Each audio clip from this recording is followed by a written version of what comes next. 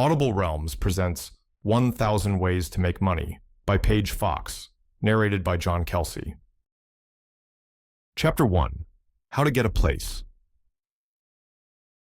Young men are often discouraged because the desirable places all seem to be filled. But remember, there is always room for the right man, says a New York millionaire. I hold that any young man possessing a good constitution and a fair degree of intelligence may become rich. Says another businessman, I have made a personal canvas of a dozen of the largest business houses in 5 different commercial and professional lines to see to what extent there exist openings for young men. In only 2 of the houses approached, where the heads of the firms, satisfied the positions of trust in those houses, were filled by capable men. And in each of these 2 houses, I was told that, of course, if the right sort of a young man came along who could tell us something about our business we did not already know, we should not let him slip through our fingers. Positions can always be created. In 4 of the houses, positions had been open for 6 months or more, and the sharpest kind of a lookout kept for possible occupants. These positions commanded salaries all the way from $2,000 to $5,000 a year. In the publishing business, I know of no less than 6 positions actually yawning for the men to come and fill them. Not clerical positions, but positions of executive authority. Young men are desired in these places because of their progressive ideas and capacity to endure work. Another prominent man who interviewed the heads of several large firms writes in a recent periodical as follows. It is not with these firms a question of salary. It is a question of securing the highest skill with the most perfect reliability. This being secured, almost any salary to be named will be cheerfully paid. A characteristic of the business world today is that its institutions, empires in themselves, have grown to be too large for the handling of ordinary men. These institutions are multiplying in excess of the number of men whose business skill is broad and large enough to direct and command them. Hence, the really commanding business brain is at an immense premium in the market. A salary of $50,000 a year as president of a railroad or manufacturing company at first sight seems exorbitant. But the payment of such a salary usually means pure business.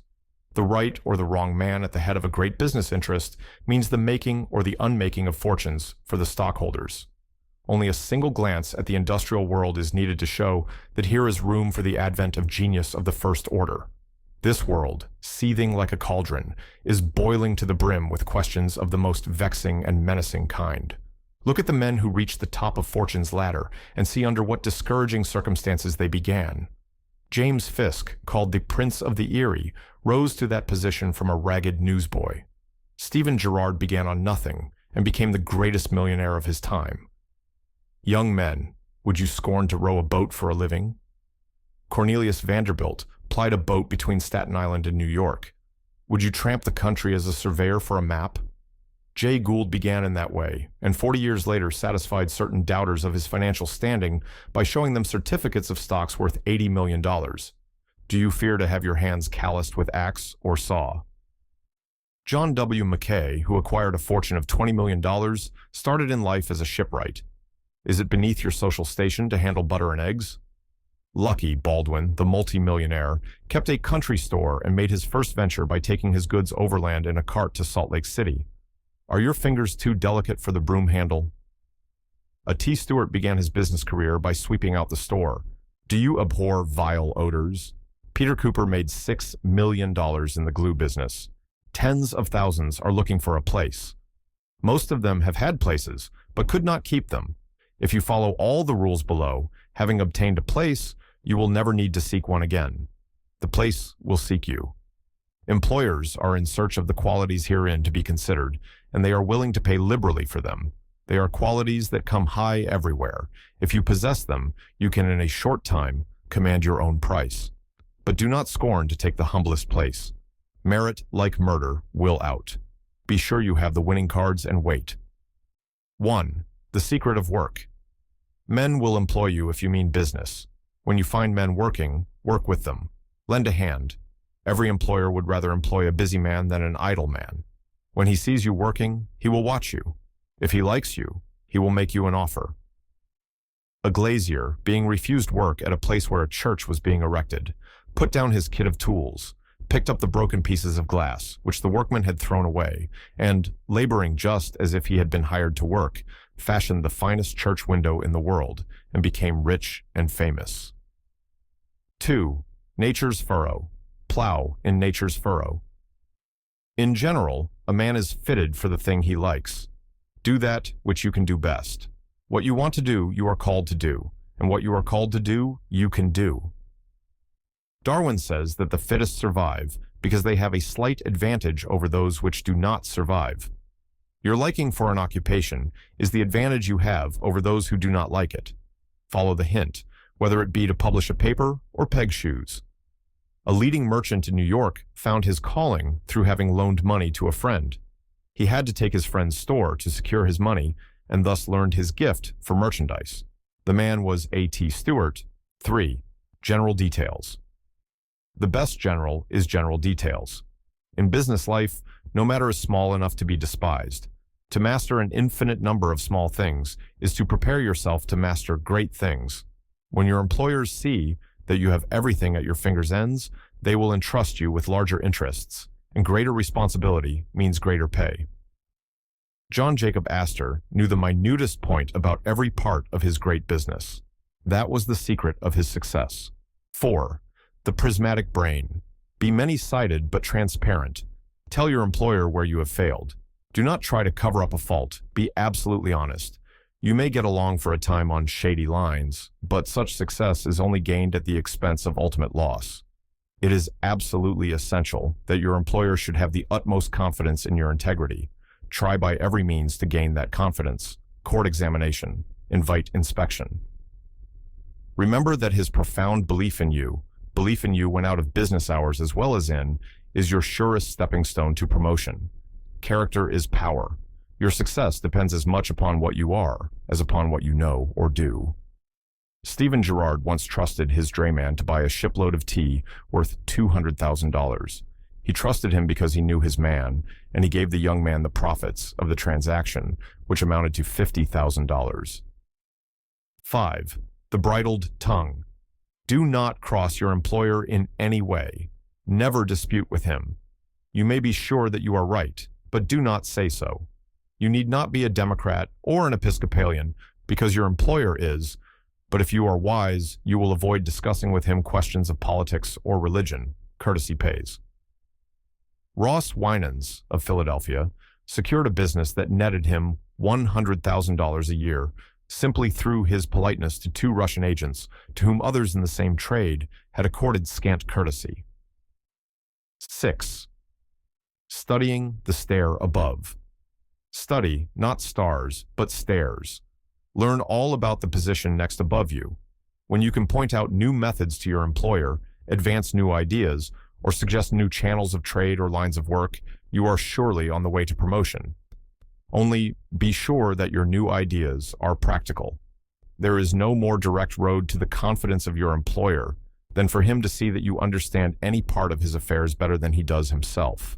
Employ your spare moments in studying the business.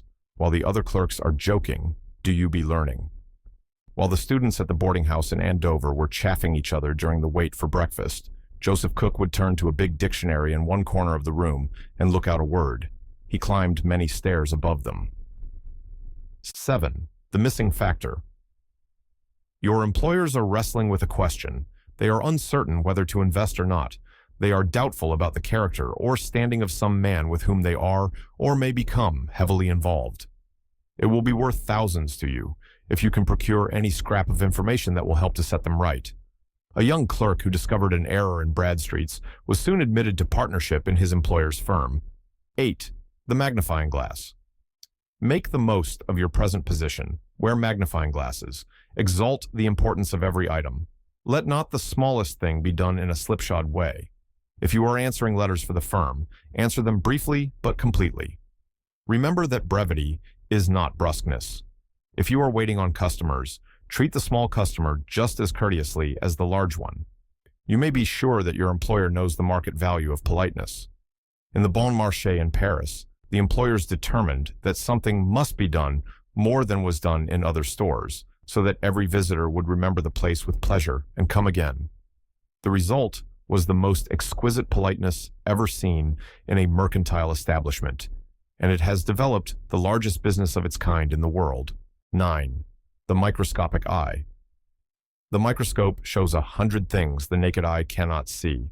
Endeavor to see what others fail to see: new possibilities of sales, new means of profit, new methods of doing things. It was by steadily looking at a thing until he saw what was not apparent to the superficial view that Thomas Edison became the greatest electrician of the world. 10. Scoring a point when off duty. Do something for your employer when you are out of the shop or store. You may be sure that he will appreciate it. It is a fallacy that he has no claim on you when off duty. Do not give him the idea that you have no interest in the business except to get your salary, and no time to spare him except what you are paid for. Do not watch the clock. Do not filch a few moments at the beginning or end of the day's work, and do not ask leave of absence except when absolutely necessary. Do overwork and unpaid for work, and when you see a point in favor of your firm, fasten to it. Become essential to the place, and you will rise in the place. "I can't spare you," said the publisher of a New York magazine to his advertising agent when another publisher offered him an increase of $1,000. "Let's see, you are getting $5,000 now, I'll make it $7,000. 11. The study of men. This is the very key to success. The proper study of mankind is man. The greatest college on earth is the business world. The man who can sell the most goods is the one who knows the weaknesses of human nature and how to avail himself of them. Your best diploma is a big bill of sale. Sell something to everybody, what the customer wants if you have it. If not, what he doesn't want. But at any rate, sell him something. It is related of a Yankee book peddler that he sold 3 copies of the same book to a family in one day, to the husband in the store, to the wife who was calling at a neighbor's, and to the daughter at home. And not one of the family wanted the book. Following the above lines and adding thereto good health and steady habits, you cannot fail to be promoted and to rise to the highest position of responsibility, if not even to actual partnership in the firm. These are the qualities that proprietors are yearning for, nay, actually groaning for, but which are hard to find in the average man. Employers are keeping the sharpest kind of a watch for the right man. It is stated on the best of authority that there are 1,000 business firms in New York and vicinity, each having one or more $5,000 positions awaiting the men who can fill them. If you have the right qualities, or will acquire them, at least 1,000 great firms want your services, and posts of responsibility with almost unlimited salary await your hand or brain. Chapter 2. Starting in Business. Many men fail because they undertake a business without considering whether there is room for it. Others because they do not thoroughly establish themselves in the place, making no effort to get a constituency, and yet others because they do not keep the goods that are in demand, or do not renew the stock sufficiently quick, or do not present their goods in an attractive way. Such causes of success or failure as are in the line of this work will now be considered.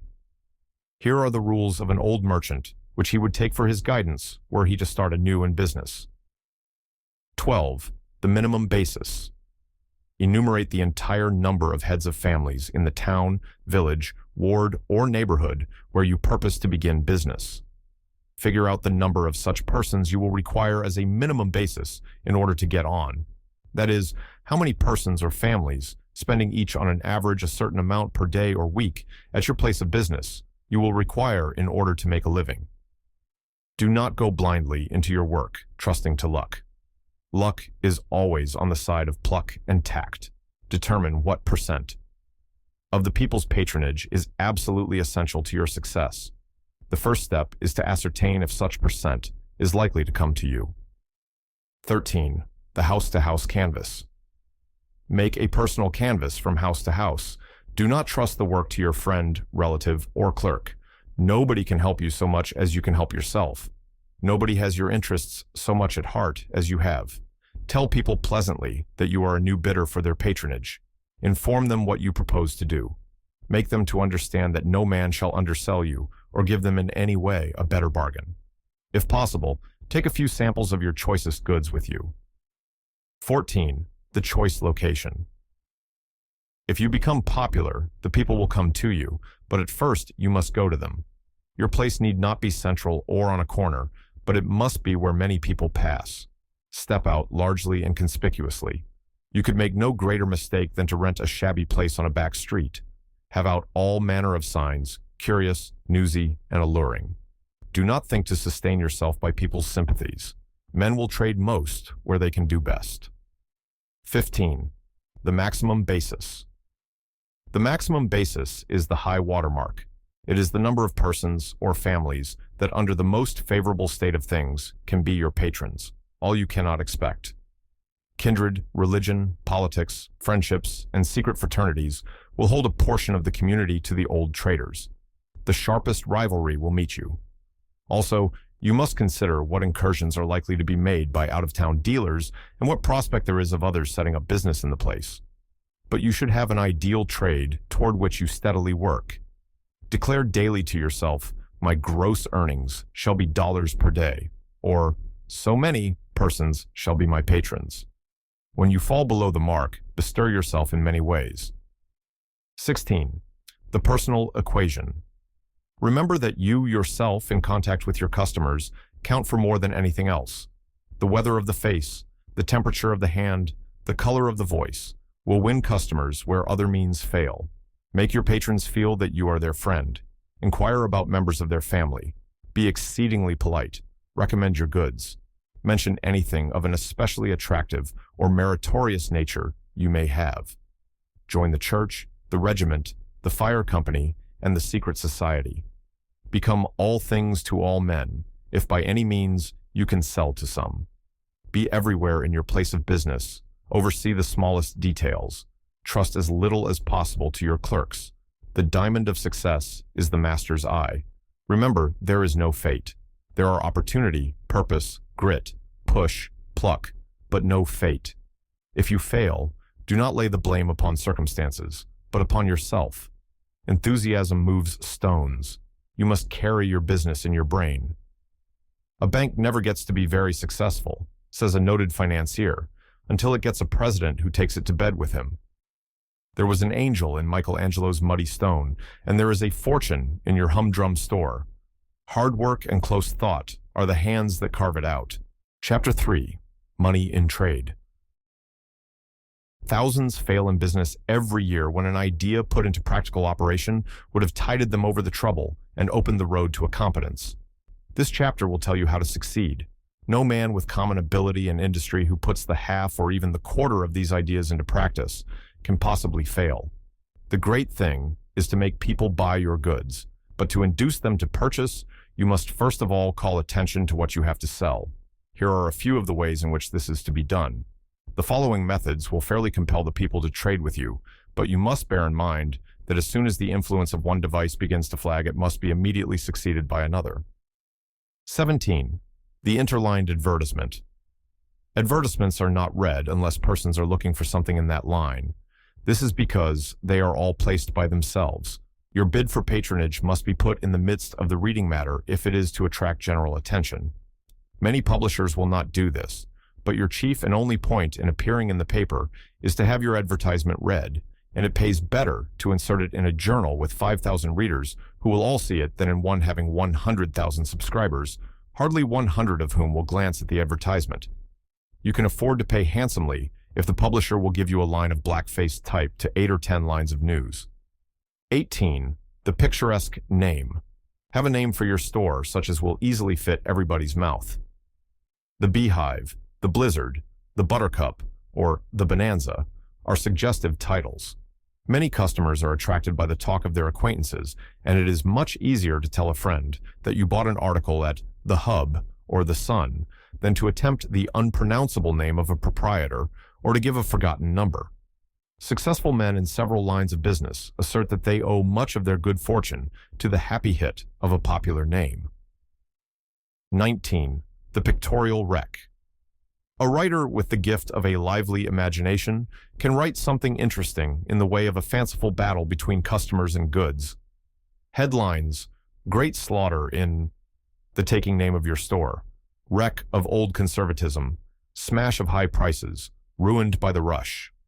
Then would follow a graphic description of the charge of customers upon wares, in which the store was almost wrecked by the enormous number of people who took advantage of the undercost prices.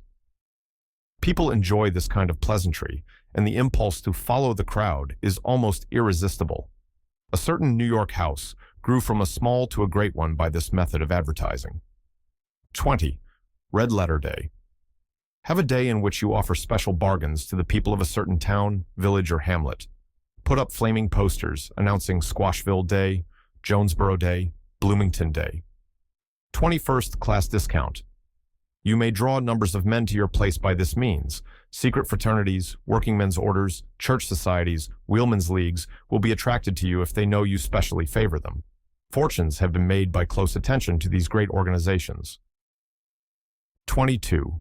The honest flaw. Strictly instruct your clerks to tell your customers the precise nature of every article. If the quality is inferior, make them to understand exactly what they are getting for their money. And if there be a flaw, let them be careful to point it out. By such means, thousands of people who cannot trust their own judgment in these matters will be attracted to a place where they are certain to be treated fairly. A tea steward who began business in a modest store and who, in the latter part of his life, sold $20 million worth of goods every year, declared that this plan was the keynote of his success. 23. The premium clerk. You need clerks who can induce acquaintances to visit your store, cajole visitors into customers, and coax customers to become larger buyers. If you have a number of clerks and your business will admit of it, offer a monthly premium to the one who brings into the store the largest number of new buyers, or into the cash drawer the heaviest receipts. There are certain kinds of business where this plan will work and will be provocative of such competition as greatly to increase trade. 24. The railroad mileage. Arrange, if possible, with some railroad company to issue mileage tickets as premiums to those who will trade with you. At 2 cents a mile, you could afford to give 2 miles of travel for every $1 worth of goods. At that rate, $500 worth of goods would buy a $20 mileage ticket. 25. The dial dollars. How many figures on the dial of your watch? 28. Counting the number 6, which is generally either omitted or only partly indicated. Fix a big dial 2 feet or more in diameter in some prominent part of your store and announce that when a customer has traded an amount equal to the total figures on the dial, you will present him with a watch. Of course, the timepiece would be a very cheap one, but many a parent will trade with you for the sake of getting a watch for his child. 26. First customer package. In some periods of the day, you will have more custom than you can well attend to, while at other times, you will have nothing to do. The following plan will perhaps help to equalize trade and also give you additional buyers. Suspend a package in some conspicuous part of your store with the announcement thereon that it will be given free to the first customer in the morning. 27. The carpet coupon. By a system of large-sized coupons, we will say a foot square, you can put into practice a unique system that will appeal to the heart of every housewife. Publish that you will give a free carpet of a certain size and grade when a fixed amount has been traded. A square foot of a coupon represents a sum of money spent in the store, perhaps $1. Every woman, by measuring her room, can learn how many dollars worth of goods she must buy before she can have a free carpet. 28. The house lot coupon. This is an extension of carpet coupon. A certain amount of purchased goods entitles one to a building lot, which, if in the country, need not be of great cost. Have the particular lots selected and advertised. Another plan is to offer the lot to the largest purchaser within a certain time, possibly 5 years. This is a good way to hold on to customers. 29th, price time grade. If you have the credit system, have also a gradation of prices so as to encourage people to pay at the earliest possible time.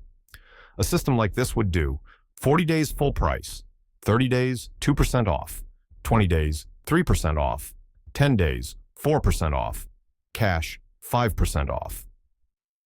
30. Sales bulletin.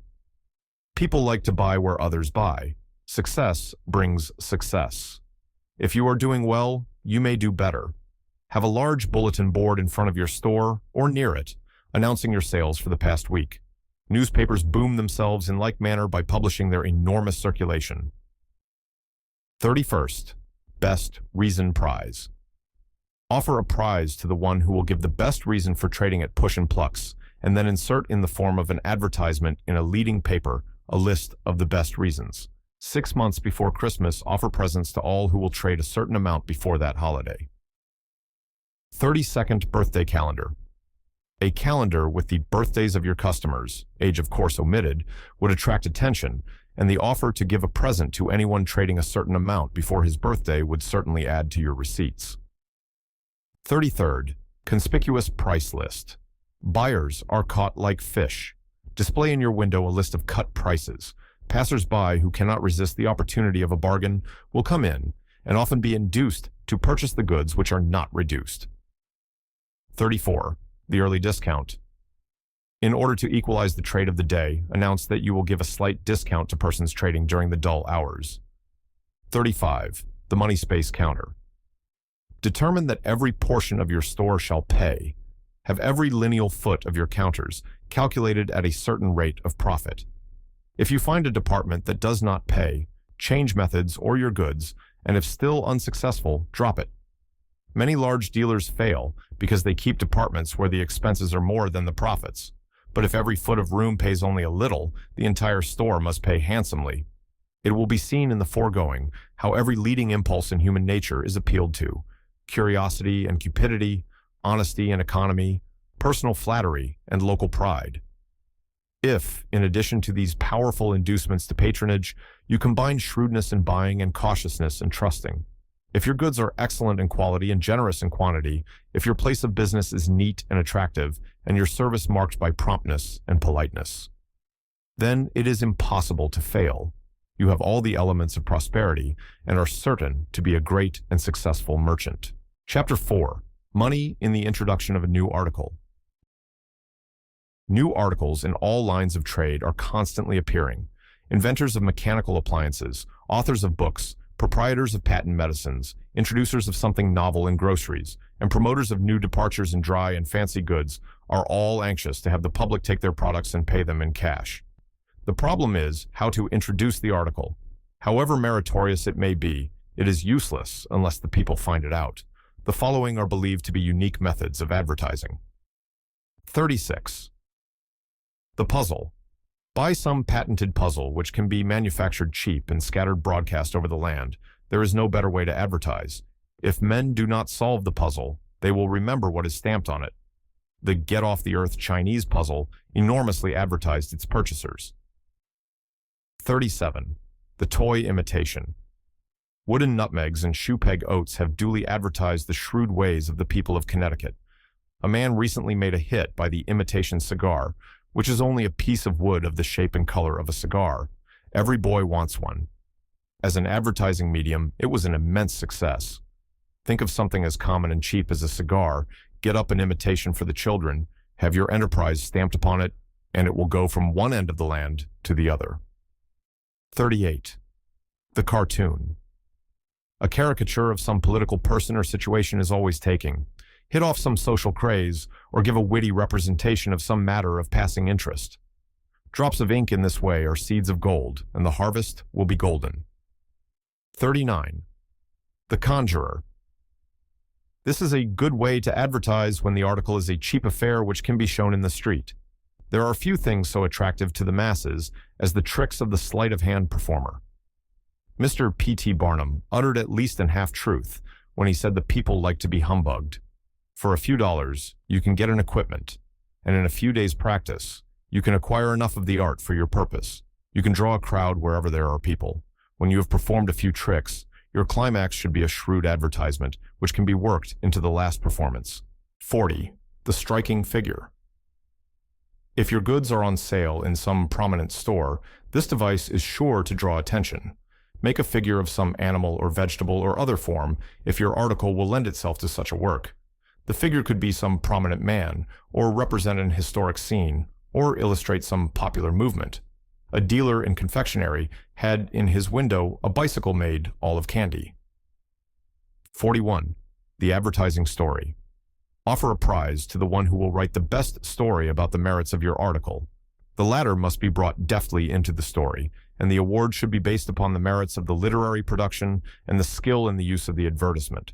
Every competitor should be required to buy a small number of the articles, and the story should be published. 42. The word builder. Another prize might be offered to the one who could compose the greatest number of words from the name of your article or invention. The name ought to include at least a dozen letters, and there should be a set of rules for building words. Every contestant must buy your invention from whose title he is to build words. 43. The popular pun. This is an expensive way of advertising, but an immensely paying one. You make a pun upon some fad of the day, a hit upon some general craze, a piercing of some passing bubble, a political quib. Something of this nature printed several times in the issue of the daily papers would make your venture known to everybody. 44. The political guesser. If your enterprise admits of the coupon system, offer a prize to the one who will guess the successful candidate at the next election and come the nearest to the figures of his plurality. The contestant must purchase one of your articles, and in this way, hundreds of thousands may be sold. Every presidential election is the occasion of the floating of many things by this scheme. 45. The geometrical group. Some wares, such as fancy soaps and canned goods, admit of a grouping which is very attractive to the eye. Pyramids, cones, circles, and towers always draw attention. Some mechanical device whereby motion is produced will be sure to draw a crowd to your show window. 46. The pictorial comparison. If you are sure of your ground, draw a diagram or other figure, comparing your staple with those of others in the market. In this way, the Royal Baking Powder Company pushed to the front, comparing with heavy black lines its product with the outputs of other companies. 47. The open challenge. And if you are still further confident that you have the best thing of its kind, you may issue a challenge to your competitors. Make it apparent that you are anxious, even clamorous, for a trial of your product against others. By this means, you will establish yourself in the confidence of the public. The Remington typewriter was boomed in this way. 48. The book gift. Try the religious field. Issue leaflets or tiny books with paper covers, costing not more than $2 or $3 a thousand, and offer them as gifts to Sunday schools or other children's organization. Most Sunday school superintendents would be glad to give away booklets of this kind if they could be obtained free of charge. The books should contain a bright story, a few pictures, and of course, a taking presentation of your wares. 49. Sunday school supplies. In some cases, you might even be warranted in issuing the supplies of a Sunday school, at least for a portion of the year. The books in the last number might not in every case be read, but the picture papers, lesson leaves, and other helps are all looked over, even if not studied. You could, in many cases, present them, reserving large advertising space for yourself so as to net a good profit. The class of customers thus obtained would be the very best. Do not hope for large returns unless you are willing to spend money. Money is the manure that creates crops, the blood that makes fatness, the wind that fans, fortune, the sap that runs into golden fruit. Money is the bread on the waters that returneth after many days. It seems like the sheerest folly to spend so much in advertising, but you cannot reap bountifully unless you sow bountifully. For every dollar spent in advertising, declares a successful merchant, I have reaped 5. Chapter 5. Money in the Home Store. How, on every article sold, there is first of all the profit of the manufacturer, then of the wholesale dealer, and finally of the retailer. There is commonly a fourth, that of the freighter. If you keep a retail store, you must pay the man who makes the goods, the man who transports the goods, and the man who keeps the goods in large stock. And all this leaves you only a small margin of profit. In the following plan, you avoid all these costs, pay only for the raw material, and make the 4 profits yourself. You may begin your sales in your own home. If you have a large room fronting the street and near it, a little alteration will make it a veritable store. An expenditure of $25 should give you a show window and some nice shelves. Have a workroom in connection with your store. If your sales at first are small, you can put in your spare time in the making of your goods, and afterward, as your custom increases, you can employ help. The following articles are easily made. Many of them are novel, but all are saleable if the store is properly managed. Section 1. Household ornaments. A home may be rendered attractive by a few simple ornaments that are very cheap. Vines, grasses, etc. add touches of beauty to a home and cost very little. Few people know how to prepare these little curiosities, and many would esteem it too much trouble to get and arrange the material if they did know. But most of these persons would buy them if the materials were prepared and the vines, etc., ready to grow. You must have models of each kind in full growth in order to excite their admiration, and then you must have others in the initial stage for sale. Take pains to show the models and explain the method of treating the plants and vines. The following cost little and can be sold for from 300 to 500% profit. Some of your patrons will prefer to buy the models outright, and others to grow them themselves. 50. Crystallized grasses. Put in water as much alum as can be dissolved. Pour into an earthen jar and boil slowly until evaporated nearly 1/2. Suspend the grasses in such a manner that their tops will be under the solution. Put the whole in a cool place where not the least draft of air will disturb the formation of crystals. In 24 to 36 hours, take out the grasses and let them harden in a cool room. For blue crystals, prepare blue vitriol or sulfate of copper in the same manner. Gold crystals can be produced by adding turmeric to the alum solution, and purple crystals by a few drops of extract of logwood. Sell them at 25 cents a bunch. 51. Leaf impressions. Hold oiled paper in the smoke of a lamp or of pitch until it becomes coated with smoke. Then take a perfect leaf, having a pretty outline, and after warming it between the hands, lay the leaf upon the smoked side of the paper with the underside down. Press it evenly upon the paper so that every part may come in contact.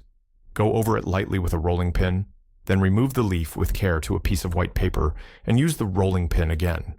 You will then have a beautiful impression of the delicate veins and outline of the leaf. A sheet containing a dozen such leaves should bring you 25 cents. If arranged in a pretty white album, with a different kind of leaf for every page, the selling price should not be less than $1. 52. Vine and trellis. Put a sweet potato in a tumbler of water or any similar glass vessel. Let the lower end of the tuber be about 2 inches from the bottom of the vessel. Keep on the mantel shelf and sun it for an hour or two each day. Soon the eyes of the potato will throw up a pretty vine. Now with some small sticks or coarse splints, construct a tiny trellis, which, if placed in the window, will soon find a customer. 53. The suspended acorn. Suspend an acorn by a piece of thread within 1/2 inch of the surface of some water contained in a vase, tumbler, or saucer, and allow it to remain undisturbed for several weeks. It will soon burst open, and small roots will seek the water. A straight and tapering stem with beautiful, glossy green leaves will shoot upward and present a very pleasing appearance. Supply water of the same warmth once a month and add bits of charcoal to keep it from souring. If the leaves turn yellow, put a drop of ammonia into the water and it will renew their luxuriance. 54. Moss and cone. Take a saucer and fill it with fresh green moss. Place in the center a large pine cone, having first wet it thoroughly. Then sprinkle it with grass seed. The moisture will close the cone partially, and in a day or two, tiny grass spears will appear in the interstices, and in a week you will have a perfect cone covered with graceful verdure. The advantage of this, as well as of the other pretty things in this section, is that they are fresh and green in the midst of winter, and people are attracted to the slice of spring in your window when the outside world is mantled with snow. 55. The tumbler of peas. Take a common tumbler or fruit can and fill it nearly full of soft water. Tie a bit of coarse lace or cheese sacking over it, and covering it with a layer of peas, press down into the water. In a few days, the peas will sprout, the little thread-like roots going down through the lace into the water, while the vines can be trained upon a pretty little frame. 56. The hanging turnip. Take a large turnip and scrape out the inside, leaving a thick wall all around. Fill the cavity with earth and plant in it some clinging vine or morning glory.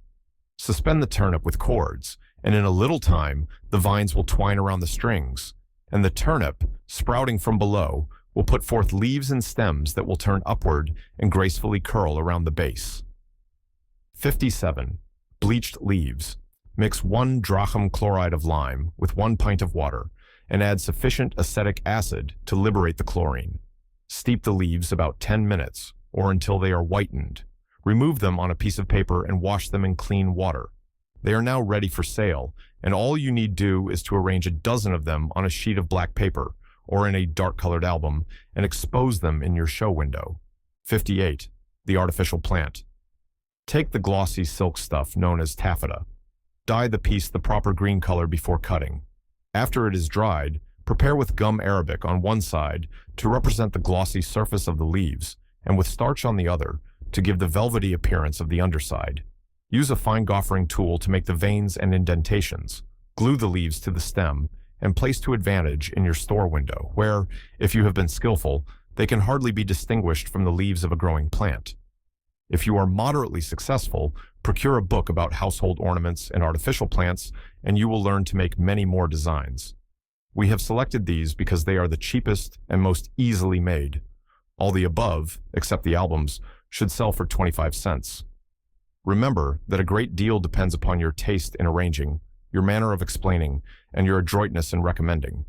You must be so in love with your plants as to be enthusiastic. In general, a lady succeeds in this work better than a gentleman. Section 2. Tea dishes. At almost no cost, you find yourself established in the midst of dozens of clinging vines and pretty plants. Now for the next step. Have a few appetizing tea dishes in your window. Put out a sign telling people that you will have every night certain fine and fresh table delicacies on sale. The effect of dainty dishes in close proximity to graceful vines is exceedingly tempting to the appetite. 59. Delicious ham. If very neat, you can sell to many families cold-boiled ham for supper or lunch. Put the ham in cold water and simmer gently 5 hours. Set the kettle aside, and when nearly cold, draw off the skin of the ham and cover with cracker crumbs and about 3 tablespoonfuls of sugar. Place in the oven in a baking pan for 30 or 40 minutes. When cold, slice thin and lay temptingly on large white plates. Cost of a ham weighing 10 pounds, $1.20. Sales at 30 cents a pound, $3. Deduct for shrinkage in boiling and waste in trimming 1 1/2 pound, 45 cents. Profits, $1.35. 60. Choice tongue. If successful with ham, you can try a little tongue. Soak overnight and cook for 4 or 5 hours. Throw into cold water and peel off the skin. Cut evenly and arrange attractively on plates, garnishing with sprigs of parsley. Cooked meats should be placed in the show window under transparent gauze. In hot weather, a cake of ice beneath will greatly tempt the appetite of the passerby. 61. Artificial honey. Where honey is high-priced, make the following. 5 pounds white sugar, 2 pounds water. Gradually bring to a boil and skim well. When cool, add 1 pound bee's honey and 4 drops of peppermint. There is a large profit in this, where the customer is not particular about the quality, but if a better article is desired, add less water and more real honey. You can add a number of other tea dishes as you learn what will sell. A thing that is saleable in one community is often not so in another. You must be guided by the taste of the locality, and when a dish does not sell, well, try another. Section 3. Pastry. Suppose you now try a little pastry. If you can make a superior article, you will have a ready sale, but it is often difficult to introduce the goods. It is sometimes a good plan to donate a cake to a fair, cutting the loaf into very thin slices and giving them to leading ladies who may be present, superintending the matter yourself and advertising that you will take orders. 62. Angel cake.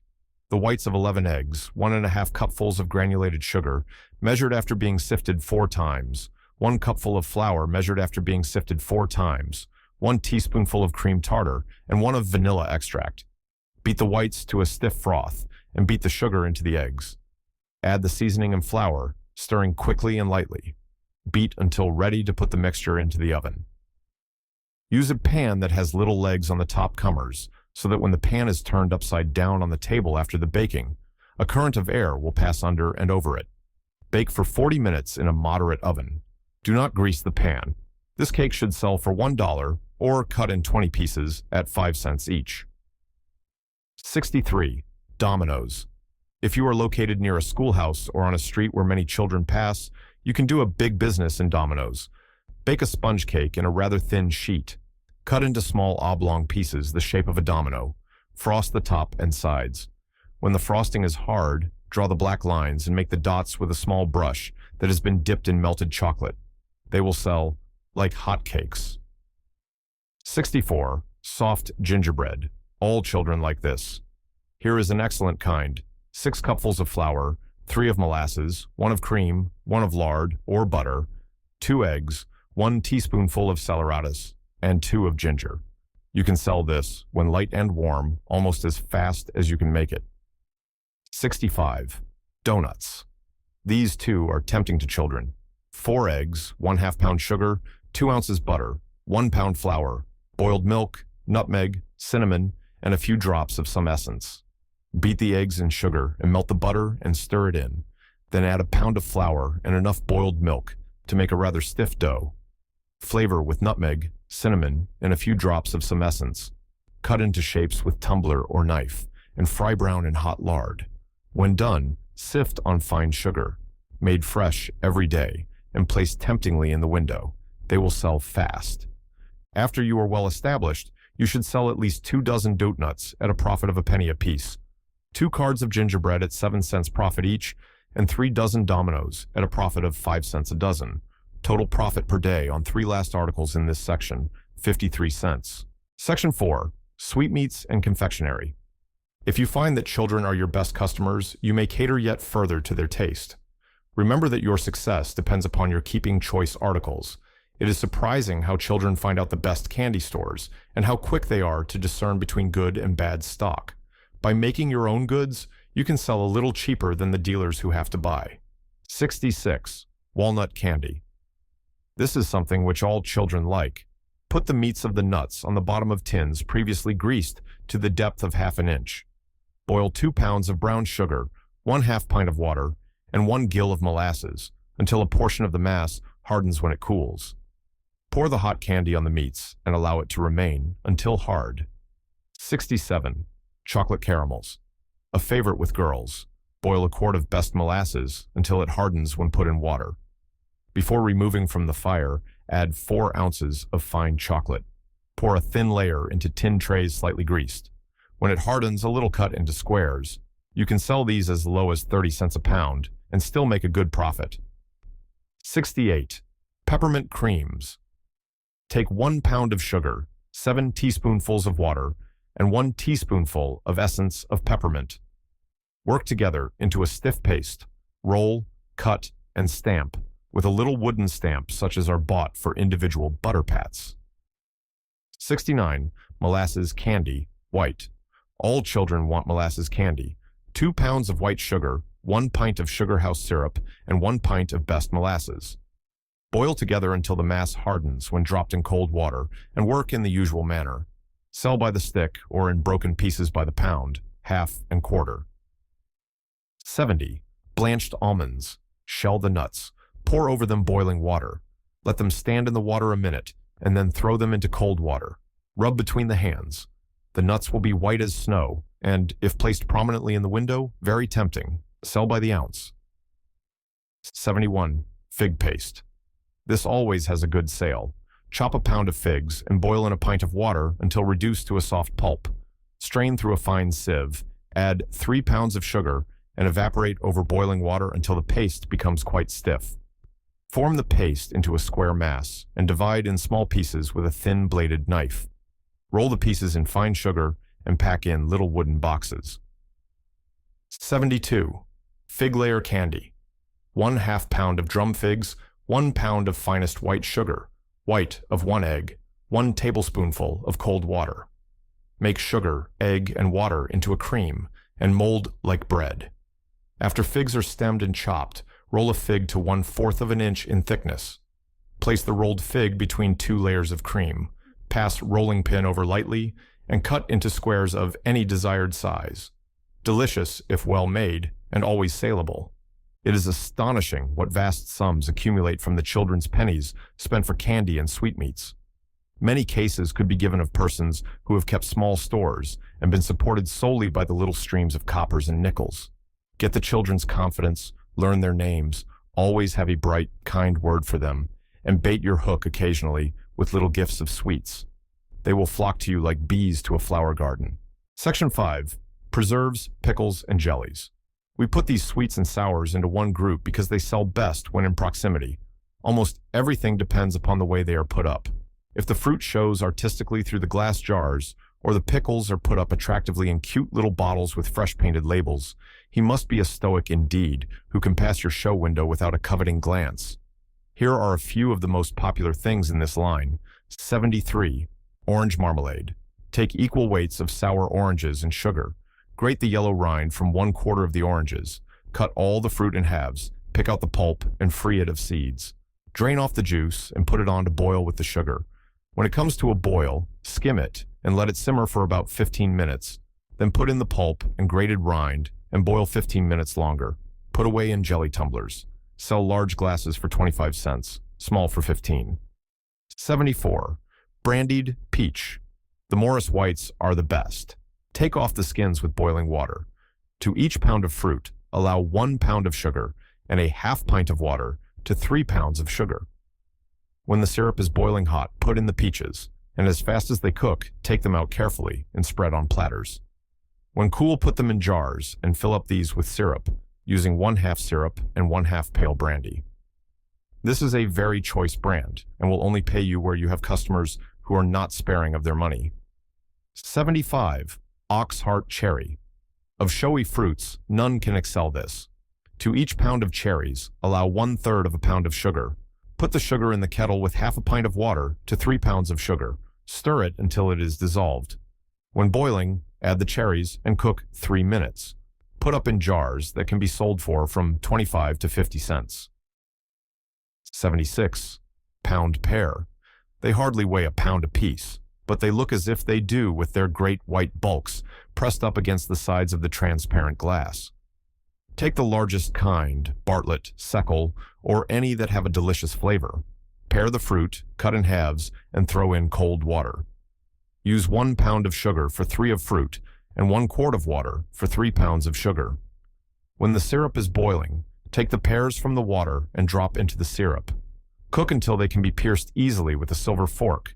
Fill the jars with fruit and fill up to the brim with syrup, using a small strainer in the funnel in order that the syrup may look clear. Sell good-sized jars for 50 cents.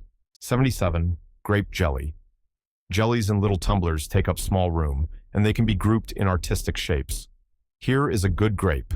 Mash fruit in a kettle, put over the fire, and cook until thoroughly done.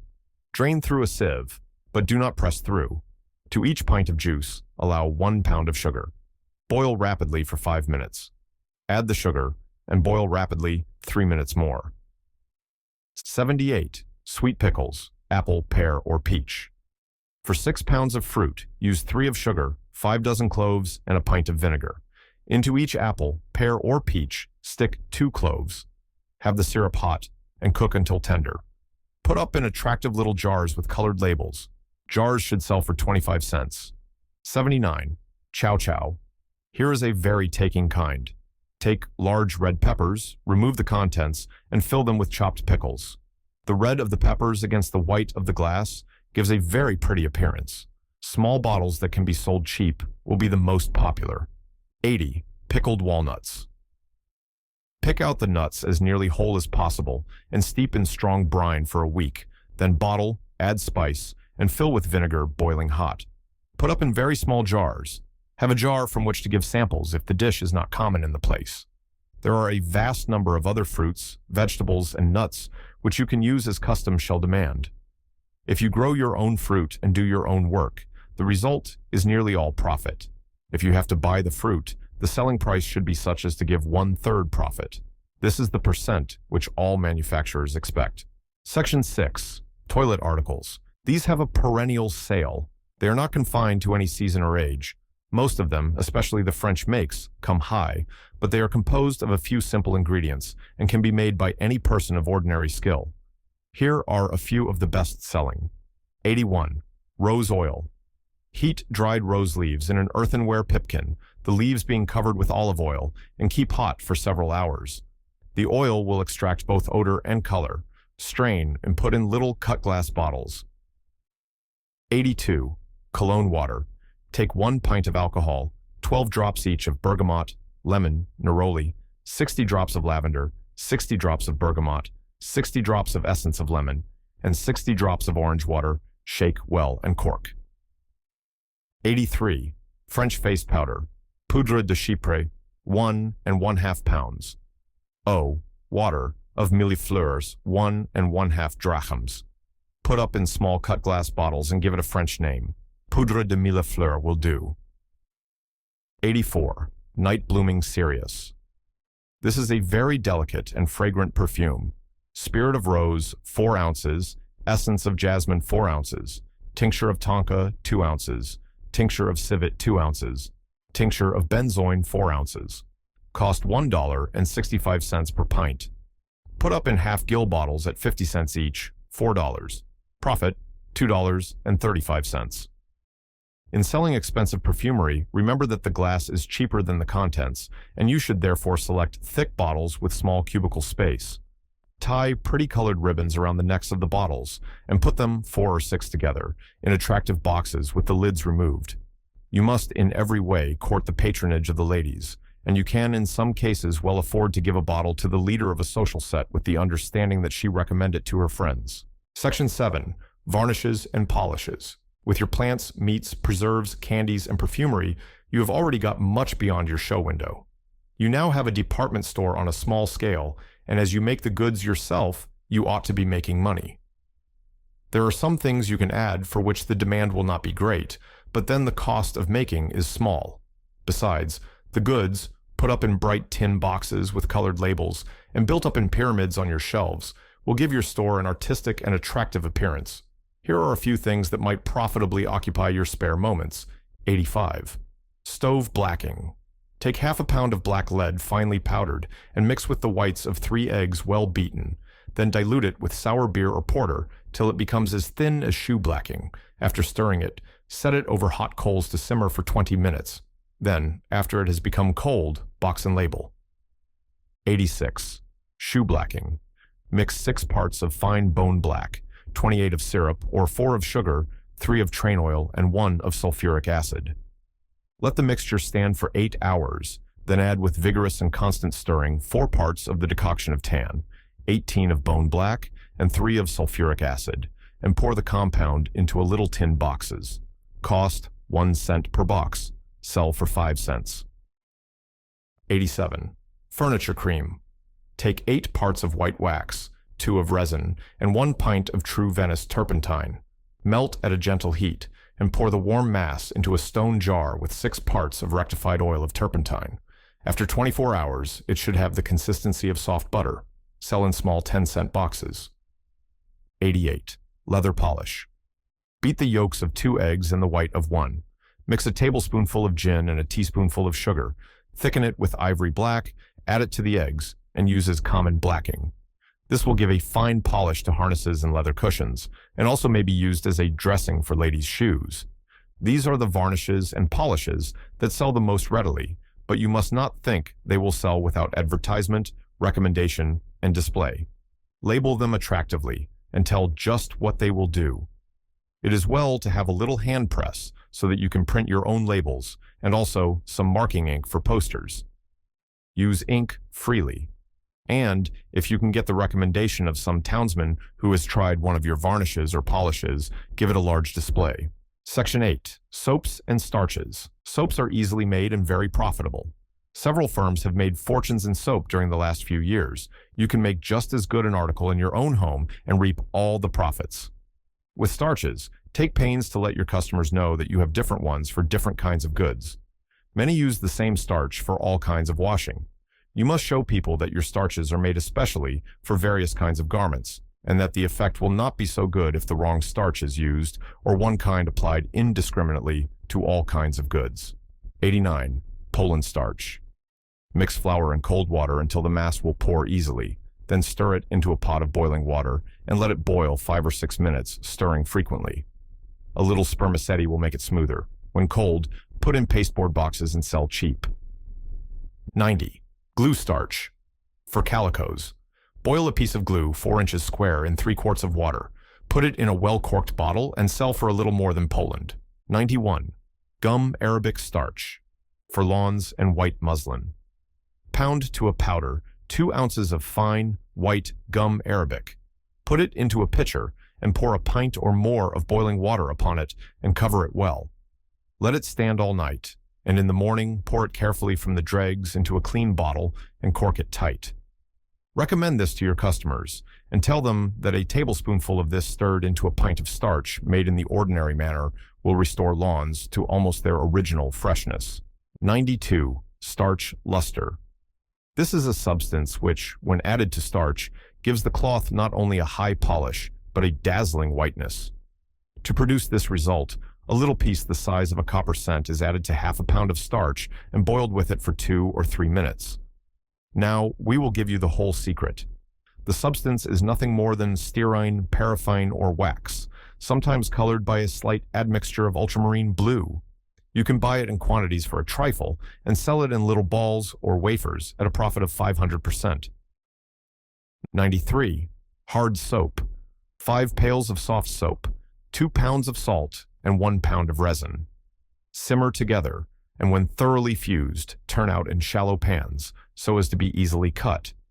This costs little more than the labor, and by being able to undersell rivals, you should have a monopoly in soap.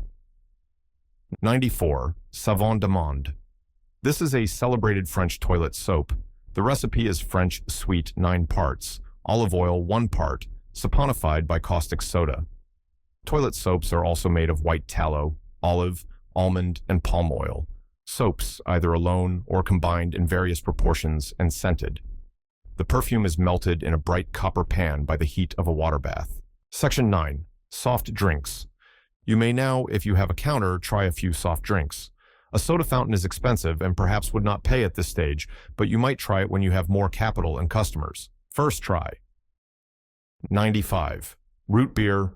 Get a bottle of the extract and make it according to the directions. Cost of 10 gallons extract and sugar, $1.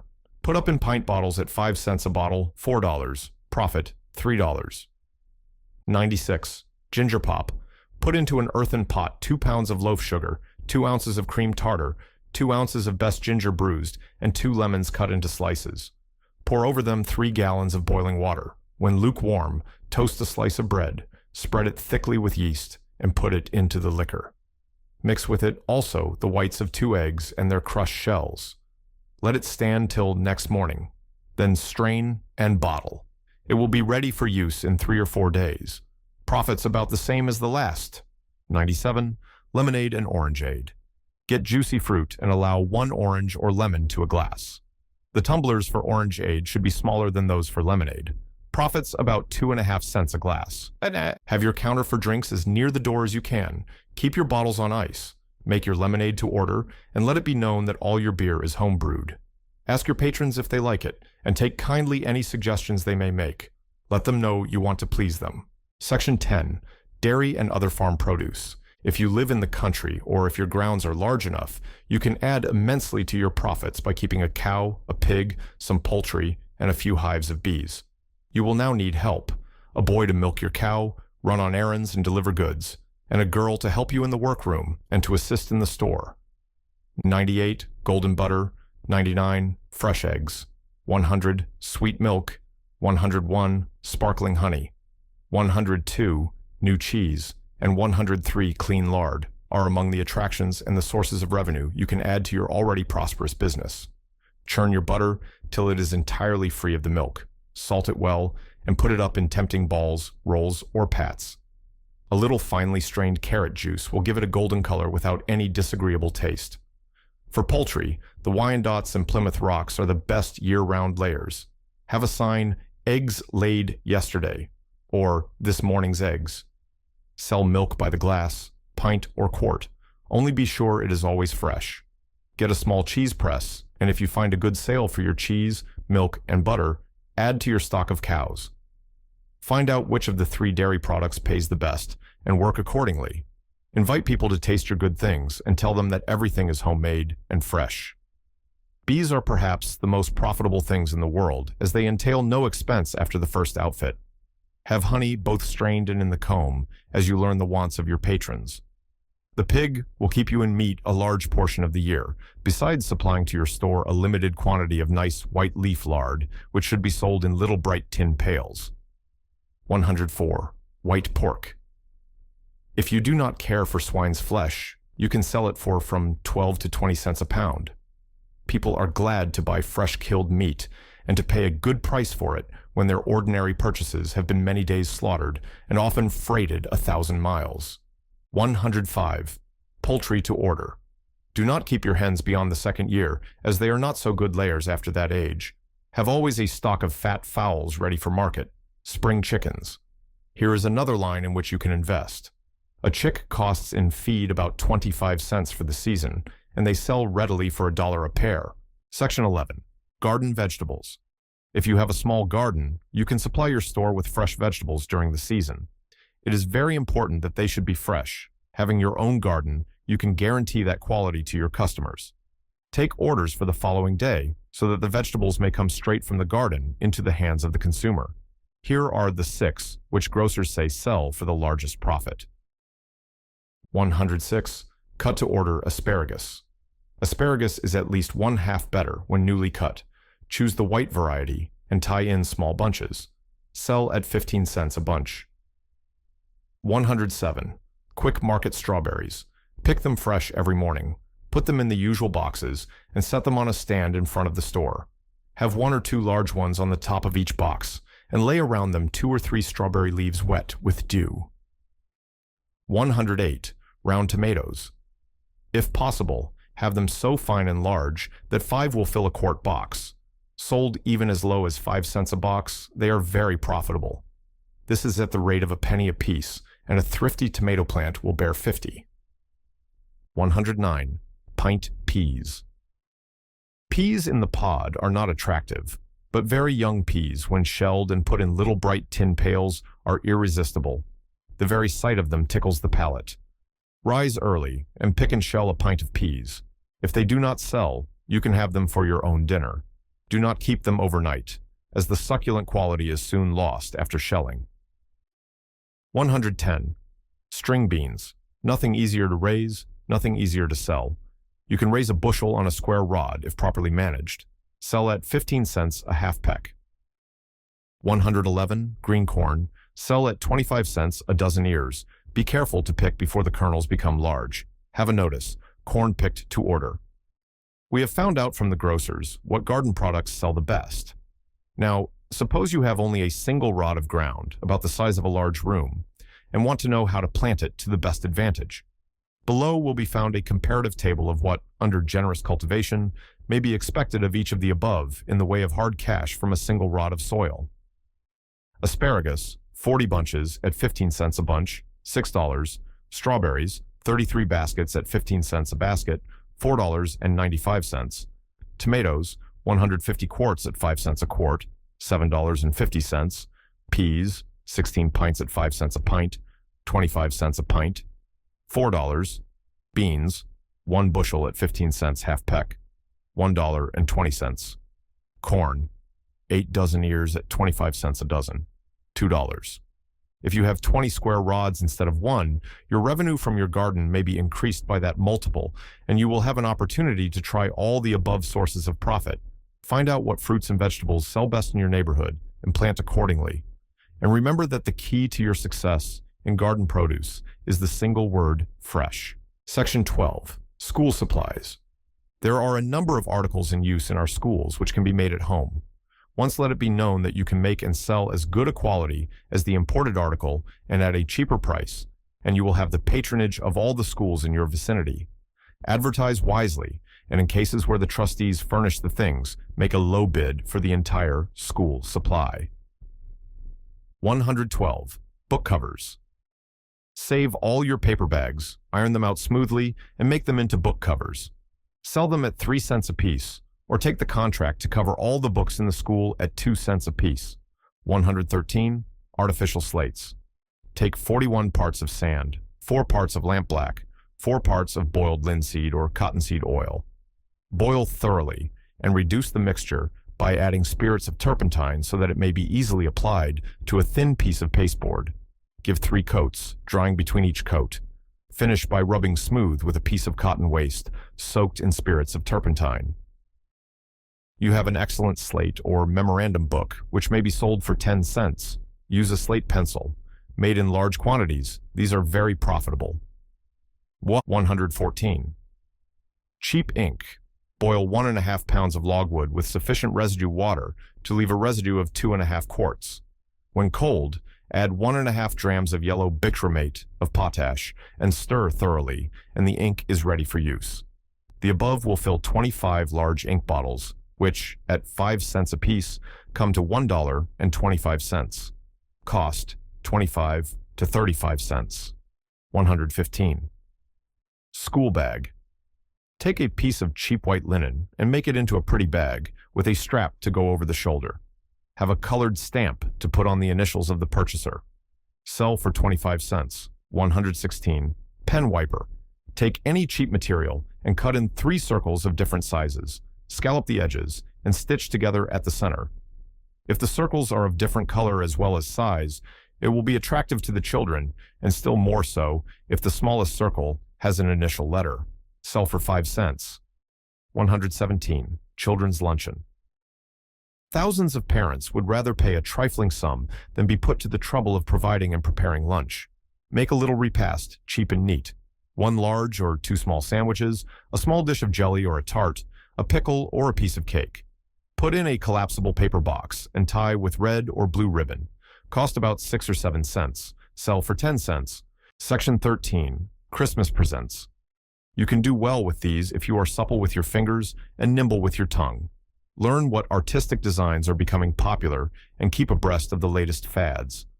The fabric called denim is coming more into use every year, and as it is very cheap and comes in all colors, it is especially suited for making, covering, and adorning all kinds of household handiwork. A ramble through the large metropolitan stores with a request to see the various lines of goods used for trimming and ornamenting will astonish you. The endless varieties of silks, satins, velvets, plushes, linens, laces, feathers, and so forth should suggest to a lively mind infinite possibilities in the way of made-up articles of market value. Our list below must be taken only as samples of what a fertile mind and ingenious fingers can accomplish.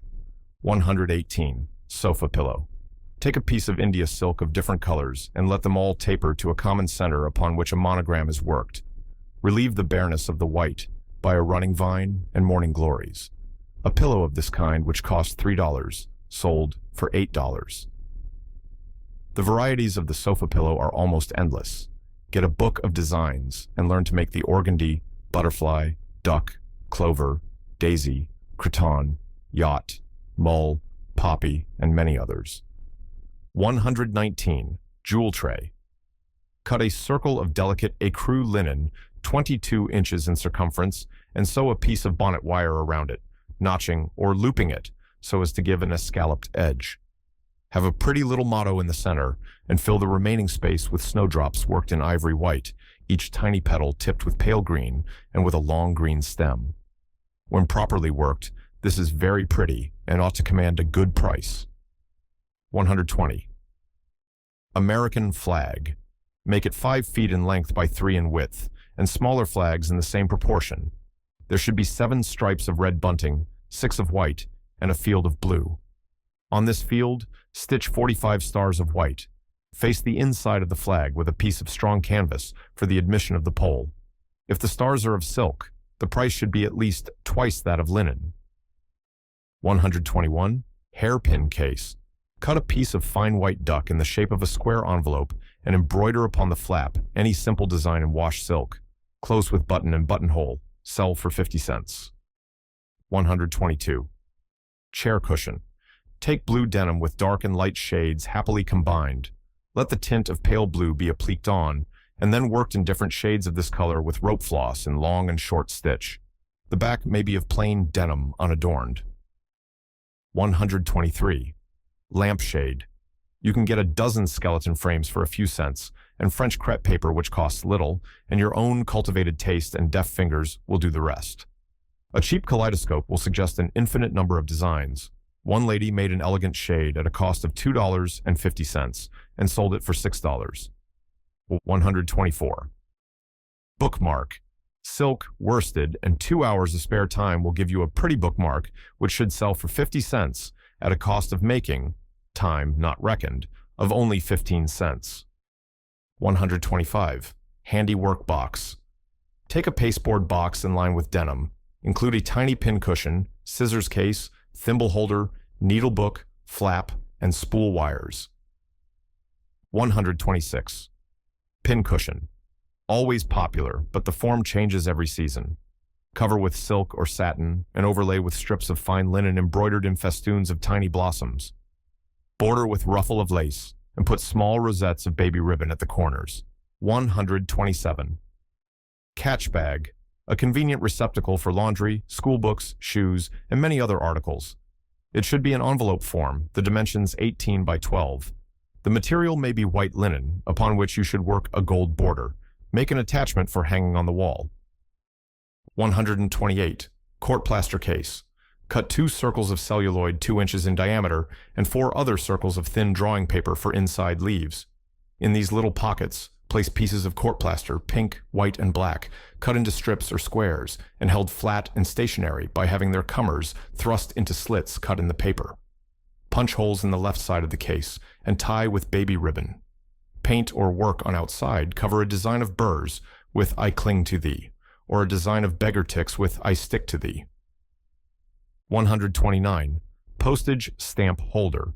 Same as above, except that the shape is square. 130. Photograph frame.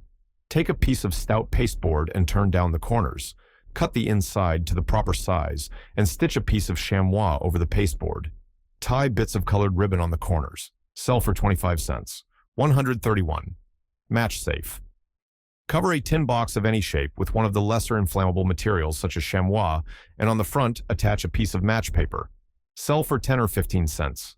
132. Wall pocket. Take bamboo sticks or thin strips of wood and glue them together in the form of a pocket frame. The sticks should be about 2 inches apart and the outer lattice work a little lower than the inner. Wind-colored ribbons around the sticks and have a circular headpiece for attachment to the wall. 133. Glove box. Easter present. Cover a flat pasteboard box with pale gray linen or delicate blue. Work a spray of passion flowers on the top, enclosing some suitable motto. Christmas presents should be in the store at least 3 weeks before the holidays. As many donors like to attach the initials of the recipient to the present, have prettily worked letters for that purpose and charge 10 cents a letter. Be careful to inform all possible customers of this arrangement, as many will be attracted by that feature. Call attention to this class of goods when your patrons are buying other kinds of your wares, and be always eager to show your latest designs. Remember that taste in this department is as important as the word fresh in Section 10. Section 14. Miscellaneous articles. Here are a few other things to complete the list of 100 which you can make in your own home. You will discover many others for yourself as your trade increases and your friends make suggestions. The secret of success is to find out what people want and then give them a better and cheaper article than they can get elsewhere. You will find your customers' wants changing according to the season or the newest fad. Things which you expected to sell will often be left on your hands. You must be prepared to take advantage of this. Drop the price when the demand falls and always have in your mind some new article of home manufacture to take the place of that whose popularity is waning. Keep eyes and ears strained for the newest thing. As it was said of a certain burglar that he never saw a lock without the thought, "How can I pick it?" So you should never witness the sale of any article without the query, "How can I make it?" The following are easily made, and some of them very profitable. 134. Hot gems. If you can work up a demand for hot gems, you can make a good profit. Take a pint each of flour and milk, an egg, and half a teaspoonful of salt. Beat the egg until light, add the milk and salt to it, and beat gradually into the flour. Bake 20 minutes in hot gem pans. The quantities given will make a dozen gems. Notice should be given of the hour of the day when they may be expected to be fresh from the oven. Charge 25 cents a dozen. 135. Sliced watermelon. Nothing so delights the heart of a boy. Cut a large ripe melon into half slices, rather thick, and lay them on ice in the show window. Cost of melon and ice, 50 cents. 20 slices at 5 cents each, $1. Profit, 1/2. 136. Toothsome pies. Roll 2 strips of paste for the upper and lower crusts. Place the latter in position after moistening the plate and fill with the prepared material already sweetened and seasoned. Lay on the upper crust and make a little slit in the center. Put in hot oven, close draft after 15 minutes, and bake from 50 minutes to 1 hour. Charge 25 cents for good deep pies. 137. Ice cream. You can do well with this in warm weather if you have a room suitable for serving. 1 pint of sugar, 1 of water, and 3 of cream, the yolks of 5 eggs, and a large tablespoonful of the flavoring extract. Boil the sugar and water 25 minutes. Beat the eggs with 1/4 of a teaspoonful of salt. Place the basin of boiling syrup in another of boiling water, and, stirring the yolks of the eggs into the syrup, beat rapidly for 3 minutes. Take the basin from the fire, place it in a pan of ice water, and beat until cold. Add the cream and extract, and placing the mixture in the freezer, pack around with ice, alternating with thin layers of salt. Turn the crank until the cream is frozen hard. 138. Pork and beans. You can make a large profit on pork and beans in places where there is a demand for them. Both are cheap, and you can make a handsome profit on a dish selling for 35 cents, the dish to be returned. It is well, if you can, to make a bargain to supply families once a week on particular days. This dish takes well in all parts of New England. 139. Tomato ketchup. Raising your own tomatoes, you can make it at a trifling cost and reap a profit at 10 cents for small bottles. For 12 ripe peeled tomatoes, take 2 large onions, 4 green peppers, and chop fine. Add 2 tablespoonfuls of salt, 2 of brown sugar, 2 of ginger, 1 of cinnamon, 1 of mustard, a nutmeg, grated, and 4 cupfuls of vinegar. Boil all together for 3 hours, stirring frequently, and bottle while hot. 140. Mince meat. Many housekeepers prefer to buy the preparation rather than to be at the trouble of making it. Lean beef, 2 pounds, beef sweet, 1 pound, apples, 5 pounds, seeded raisins, 2 pounds, currants, 2 pounds, citron, 3/4 of a pound, pounded mace and pounded cinnamon, 2 tablespoonfuls each, 1 of grated nutmeg, 1 each of cloves and allspice, brown sugar, 2 1/2 pounds, sherry wine, 1 quart, brandy, 1 pint. Put up in 3-pound cans. The compound should make 6 cans, and you should charge 75 cents a can for so choice a product. You can reduce the expense if your customers wish a cheaper article. 141. Dried apples. If you have a few apple trees, you will often find it more profitable to dry for future sale than to sell the green fruit. Pare, core, and slice. Lay the slices in shallow pans or on clean boards and expose to the air until thoroughly dried. Then pack and store for the winter market. You should get at least 10 cents a pound. 142. Peanuts. No risk of loss on these, for they will always sell. Buy from a shipper or wholesale grocer a bag of peanuts and roast them in the oven until they are a fine brown, taking care not to burn. Profits in a bag of peanuts selling at 5 cents, 1/2 pint, 100%. 143. Cigarettes. Roll a pinch of tobacco in a piece of white paper and scent, with any agreeable perfume. More profit than in cigars. 144. Tallow candles. Still used in the country and to some extent by poor people in the city. Take beef and mutton sweet in the proportion of 1 to 2. Melt and fill tin molds in which the wick has been previously inserted. The cost is little beyond the work. Charge 25 cents per dozen. 145. Lung preserver, rock and rye. Here is the secret of this popular remedy for coughs, colds, and lung troubles. Rye whiskey, 3 gallons. Syrup, made of rock candy, 1 gallon. Cost of whiskey and syrup, $3.50. Put up in pint bottles at 50 cents each, $16. Profits, $12.50, or nearly 300%. 146. Poison killer. You may not sell much of this, but it is a useful article to have in the house and will keep indefinitely. Buy a quantity of powder of Aristol and put it in small pepper boxes or in any box with a perforated lid, holding a few ounces. Dust the affected part freely with this, and the effect on the poisoned flesh will be magical. Use for any inflammation. Advertise it in placards. 147. Mucilage. Dissolve gum arabic in water until the whole is of the consistency of cream and keep it from contact with the air. Add a few drops of sweet oil to prevent it from souring. The cost is almost nothing. You can sell it at 5 cents a bottle. 148. Popcorn. Use a large popper, and when the corn comes out white and hot, add a little molasses to make it adhere and flavor with some popular extract. Mold it in balls, rectangles, or in any other fancy shape. A bushel of shelled corn, which costs $1, will make 125 balls. These at 5 cents apiece come to $6.25. This completes the list of 100 articles for your store. Observe that they are all made at home, and for that reason the profits are from 50 to 500%, while in the ordinary way of buying from the wholesaler, the storekeeper has to be satisfied with from 10 to 20%. You will discover for yourself many other articles which can be made at home and sold at a profit, and you will not confine yourself to homemade goods, but will handle anything for which there is a demand, whether you can make it yourself or not. Of course, if you make all the above goods, you will need much help, the cost of which will diminish somewhat the profits. But the design is that you begin on a modest scale, at first doing all the manufacturing yourself, and call in assistance as your business and capital grow.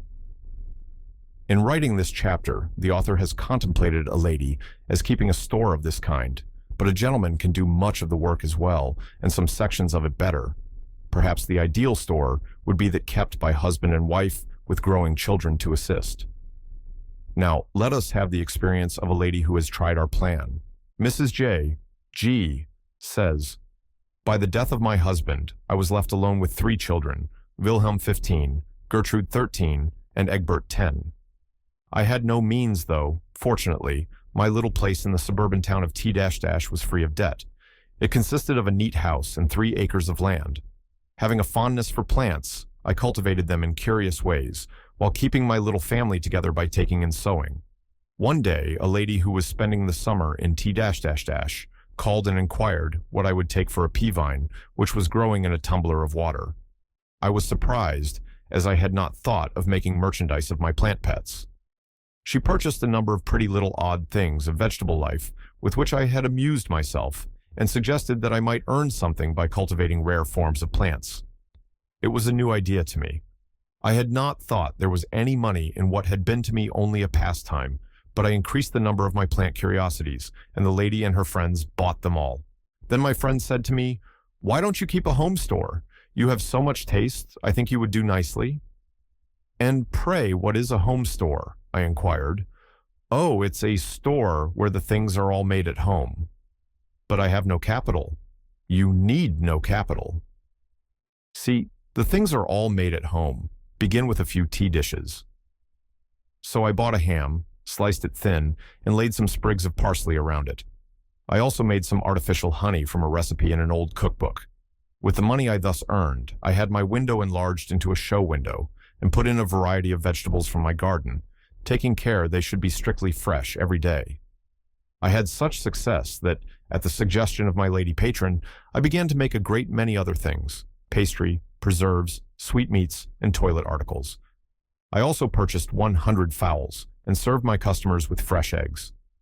My trade grew so that I decided to have a real store, and so, at an expense of about $50, I had my 2 front rooms made into one and fitted up with shelves and counters. I purchased a cow and a pig on credit, and also 2 or 3 hives of bees. The people seemed to appreciate my fresh eggs, milk, butter, and honey, and I soon paid all my debts and branched out in several other directions in the way of homemade goods. Hitherto, my 3 children had afforded me all the help I needed, but now I found it necessary to employ a cheap male laborer to look after my garden, orchard, cow, pig, and poultry, as well as to assist in making some of my goods. I made a great variety of things as new suggestions came to me almost daily, and also, as my customers called for them, I bought what I couldn't well make myself. Now, after 3 years' experience, I think I have the most profitable store of its size that can be found anywhere. Deduct from the wages of laborer at $20 per month, $240, and I have left $858.66 as net profit for my year's work. The fruit for the preserves and pies was raised on the place, and I was under no expense for tin and paper boxes, these being collected from the houses of my friends.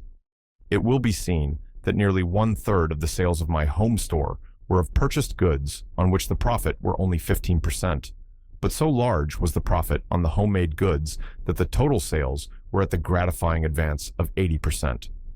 Besides, I have had the living of my family and hired help. The expense for meats not furnished on the place, and for groceries not kept in the store, together with that for clothes, taxes, and sundries, was $316.05. Thus, I have paid all my expenses and saved $540 for a rainy day. Pretty good, don't you think, for a woman, and a novice at that? Of course, I have worked hard, sometimes as many as 15 hours a day, but I have enjoyed it and think I am on the way to a snug little fortune. Others with more talents and under more favorable circumstances, I have no doubt could do much better.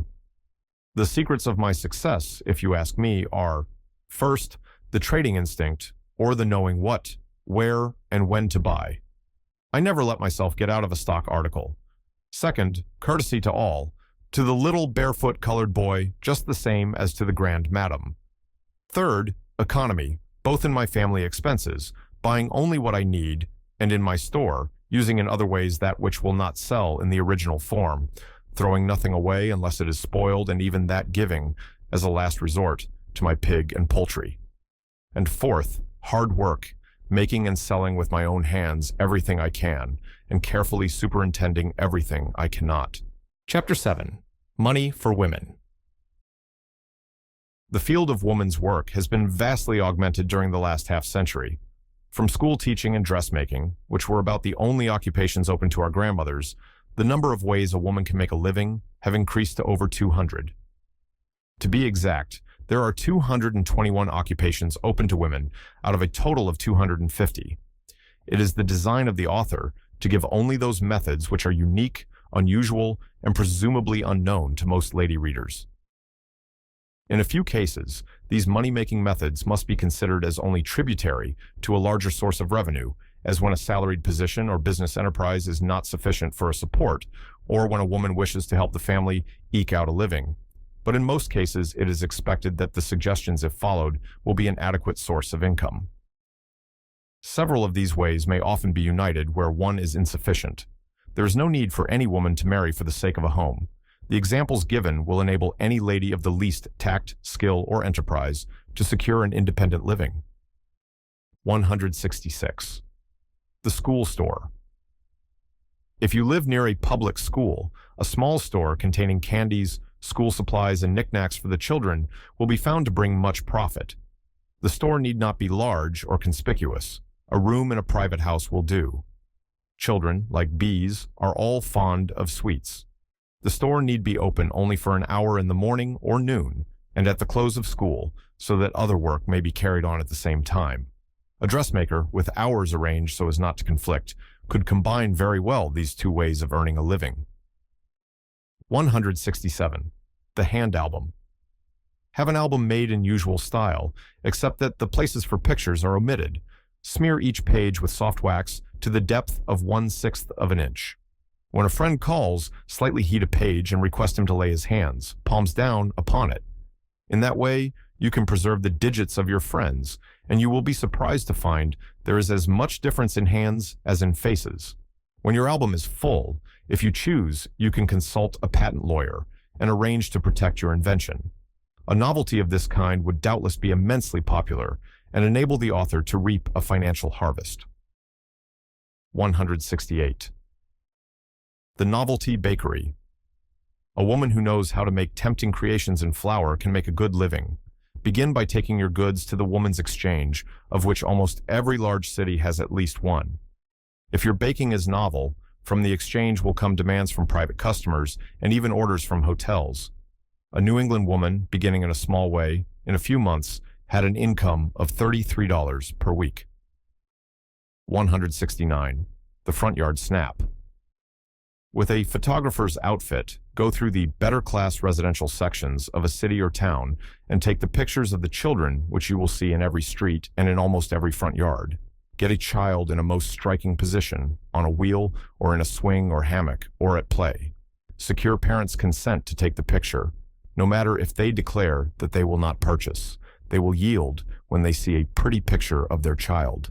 Much money can be made at this. 170. The pet dog. Do you know that pet dogs often bring enormous prices? You want the Yorkshire Terriers or the King Charles Spaniels or some of the rare Japanese breeds. A lady in New York counts on $500 yearly as the income from the families raised from one dog, a King Charles Spaniel. 171. The box lunch. There is a large field for someone to cultivate in our great office buildings and factories. Thousands would pay for a light lunch which costs 5 cents and is sold for 10 cents. Rent a small room near a business center. Make known your occupation. Go through the places of business if possible, or if not, take a stand near the door.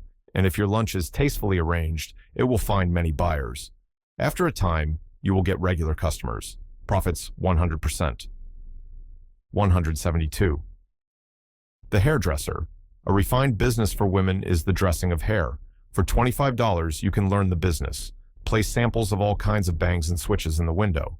They can be sold for a great profit, and if industrious, you can build up in a good neighborhood an excellent paying business. And best of all, it can be done in your own home. 173. Typo and steno. In many large cities, typewriting and stenography may be learned in the YWCA. Then with a machine and a rented room cheaply furnished, a woman is all ready for business. Many women are making $25 per week. One enterprising young lady takes dictated matter in shorthand and then typewrites it at her leisure, thus saving much time to her busy patrons. 174. The sewing school. Here is a vast, unworked field. If you understand needlework and have a little business enterprise, you are certain to succeed. Advertise in the papers and get out circulars, stating that for the small sum of 25 cents per week, you will teach all pupils plain and fancy sewing. Form your pupils into classes, and if you are gentle and patient, as well as skillful at the needle, you will in a short time have the work which mothers are glad to get rid of, and it can all be done in your own home. 175. Flat hunting. Rent a small office and advertise that for a trifling fee, you will exactly suit persons looking for homes and save them all the trouble. 3 or 4 hours a day are spent in house hunting and 2 in the office. You must have a book with your customers' demands set down in detail and another book with a careful description of each house to let. A commission might be exacted from both owner and renter. An enterprising woman could in a short time build up a large business in this way. 176. A tea room. Hire a counter in a fashionable store, much frequented by ladies. Have a sign that fresh tea is sold here, made to order with good cream. Small accessories may be fresh rolls, toasted crumpets, bread and butter, and other light articles of food. Ladies weary with shopping will surely come to your counter to be refreshed. A lady in one of our large cities made a fortune by this means. The requirements are dazzling cleanliness, a smiling welcome, a cheerful place near the door, and hot, fresh tea. 177. Dress mending. Here is a good field. There is a vast army of women who would patronize a mending office rather than run around the city to find a sewing woman or use their own limited time in the use of the needle. Have a tariff of prices for mending gloves, sewing on buttons, renewing the sleeves, putting braid around the bottom of dresses, etc. The right woman could earn a good living at this business. 178. Lace handling. The mending and washing of fine laces is a work that is given to experts and commands high prices, yet is easily learned. In 5 lessons at $1 apiece, any lady of ordinary intelligence can learn, or, cheaper yet, one can sometimes give services in return for instruction. You are then in a position to earn a great deal of money. Issue 1,000 circulars to the wealthier people of the city, letting them know of your enterprise. This plan combines the 3 advantages of fascinating employment, good pay, and work done at home. 179. Intelligence Office on the subscription plan. Buy a copy of the Social Register. Send circulars to all persons named therein. Announce that you have opened an intelligence office on a new plan. For $10 a year, you will keep them supplied with as many servants as they want, and you will guarantee satisfaction. Make a specialty of securing servants for people going out of town. Thus, you will go far towards solving the perplexing question for your patrons and make an excellent living for yourself. 180. Professional mending. Hotels, boarding houses, and bachelor apartments have loud and long calls for mending. Mothers with little ones, professional women, and school teachers, as well as men, have neither time nor taste for this kind of work. Have an outfit in a small satchel, which should contain a light lunch, a white apron, and various assortments of tapes, buttons, etc. In a short time, one would have a regular round of customers. One lady who did this never had to go out of one large hotel for work. 181. The college cram. There is room for a lady with a knowledge of the classics and a faculty for teaching to take boys and young men and carry them over the hard spots in their education. These hard spots, which are known as examinations, conditions, etc., are the bane and bugbear of many a young man's education. In one town, a lady earns $100 per month by taking pupils through the intricacies of algebra and Latin. 182. Shoe and wrap room. A room in some fashionable quarter where ladies could go after a journey on the cars and have the dust brushed off their wraps and their shoes polished would doubtless prove remunerative. 183. General convenience room. The last idea might be combined with this. Have a room in which, for the charge of a dime, one could get a glass of ice water, could read the morning paper, have his clothes brushed, and look over a map of the city or a directory, and have all the advantages of a toilet room. 184. Sickroom delicacies. Another unoccupied field is the preparation of delicacies for the sick. Bouillon, chocolate, jellies, and many other kinds of delicacies could be prepared and placed in a show window in some fashionable part of the town. The conditions of success are exquisite neatness and daintiness. It would pay well, for people stop at no cost in providing for their sick friends. 185. Shopping commission. If you live at a little distance from the city, a good business may be built up by shopping for your friends and neighbors. By dint of experience, you know where to buy, and when your practice is built up, you can buy cheaper by reason of larger purchases, and you can give both of these advantages to your patrons. Many women might find here both a congenial and profitable field. 186. School luncheon. Here is another good field. Tens of thousands of school children have to eat a cold luncheon, rent a small room near a schoolhouse, and provide bouillon, clam, and chicken soups, sandwiches, baked beans, lamb pies, with white and brown bread, plain cake, and fruit. You will help to preserve the digestion of myriads of children, as well as fill your own pocket with cash. 187. Hatching birds. Buy half a dozen songsters at $1.50 apiece, the females at half that price.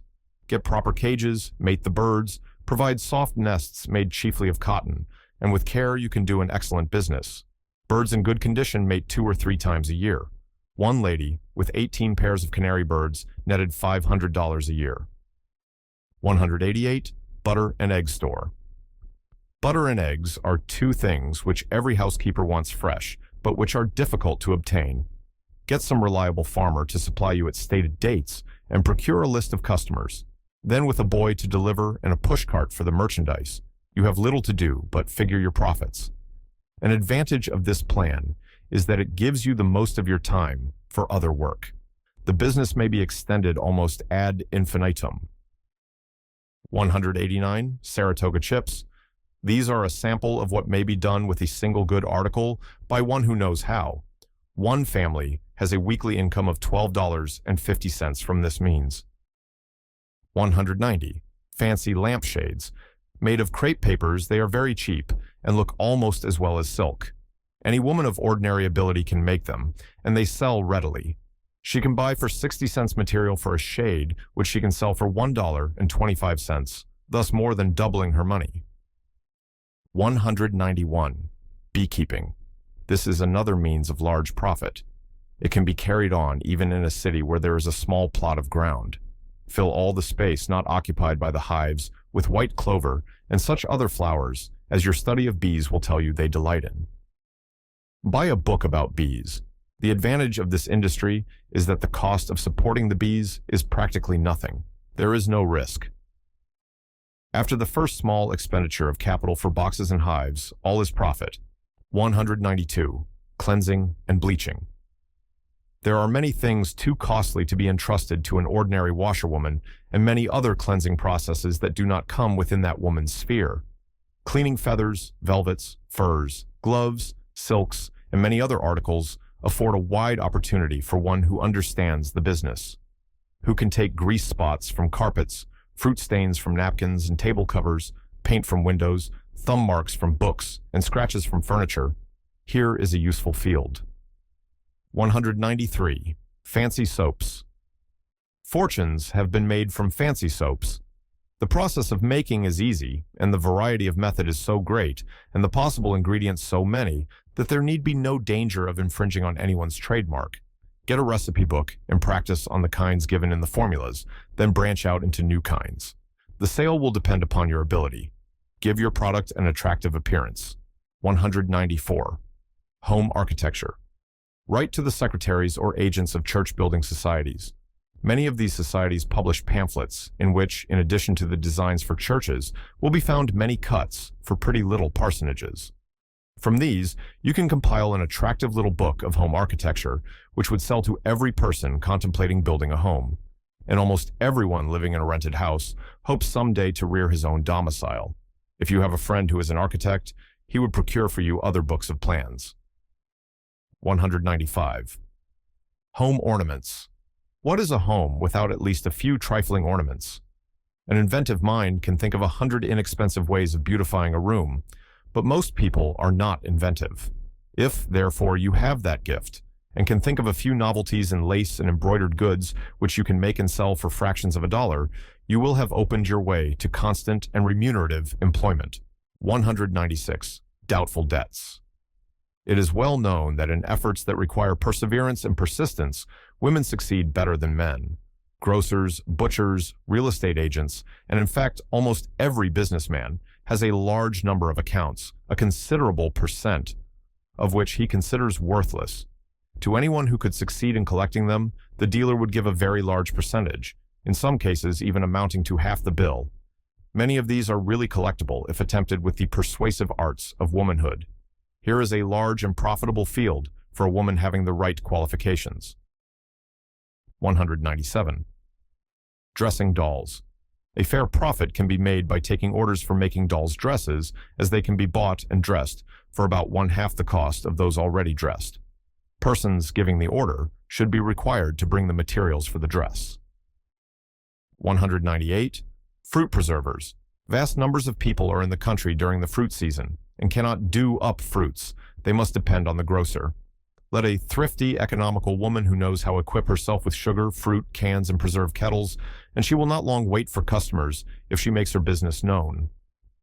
The second year, her patrons having tested her talents and tasted her fruits, and finding them so much better than store goods, will flood her with orders. 200. Poultry raising. Following is the experience of another woman in raising poultry. She bought 45 Minorcas because they lay a large white egg and are non-sitters and prolific layers. Each hen laid on an average 164 eggs per annum. She purchased also 40 Brahmas for sitters and for fattening. Total expenses for fowls and for keeping, $278.70.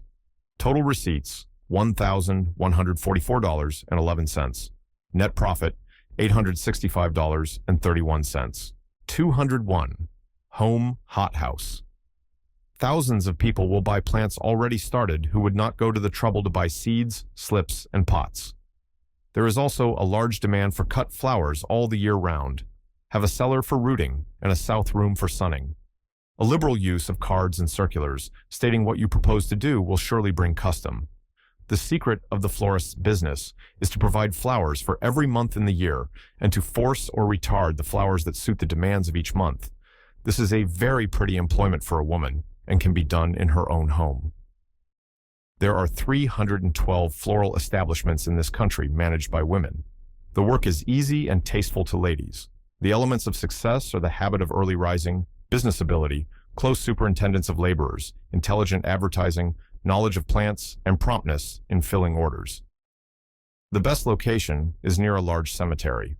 One florist thus located takes in from $1,500 to $2,000 per month during the busy season. 202. Art needlework. Here is the way a woman paid off a $600 mortgage on her home and at the same time attended to her domestic duties. She bought linen stamped with designs and gave her spare time to decorative embroidery. She disposed of her work at the Woman's Exchange and at the art stores. $600 in spare minutes are not a bad showing. Besides, one could form a class and add the income from teaching. Mrs. Clara Louise Kellogg began by giving lessons in embroidery at the age of 14. Before her 15th birthday, she was earning $30 a week with these classes. 203. News agency. Keep the daily papers. Almost any lady who will go into the business could count on 100 patrons, and these, by the recommendation of friends, could easily be increased to 500. 100 patrons would mean at least $3 per week, and 500 patrons would mean at least $15 per week. Tact, enterprise, and good service are the qualities needed. If your place is on the main street, and you can make a show window for periodicals, your income will be much augmented. A woman came to this country and heard of a newsstand for sale for $250. She sold her jewels to purchase it. With her 2 brothers, she made it a success, and it now supports 3 families. Courtesy and application, she says, were my capital. 204. Women's wants. Take advantage of bargain sales, ribbons, silks, lace, and velvets. They can be had, if you watch the papers, at very trifling cost, but wondrous are the shapes into which they can be made by woman's deft fingers. You can make boas, ruchings, berthas, lace bibs, draped collars, belts, etc. Every woman wants these things and will buy them if they can be found in colors and style required. They can be sold at moderate cost and at a very large profit. 205. Home printing press. Pay $10 for a press and a like sum for type and other accessories. Print visiting cards, at-home cards, business, reception, and wedding cards, tickets of admission, etc. Give a specimen of your work to every one of your friends and request their patronage. Place circulars with samples and rates in the stores and solicit the favors of businessmen. Doing the work in your own home, you have no extra rent to pay as have printing establishments, and you can do the work much cheaper and still make a profit. 206. Short Service Bureau. Many people want help in an emergency and for a short time only. The housewife is suddenly taken ill, a servant without warning leaves, company unexpectedly comes, stoves are to be put up, yards are to be cleaned, gardens dug, snow shoveled, clothes washed, and 100 other things done requiring short service only.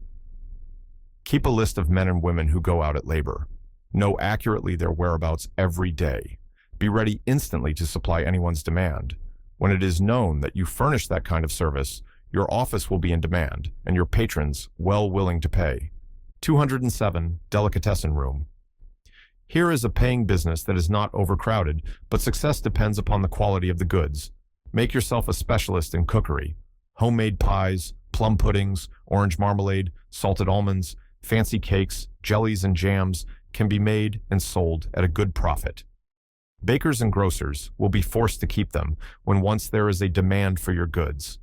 This is no speculative idea.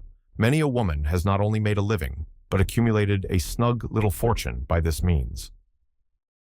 208. Miscellaneous exchange. Many people have no use for some of their possessions, but desire something else. Others would be glad to get what these possess. Establish a place for the exchange of typewriters, sewing machines, bicycles, baby carriages, jewelry, bric-a-brac, etc. Charge both parties to the exchange a small commission. This plan has the advantage that it requires no capital and hence has no risk. 209. Cap and apron plan. Here is a plan available near any large hotel. Have a place for the sale of aprons, waiters' jackets, cooks' caps, etc. Get out a great quantity of circulars, stating your plan in an attractive form, and have a boy to distribute them, one upon whom you can rely to hand one to every employee of hotel, shop, and store. Repeat the circulars every week until your business is thoroughly known. Arrange to keep the articles in repair and engage the agency of some laundry establishment for their washing. Then with the work of selling, repairing, and laundering these goods, you will have an established business. 210. Kitchen utensils. As a rule, you can sell 5 kitchen utensils where you can sell 1 book. The former shows for itself. The latter must be exhibited and explained. Send to a large wholesaler for the most modern samples of labor-saving tools for the kitchen. Test them for a few days yourself. Then start out among your neighbors. A housewife will purchase anything that lightens labor if it is only cheap. An enthusiastic person can make many dollars a day selling useful articles for the kitchen. A woman for 3 months averaged $4 a day selling an improved coffee pot. 211. Wedding manager. How many brides shrink from the work of a large wedding, while at the same time feeling under obligations to have one.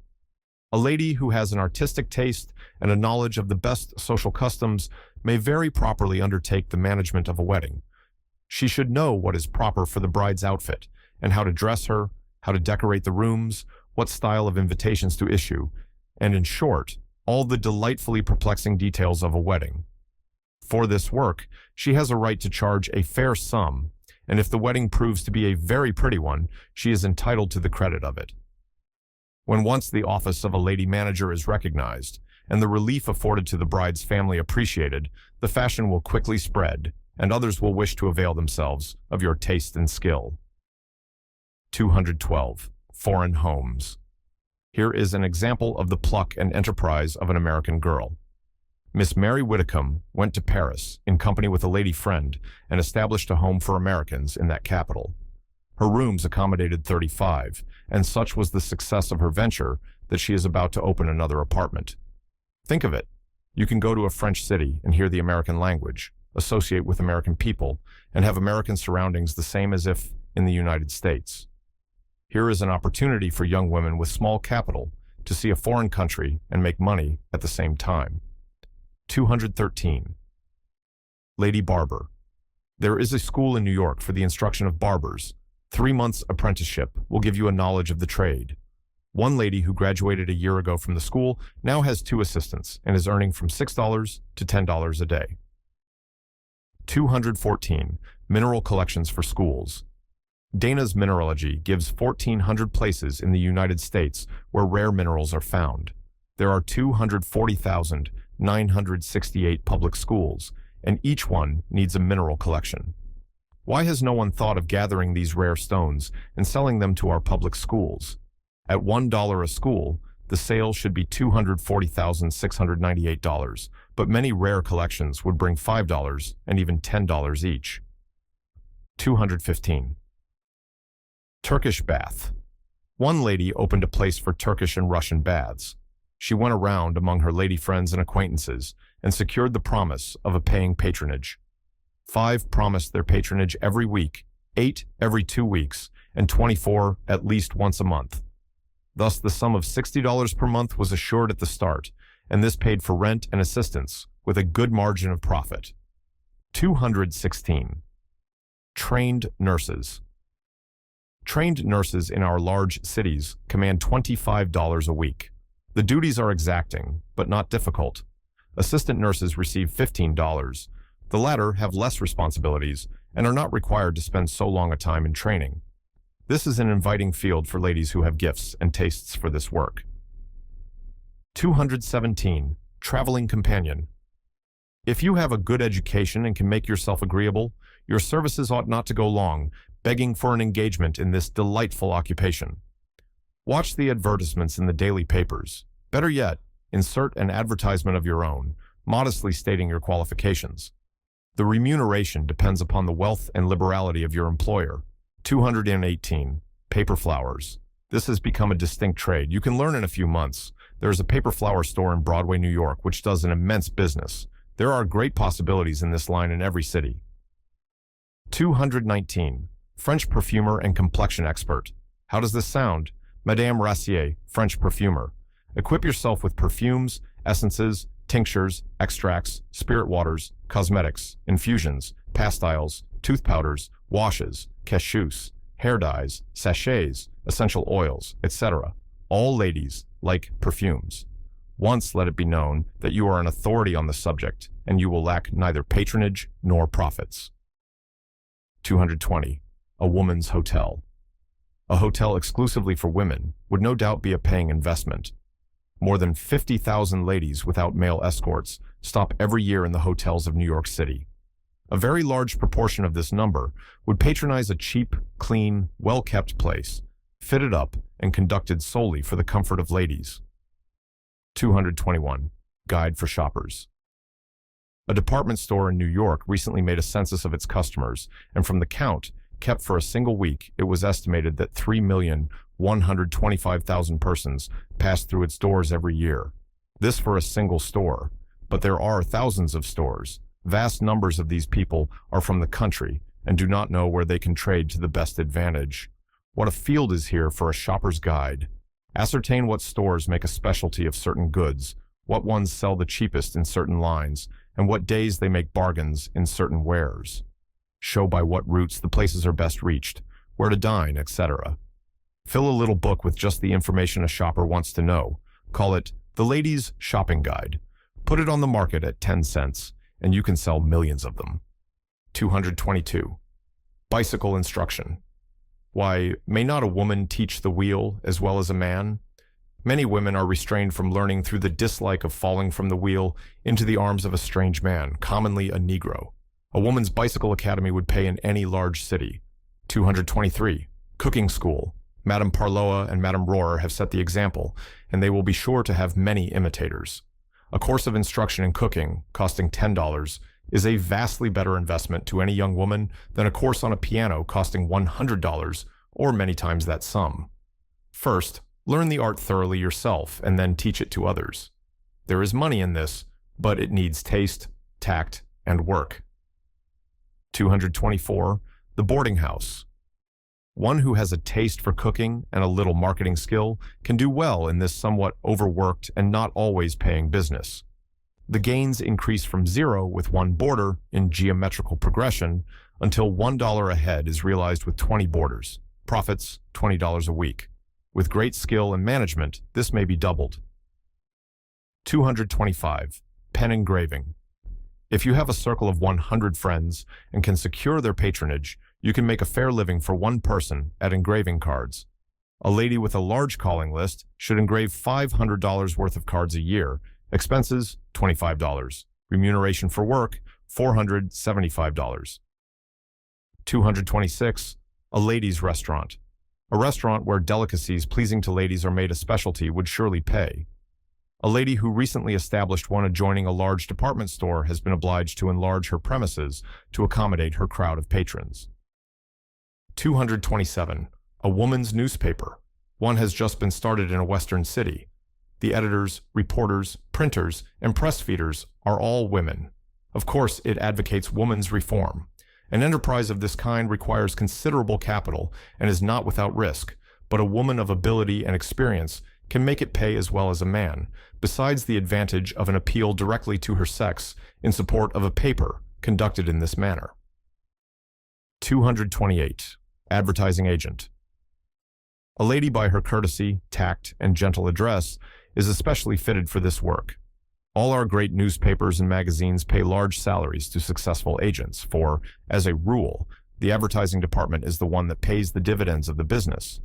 The shopkeepers and others who, by reason of repeated solicitations, give the cold shoulder to the male agent, would listen at least respectfully to a lady. On the whole, this field presents to ladies who have the right qualities better opportunities than to men. 229. The civil service. This is now open to women. There are more than 10,000 of these places to be filled every year. Clerkships range from $600 to $3,000. Very few fall below $1,000. These places, according to the civil service law, are filled by competitive examinations. There are thousands of bright young women who secured these places, not through any governmental pull, but by sheer merit in examinations. Get a book entitled Civil Service by John M. Comstock, chairman of the United States Board of Examiners for the Customs Service in New York City, and published by Henry Holt and Company. This book will give you a complete table of the positions open, the salaries attached to each, and a list of questions required to be answered. 230. Postprandial classes. Few, even among educated women, are masters of themselves to the extent of being able to rise before an audience, and without previous preparation, express themselves clearly and creditably on whatever subject may be under discussion. A woman in New York, a member of Cirrhosis, made a reputation for bright, witty, after-dinner speeches. As she earned her living by newspaper work, a friend said to her, "Why don't you add to your income by teaching other women how to say a few graceful words in public?" She caught at the idea and organized classes in the hitherto untaught art of postprandial speech-making, and had capital success, earning $500 by it in one season. 231. Women druggists. The neatness of women, their delicacy and attention to details, qualify them admirably for the drug business. At the Woman's Infirmary, New York, the apothecary department is entirely in the hands of ladies. Drug clerks receive on the average of $9 per week. There are few lady proprietors, but there is no reason why there should not be more, as the business is very profitable. 232. Almanac makers. Of late years, many of the great dailies issue yearly almanacs.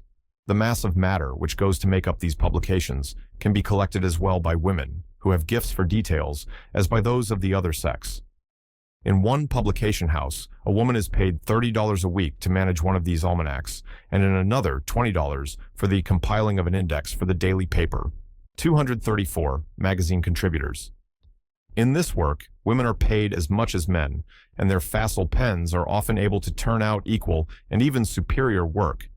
The Harpers pay $10 a page, the Atlantic Monthly, $6 to $10, the North American Review, $1.50. 235. Women physicians, says a recent publication. There is a real necessity for women physicians. There are many ladies who prefer them, and in some cases will consult no other. There are now over 1,000 lady physicians in the United States, but the number will soon be doubled and even trebled. Several of these lady physicians are making over $2,000 a year. One of them says, "I have several well-to-do families whom I charge by the year.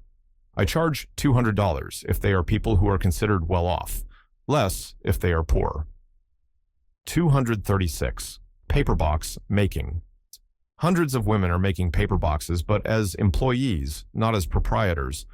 A woman made the first orange box in California. Seeing that it was a good thing and that there would soon be a demand for others, she built a factory and is now turning out 50,000 boxes a year. 237. Horticulture. Here is an example of what a California woman can do. A widow, having 4 boys, purchased 36 acres of land in San Jose, and under her personal care, aided by her boys, planted the tract with apricot, cherry, and prune trees. For 4 years, she did all the pruning, a difficult task for a refined and delicate woman, accustomed as she had been to luxuriant ease. Her prune trees alone netted $2,700 in 1 year. 238. Vocalists. A lady with a good voice is certain of making a living. Some have made fortunes with it. The demand is wide and various. If your taste does not incline to the stage, there is still a large field in the church. All large churches, and many small ones now, have paid choirs. The leading vocalists are commonly well paid. There are a great number of altos and sopranos in New York and Brooklyn, and in the fashionable suburbs, who receive $1,000 a year or in excess of that sum. And this is an excellent compensation when it is remembered that the singer has nearly all her time in which to pursue some other vocation. 239. Packing trunks. This is a Paris occupation carried on exclusively by women. You leave your order at the office of the transportation company and say when you want a professional packer. She comes and is paid 50 cents and sometimes $1 an hour for her services. She has genius for folding dresses so that they can be carried all over the world without a wrinkle. She wraps bonnets in tissue paper. She tucks away bric-a-brac in a way that makes breakage impossible. This industry might be introduced profitably into this country. 240. Women costumers. Costumes for the stage are now gotten up mostly by men. A woman of taste and ability could make a success of this business. Many rich ladies would consult them in matters of personal wardrobe. 241. Express office. A woman can sit in an office as well as a man. One woman in Boston tried it 4 years ago, beginning in a modest way. Now she has 3 offices and 5 teams in constant use. 242. A fancy bakery. An elegant and educated young woman in San Francisco took a dingy, dying little bake shop with sickening sights and smells. She put it in order. In 2 months, she had cleared $700, and in 4 months, $1,800. Another woman in Brooklyn has just opened a bakery under very flattering prospects. She works on the plan of exquisite neatness, trimming her windows like those of a fancy goods dealer, and wrapping her bread in tissue paper. 243. Women grocers. There are not many women in the grocer business, but there is no reason why there should not be. A woman grocer in a western state who has been established since 1860 has a business worth $80,000 a year. 244 food and medicine samples. Proprietors of patent medicines and foods will give you a large commission to introduce their inventions into homes, and if successful, you will soon be employed at a good salary. These proprietors often pay ladies to introduce samples at country stores. The storekeeper will give you room rent free for a few days, with the understanding that he alone has the sale of the article in the place. 245 samples in stores. Ladies of tact and good address are receiving fair salaries in the introduction of new articles. Every inventor is anxious to introduce his goods, and every storekeeper is equally desirous to sell. Call upon the proprietor of some new article of household use, secure territory, and then solicit space in a country store. After 3 or 4 days in one store, you should go to another, or perhaps to the next town. You may have to begin on a commission, but if successful, you can soon command a salary. 246 samples from house to house. Others find ample remuneration in introducing new articles from house to house. We know a little lady in Brooklyn who is paid well for giving away samples of a new baby food. This is much more pleasant work than that of importuning people to purchase. 247. The woman beautifier. Whatever is of the nature of beauty appeals to the heart of woman. A lady who has the secret of making other women beautiful cannot fail of success. After making a study of your business, advertise that you understand the art of removing moles, wrinkles, warts, wens, birthmarks, tan, freckles, and superfluous hair. If successful in pleasing 1 or 2 leaders of fashion, you will have plenty of custom. 248. The manicure parlor. The manicure business is yearly increasing. For $15, you can learn the business. Implements will cost you $10 more. With a capital of $25, you can begin business. And, if ladylike in appearance and gentle in touch, you can build up a big business in the right neighborhood. Any lady would prefer in this art to patronize one of her own sex. Get out cards and circulars and scatter them freely. There is room for many women to excel in this field. One lady who entered upon this work 2 years ago says she is on the road to a fortune. 249. The massage treatment. Another lady is having great success with the massage treatment. She has now more than 70 regular patrons. This method of cure is easily learned and readily applied. Hardly a lady among your acquaintances is in good health. It is a proverb that no woman is well. A vast proportion of these cases are nervous and will yield to the massage treatment. If you have strong muscles, you could readily achieve a large practice by this system, especially in summer resorts and places where invalids flock. 250. Ice cream parlor.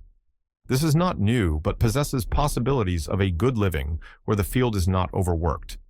There are 5 things necessary to success, and in the following order of importance: an attractive place in a clean, fashionable locality, good and generous plates of cream, unexcelled neatness, polite service, and popular prices.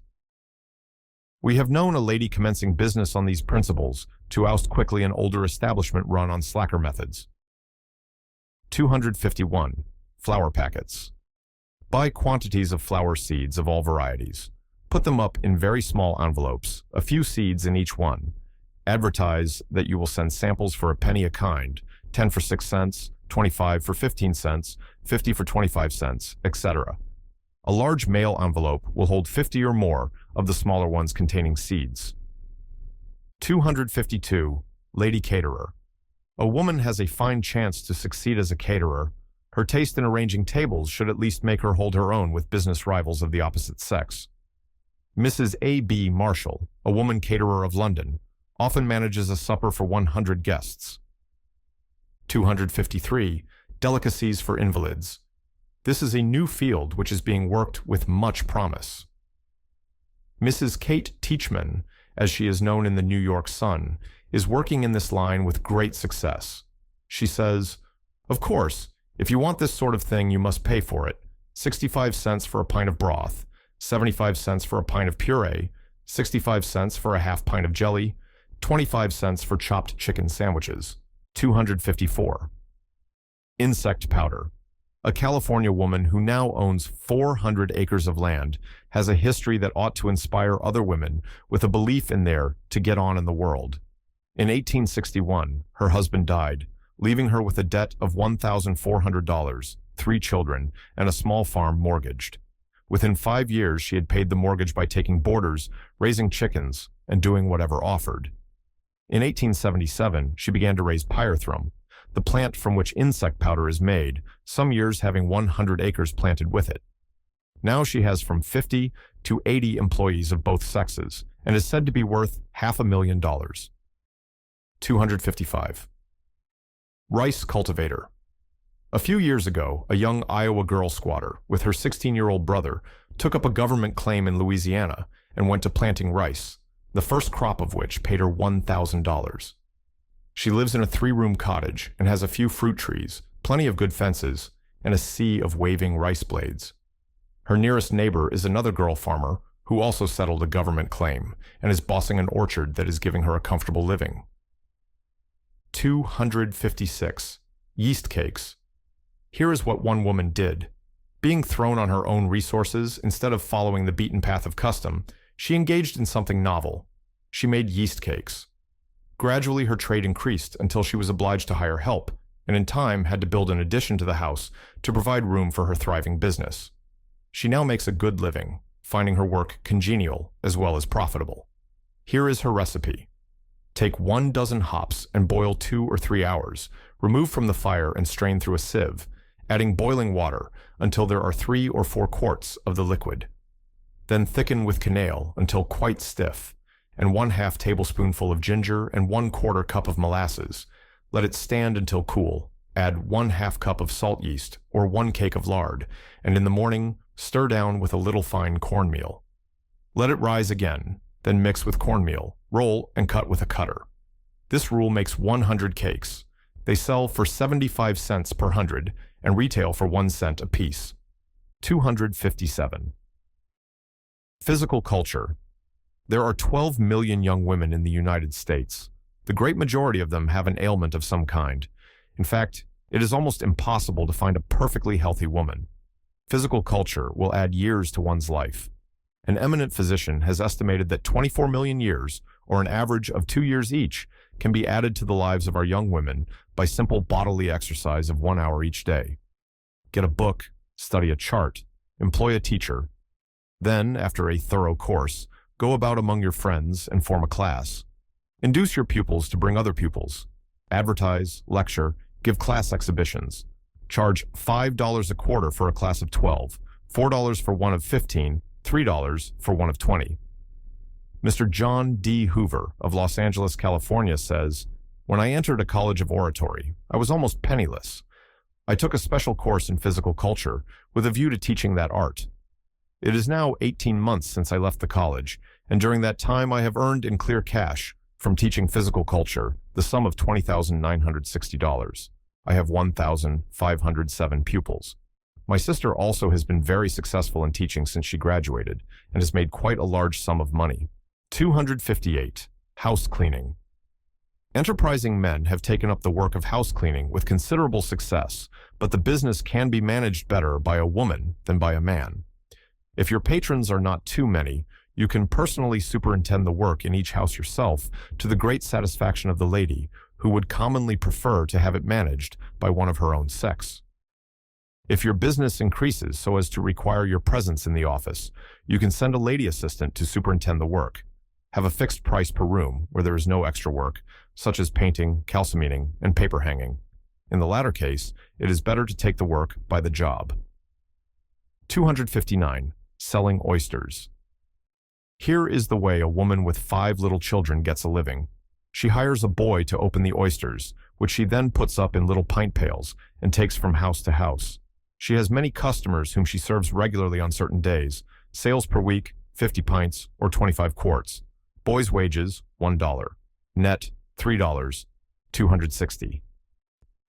Pie cart. Hear what another woman says. "I have a little pie cart. It is nothing but a pie crate mounted on wheels. I bake every morning 10 pies, and in the afternoon I sell them hot from door to door. I make about 7 cents on a large pie and 4 cents on small one. Average earnings per day, 50 cents. 261. Men's neckties. As every man, at least every well-dressed man, wears a tie, which must be renewed several times a year, white lawns every day, the number in demand is enormous. First, learn the business, and then if you can sell them a little under the manufacturer's price, you are sure to dispose of all you can make. One girl earned $12 a week in this way. 262. Dancing teacher. The natural grace of women fits them better than men to be teachers of this art, especially to be instructors of young girls. Dancing teachers charge on the average $15 a quarter. There are several very successful lady teachers. 263. Haberdasher. The selling of small articles of the dress and toilet is profitable if the location is good and the competition not too severe. Where one cannot purchase the articles outright, she can sell on commission. Dealers in small wares of this kind often take in from $12 to $20 a day, of which on the average, 1/6 is profit. 264. Lady architect. There is no reason why women should not succeed in this occupation, since it is one in which taste is a chief requisite. Several young lady graduates of college have entered it recently, and with flattering success. Architects charge about 3% on contracts. 265. Lost and found agency. In every large city, numbers of articles are lost by the owners and found by others every day. A single New York paper contains daily from 10 to 20 advertisements of lost articles. Open a small office, advertise in the lost and found column of the paper that you will receive any articles that may be found, and charge the owner a small commission. The agency could be carried on in connection with some other light business. Chapter 8. Money for Boys. Boys, you can do it. What? Get rich? Attain to fame? Yes, both.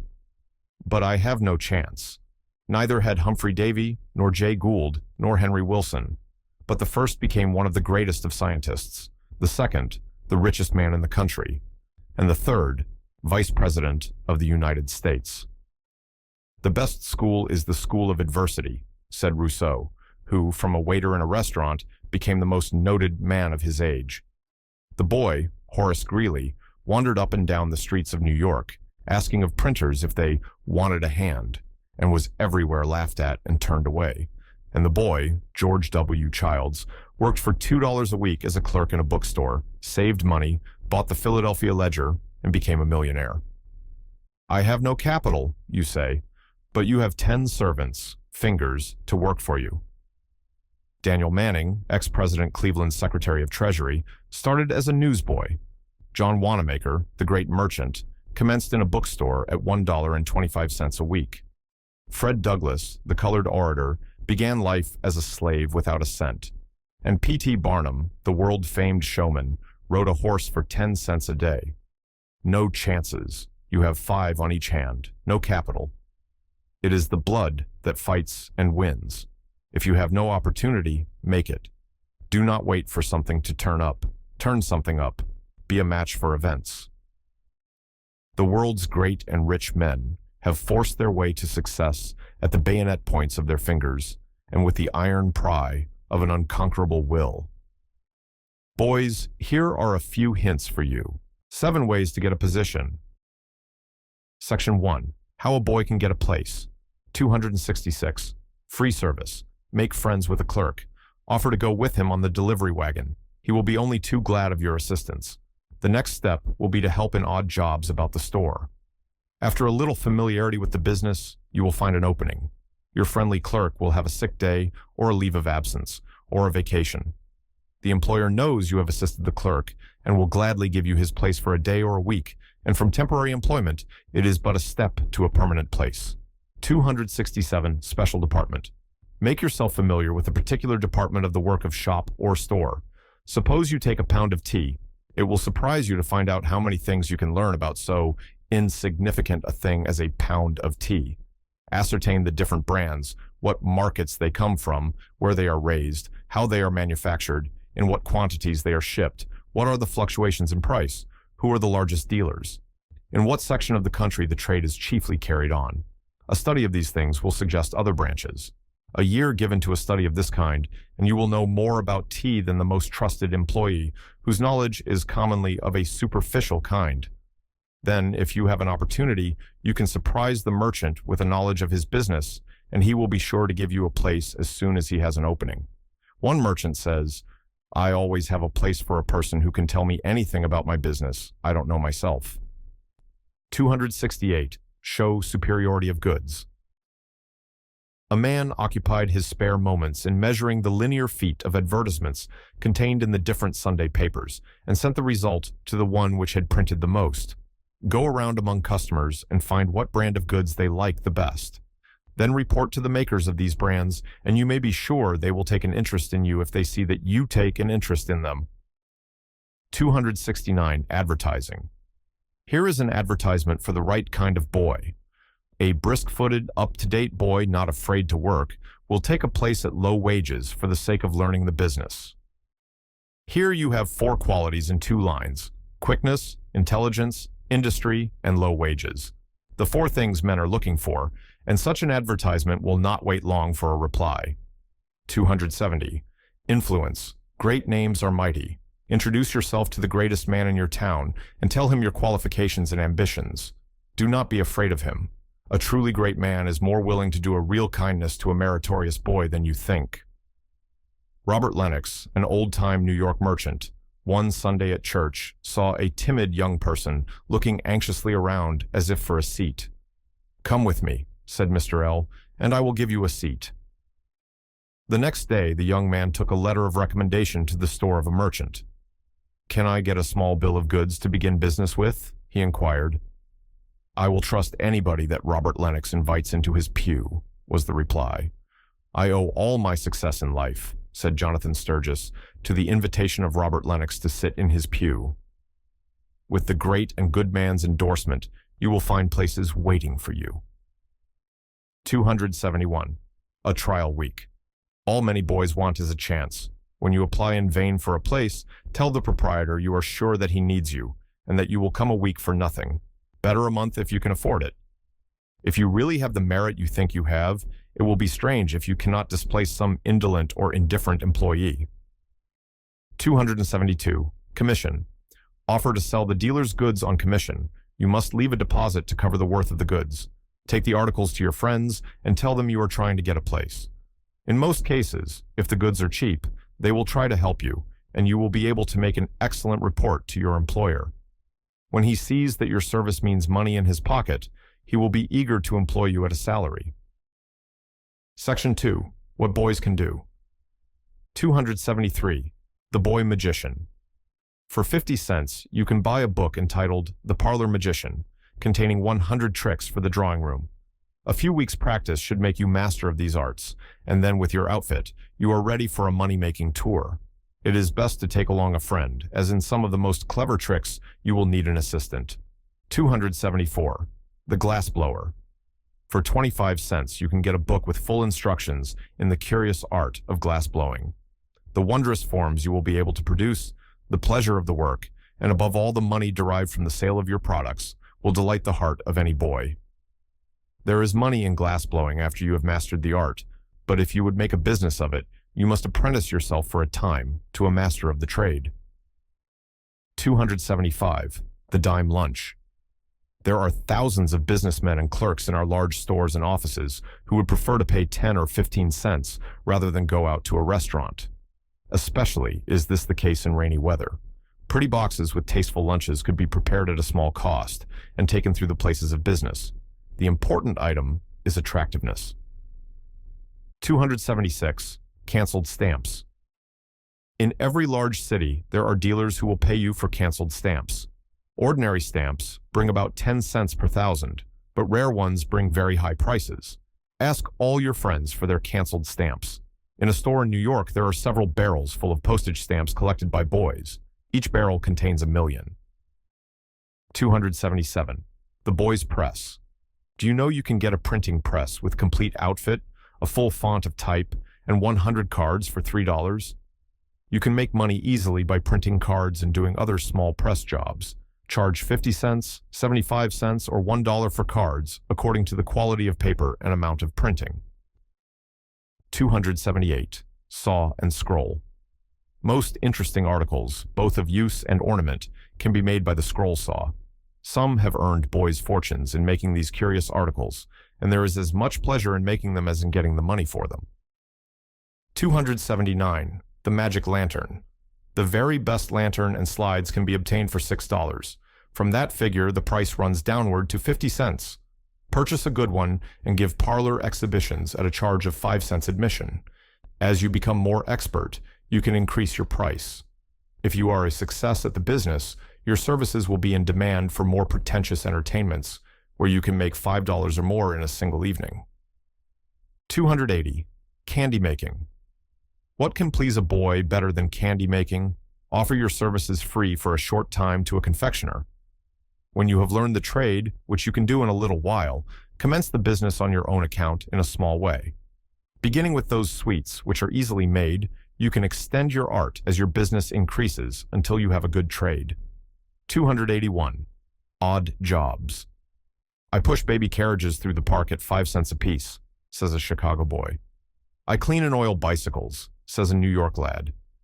I stand on the boulevard and pump up tires, declares a third.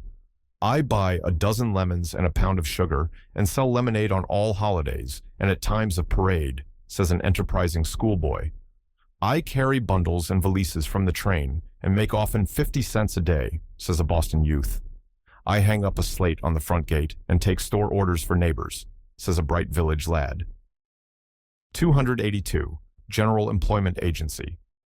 Inform 100 or more families in a particular district that at a certain hour of the day, you will be there to carry messages, roll out barrels of ashes, go on errands, mail letters, black boots, and do whatever work they may require. If the work is sufficient to warrant it, a business partnership of boys may be formed, so that while one is engaged, another can go on his usual rounds and thus ensure punctuality. 283. Collect magazines. Almost everyone takes a literary magazine, and some take 2 or 3. After a time, they become refuse on their hands. Many persons would gladly give you a truckload, but these are worth money, and second-hand dealers who sell them at 5 cents apiece will give you 3 cents for them. 284. Vacant lot. If you live in the city, get the owner of a vacant lot to give you the privilege of raising vegetables. With a little experience, you can easily raise from $50 to $100 worth of vegetables on a lot 20 by 100 feet. This will go far to eke out the support of a large family. 285. Bicycle teaching. Here is a field for a stout lad of 15 years. There are thousands of modest young ladies and men, especially elderly gentlemen, who would like to learn to ride a wheel but do not like the publicity of a riding academy.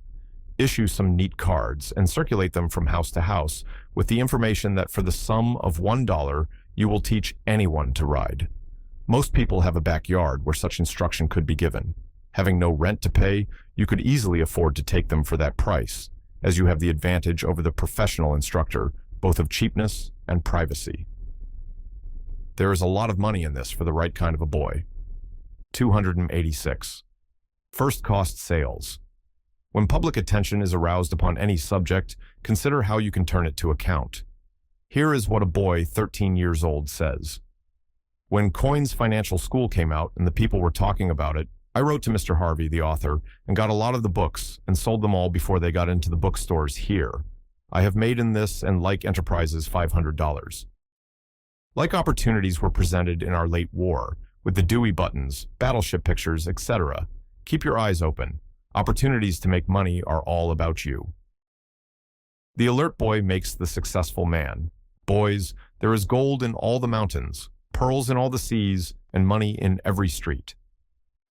Elijah Morse, at 15 years of age, bought a recipe for stove polish, paying $5 for the materials.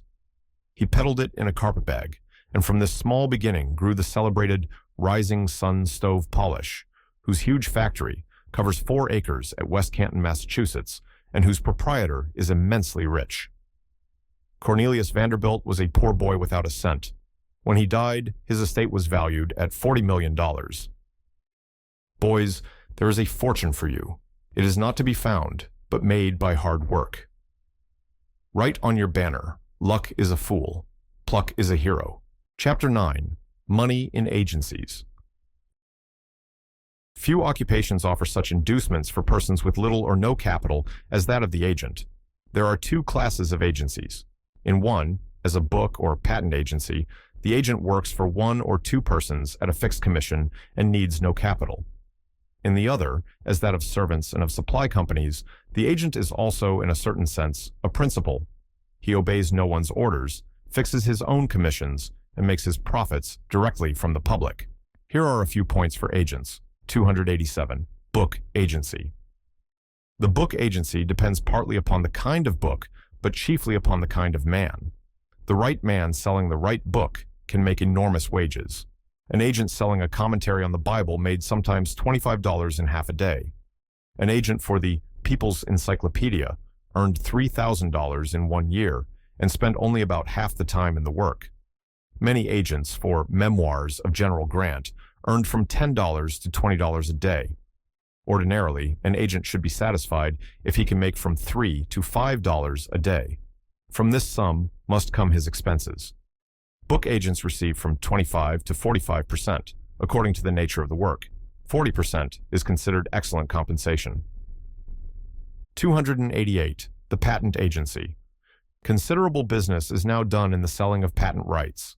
The agent studies the lists that come out weekly in the United States Patent Gazette and sends his circulars to those who have secured patents. The agent will charge from 5 to 10% if he can arrange with a patentee for the sale of the patents. In other cases, he charges a fixed sum, which is paid in advance and is considered an equivalent for his services whether or not he is successful in effecting a sale, on the same principle that doctors and lawyers are paid whether they gain or lose a case. In extent and profit, the business varies from the itinerant vendor with half a dozen patents in his valise to the established business house with sub-agencies in all parts of the world. What the profits are in the latter situation may be judged from a single case in the former, where a traveling man received his commission on a single patent, sold the sum of $5,000. 289. Commission merchants. A vast business is done in the sale of general merchandise on commission. Foreign houses have their agencies in this city. Also, much of the produce of the farm and of the products of manufacturers are disposed of in the same way. Take a case of the former kind. A man hires an office in New York and storage in a warehouse. Then he sends circulars to Western dealers, stating that he is prepared to take their stock or grain on commission. When he can make quick sales, he saves the expense of storage, but rental in a warehouse is necessary in holding for futures. He receives in 1 day 100,000 bushels of wheat at 75 cents per bushel, which, after paying freightage, he sells at 0.5%. Profit. Gain of 1 day, $500. He will not receive so much every day, and some days he will have to sell at a loss. But taken altogether, there are good chances of wealth in the commission business. 290. Insurance agency. Insurance, both fire and life, is a mine of wealth, and has opened wondrously during the last few years. The present magnitude of the business is shown by the statement that there are $2.5 billion invested in life insurance in the United States, while the fire insurance agents last year wrote more than $16 billion. There are 7 men who have an aggregate of $7 million on their lives. But the business is yet in its infancy. The field of life insurance is not nearly covered, and if it were, 10 million persons will come to maturity during the next 10 years, all of whom may be considered as candidates for insurance, and all the policies will have to be renewed in a short time. Insurance agents receive as commission from 10 to 25%. Some companies secure to their agents a regular percentage on the premium so long as the policies continue in force. If, therefore, an agent gets 15% commission and the company receives $10,000 per year as premiums from the policies he has written, his share will be $1,500, and thus he enjoys an annuity without any further work for a long period of time. The larger old-time companies also have general agents whose positions are still more lucrative. Many of them are in circumstances of affluence and have very little to do. In fact, it is in the insurance business, as in many other occupations, that as one rises, the salaries are larger and the actual work, aside from the responsibility, is smaller. 291. Traveling salesman.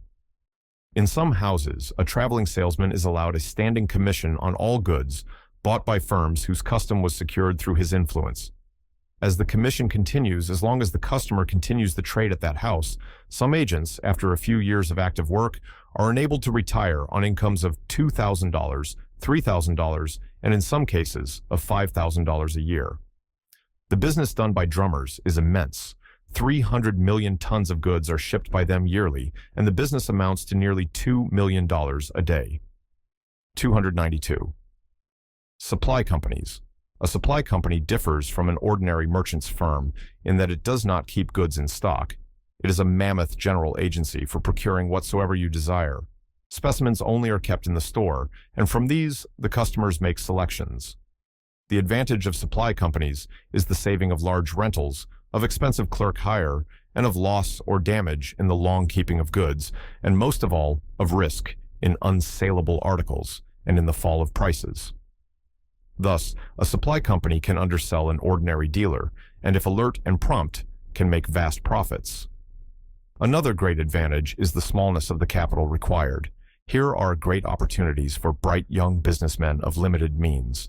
293. Agencies for teachers. The number of teachers in the public schools in the United States is 400,325. The matter of engaging school teachers varies in different states and often in different parts of the same state. Sometimes it is done by county superintendents, often by the Board of Education, but most frequently by the school trustees, commissioners, or committees. One going into the business of a teacher's agency must ascertain the particular method in every part of the country and learn the name of the persons authorized to act in that capacity. Then, he should issue circulars by the 100,000. For the eyes of applicants, he should use the advertising pages of the newspapers. Teachers should be charged a commission upon their salaries in something like the following order: 5%. On first year's salary, 3%. On second year's salary, 2%. On third year's salary, 1%. On fourth year's salary, and 0%. On fifth year's salary, cent, the second year, and 1%, the third year. After that, it may be allowed to lapse. The contract should be rigorously drawn, and, where possible, payments should be collected in advance. There are great profits in the business when systematically and vigorously conducted. One agency in the eastern part of the United States is receiving commissions from 10,000 school teachers. Owing to frequent changes, the majority of these are paying 5%. But if we suppose the average to be only the amount payable the second year, $3 commission, the income would be $30,000. 294. Clerical agency. Here is an opportunity for an unoccupied clergyman of wide clerical acquaintance. There are thousands of vacant pulpits and other thousands of ministers anxious for calls. Establish an agency through whose medium the supply shall meet the demand.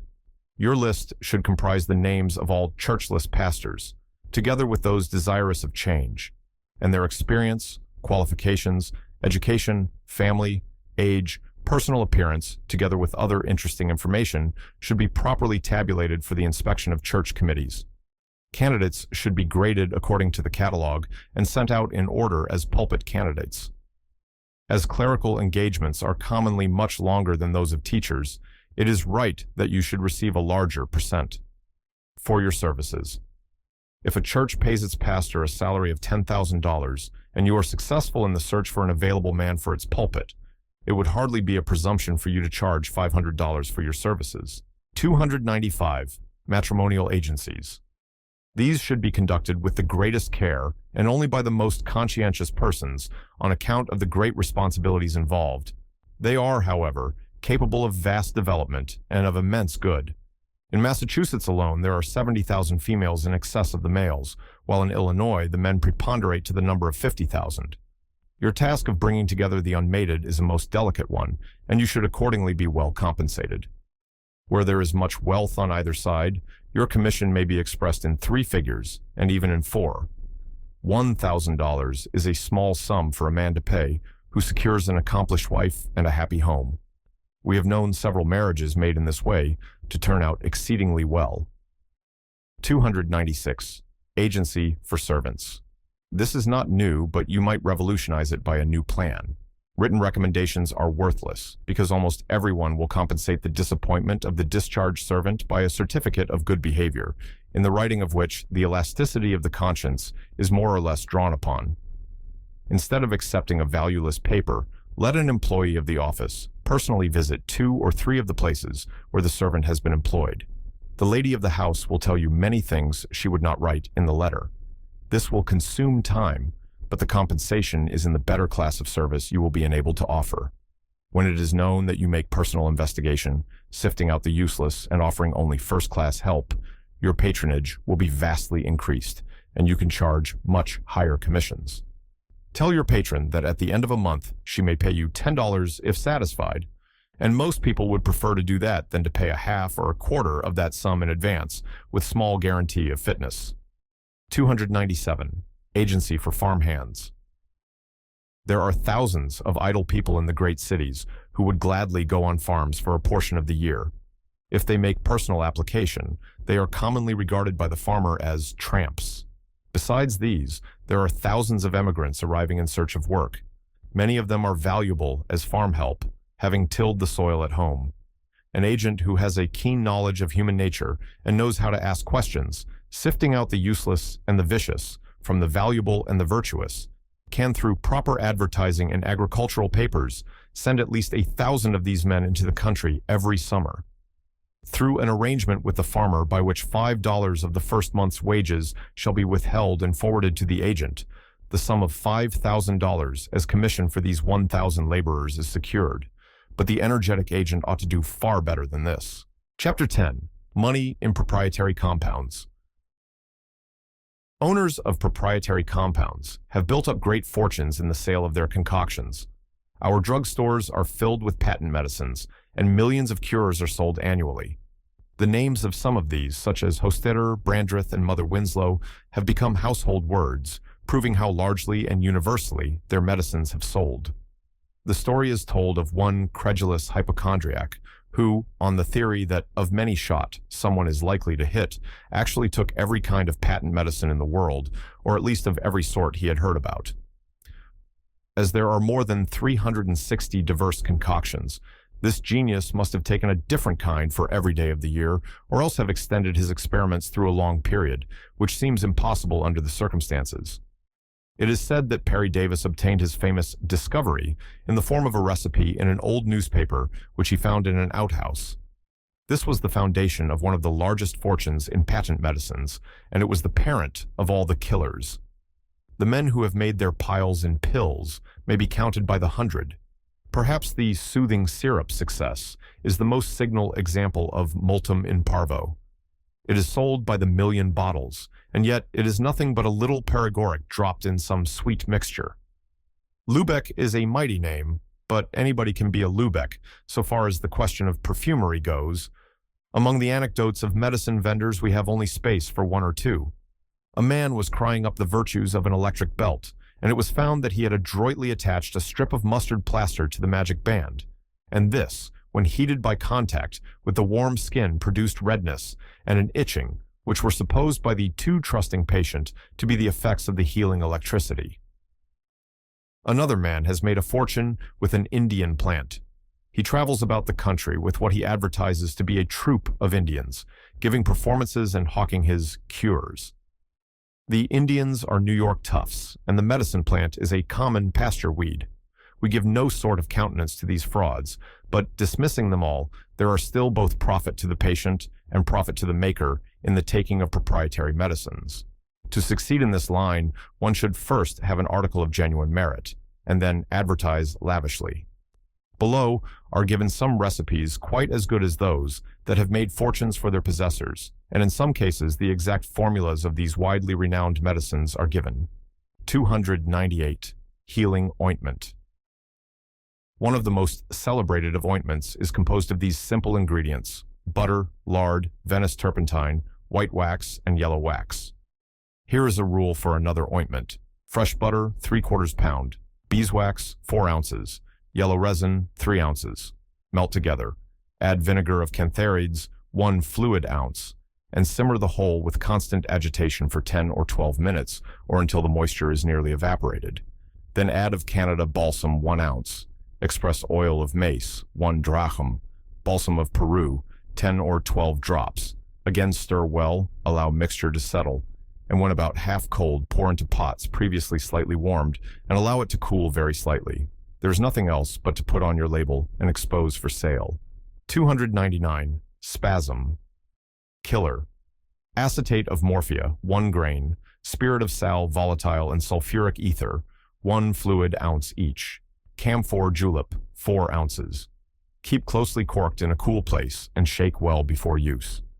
Dose: 1 teaspoonful in a glass of cold water as required.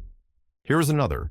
Spirits of camphor, 2 ounces. Tincture of capsicum, 1 ounce. Tincture of guaiac, 1/2 ounce. Tincture of myrrh, 1/2 ounce. Alcohol, 4 ounces. This is Perry Davis's famous medicine. 300. Anti-malaria, 1 ounce each of Peruvian bark and cream of tartar. Cloves, 1/2 drachm, reduced to fine powder. Dose: 1 1/2 drachm every 3 hours. 301. Hostitter's bitters. Here is the recipe for the famous bitters. Calamus root, 2 pounds. Orange peel, 2 pounds. Peruvian bark, 2 pounds. Gentian root, 2 pounds. Colombo root, 2 pounds. Rhubarb, 8 ounces. Cloves, 2 ounces. Cinnamon, 4 ounces. Diluted alcohol, 4 gallons. Water, 2 gallons. Sugar, 2 pounds. 302. Toothache ease. Liquor of ammonia, 2 parts. Laudanum, 1 part. Apply on lint. 303. Candy digest. Lump sugar, 1 pound. Water, 3 ounces. Dissolve by heat. Add cardamom seeds, ginger, and rhubarb of each 1 ounce. When the mixture is complete, pour it out on an oiled slab or into molds. 304. Cough lozenges. Lactucarium, 2 drachms. Ipecacuanha, 1 drachm. Squills, 3/4 drachm. Extract of licorice, 2 ounces. Sugar, 6 ounces. Make into a mash with mucilage of tragacinth and divide into 20-grain lozenges. 305. Lover's hair oil makes the hair glossy. Castor oil, 1 pound. White wax, 4 ounces. Melt together. Add when nearly cold of essence of bergamot, 3 drachms. Oil of lavender, 1/2 drachm. Essence of ambergris, 10 drops. 306. Purgative powder. Equal parts of julep and cream of tartar, colored with a little red bowl. Dose: a teaspoonful in broth or warm water 2 or 3 times daily. 307. Consumption wafers. 2 parts each, lump sugar and starch in powdered form. Powdered gum, 1 part, made into a lozenge mass with vinegar of squills, oxymel of squills, and ipecacuanha wine, equal parts, gently evaporated to 1/6 their weight, with the addition of lactucarium in proportion of 20 to 30 grains to every ounce of the powders, the mass being divided into half-inch squares weighing about 7 1/2 grains. 308. Beef, iron, and wine. Here is a recipe for Liebig's famous extract. Beef juice, 1/2 ounce. Ammonia citrate of iron, 256 grains. Spirit of orange, 1/2 fluid ounce. Distilled water, 1/2 ounce. Sherry wine sufficient to make 16 fluid ounces. Dissolve the ammonia citrate of iron in the water. Dissolve the extract of beef in the sherry wine. Add the spirit of orange and mix the solution. 309. Spring tonic. Calamus root, 2 pounds. Orange peel, 2 pounds. Peruvian bark, 2 pounds. Gentian root, 2 pounds. Colombo root, 2 pounds. Rhubarb, 8 ounces. Cinnamon, 4 ounces. Cloves, 2 ounces. Diluted alcohol, 4 gallons. Water, 2 gallons. Sugar, 2 pounds. 310. Dr. Pierce's Golden Medical Discovery. Here is all there is of Dr. Pierce's Golden Medical Discovery. It is no doubt a good thing, but you can make it yourself. A $1 bottle holds 220 grains of a brownish-colored, clear liquid consisting of 15 grains of pure honey, 1 grain of extract of acrid lettuce, 2 grains of laudanum, 100 grains of diluted alcohol, with 105 grains of water. 311. Bedbug exterminator. Corrosive sublimate, 1 ounce. Muriatic acid, 2 ounces. Water, 4 ounces. Dissolve, then add turpentine, 1 pint. Decoction of tobacco, 1 pint. Mix.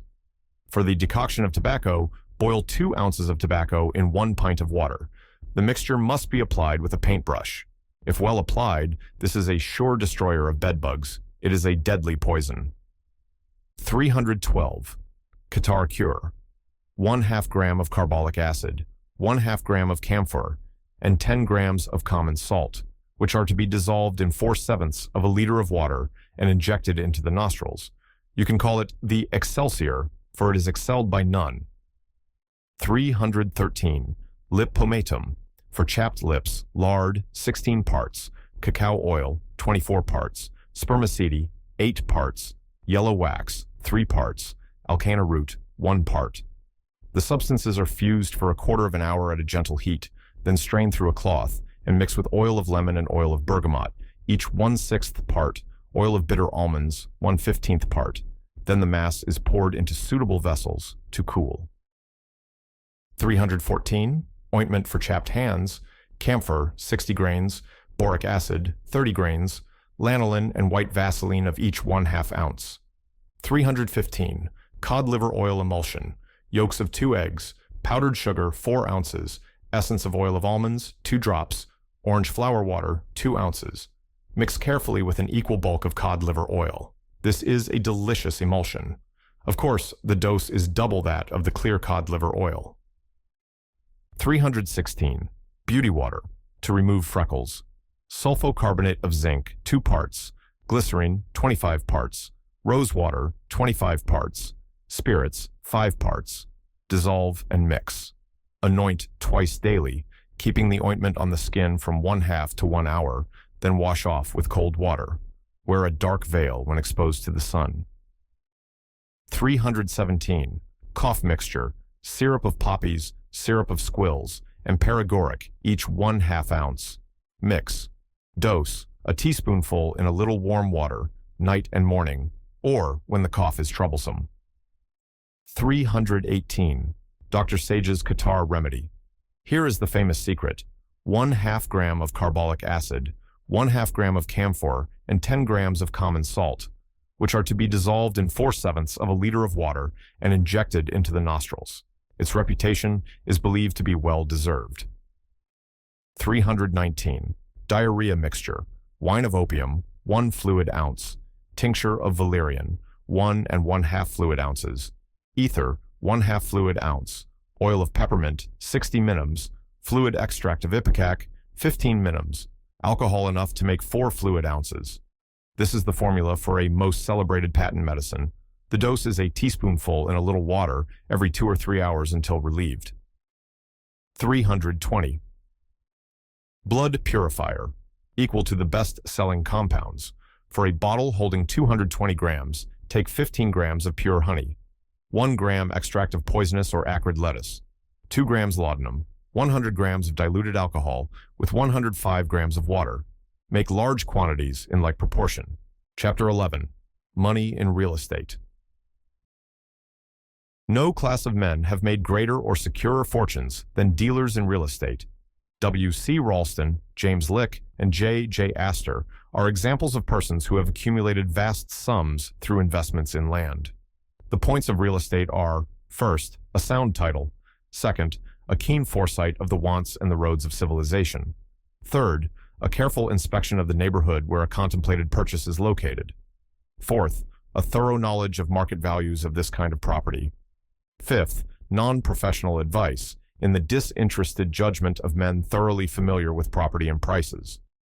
Other considerations are the rate of taxes of various kinds, imposed or likely to be imposed upon the property. Tax methods in large cities are often ways that are dark.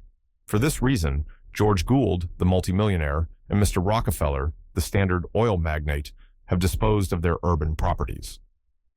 321. City property. 1.5 miles of millionaires.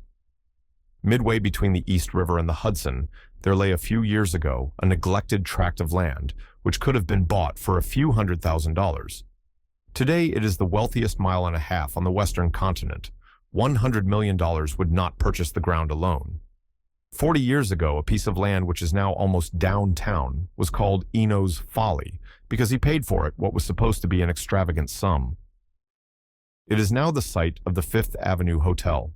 The tide is still running up, but you must now go to the Bronx, or even further for cheap city property. It is, however, the most secure of all investments. Nothing is more certain than that the property in the annexed district of New York is bound to advance. So also with real estate in all city suburbs. 322. Pleasure resorts. Less than 40 years ago, a man, simulating country simplicity, sauntered along Coney Island and astonished the owners by inquiring the price of what was supposed to be worthless land. They, thinking him crazy or a fool, named $1,000, or 5 times what it was supposed to be worth. He accepted the offer on the spot. $1 million would not buy the land today. The supposed countryman's folly has been repeated many times since. The owner of Bergen Beach has made a fortune in this way during the last 2 or 3 years. As cities grow, pleasure resorts must be found. Buy a bit of seashore and make it into a Bergen Beach or a Bowery Bay. Or purchase a grove within easy distance of the city and make it into a pleasure park. In either case, railroads or trolley connection is indispensable, but with these and plenty of enterprise and money, you cannot fail to reap a large harvest. 323. New town sites. Large fortunes have been made by men who had the sagacity to see a potential factor in the meeting of 2 rivers or the projection of a railroad. The question for investors in real estate is, where is the population going? Keen observers note the drift, get ahead of the tide, and are ready to sell lots when the people arrive. Whitestone and Morris Park on Long Island were built in this way. It is a good investment, not quite so safe as city property, but paying more handsomely where the projector is fortunate in his location. 324. Western lands. Fortunes have been made and lost in Western lands. The facts are that some sharpers have been booming lands that are hardly worth the taxes. Persons who have bought corner lots in promising Western towns have been surprised to learn that the towns were not built or even surveyed, and that often the site was located in the midst of an impenetrable swamp where a town was impossible. However, lands along the line of railroads or places which have harbor facilities on the banks of rivers are good investments. 325. The apartment house. The apartment house, which is a kind of evolution of the flat, is becoming a feature of life in large cities. The question whether it is a paying property will receive light by the consideration of the rents received by the owners of a building of this kind in New York, the Knickerbocker at 5th Avenue and 28th Street. This is a typical apartment house, and the tenants may almost be said to buy their rooms, for there are several who give $100,000 for a 10-year lease, and even small bachelor apartments on the 10th floor command $1,000 a year. 326. The skyscraper. There is no limit to the extent of a building in height. Some are 20 stories, one is 30, and it is reported that a skyscraper 50 stories in height is projected. Do they pay? Here is the account of a modest one of only 9 stories, the Mills Building on William Street, New York. The cost, with land, was $2,500,000. It is 175 by 150 feet. It contains 400 offices, has 1,200 tenants, and pays an annual net rental of $200,000 or 8%. It is related of Mr. D.O. Mills, the owner, that in completing his magnificent residence on Upper Fifth Avenue, he gave a carte blanche order to a decorator and departed with his family to California.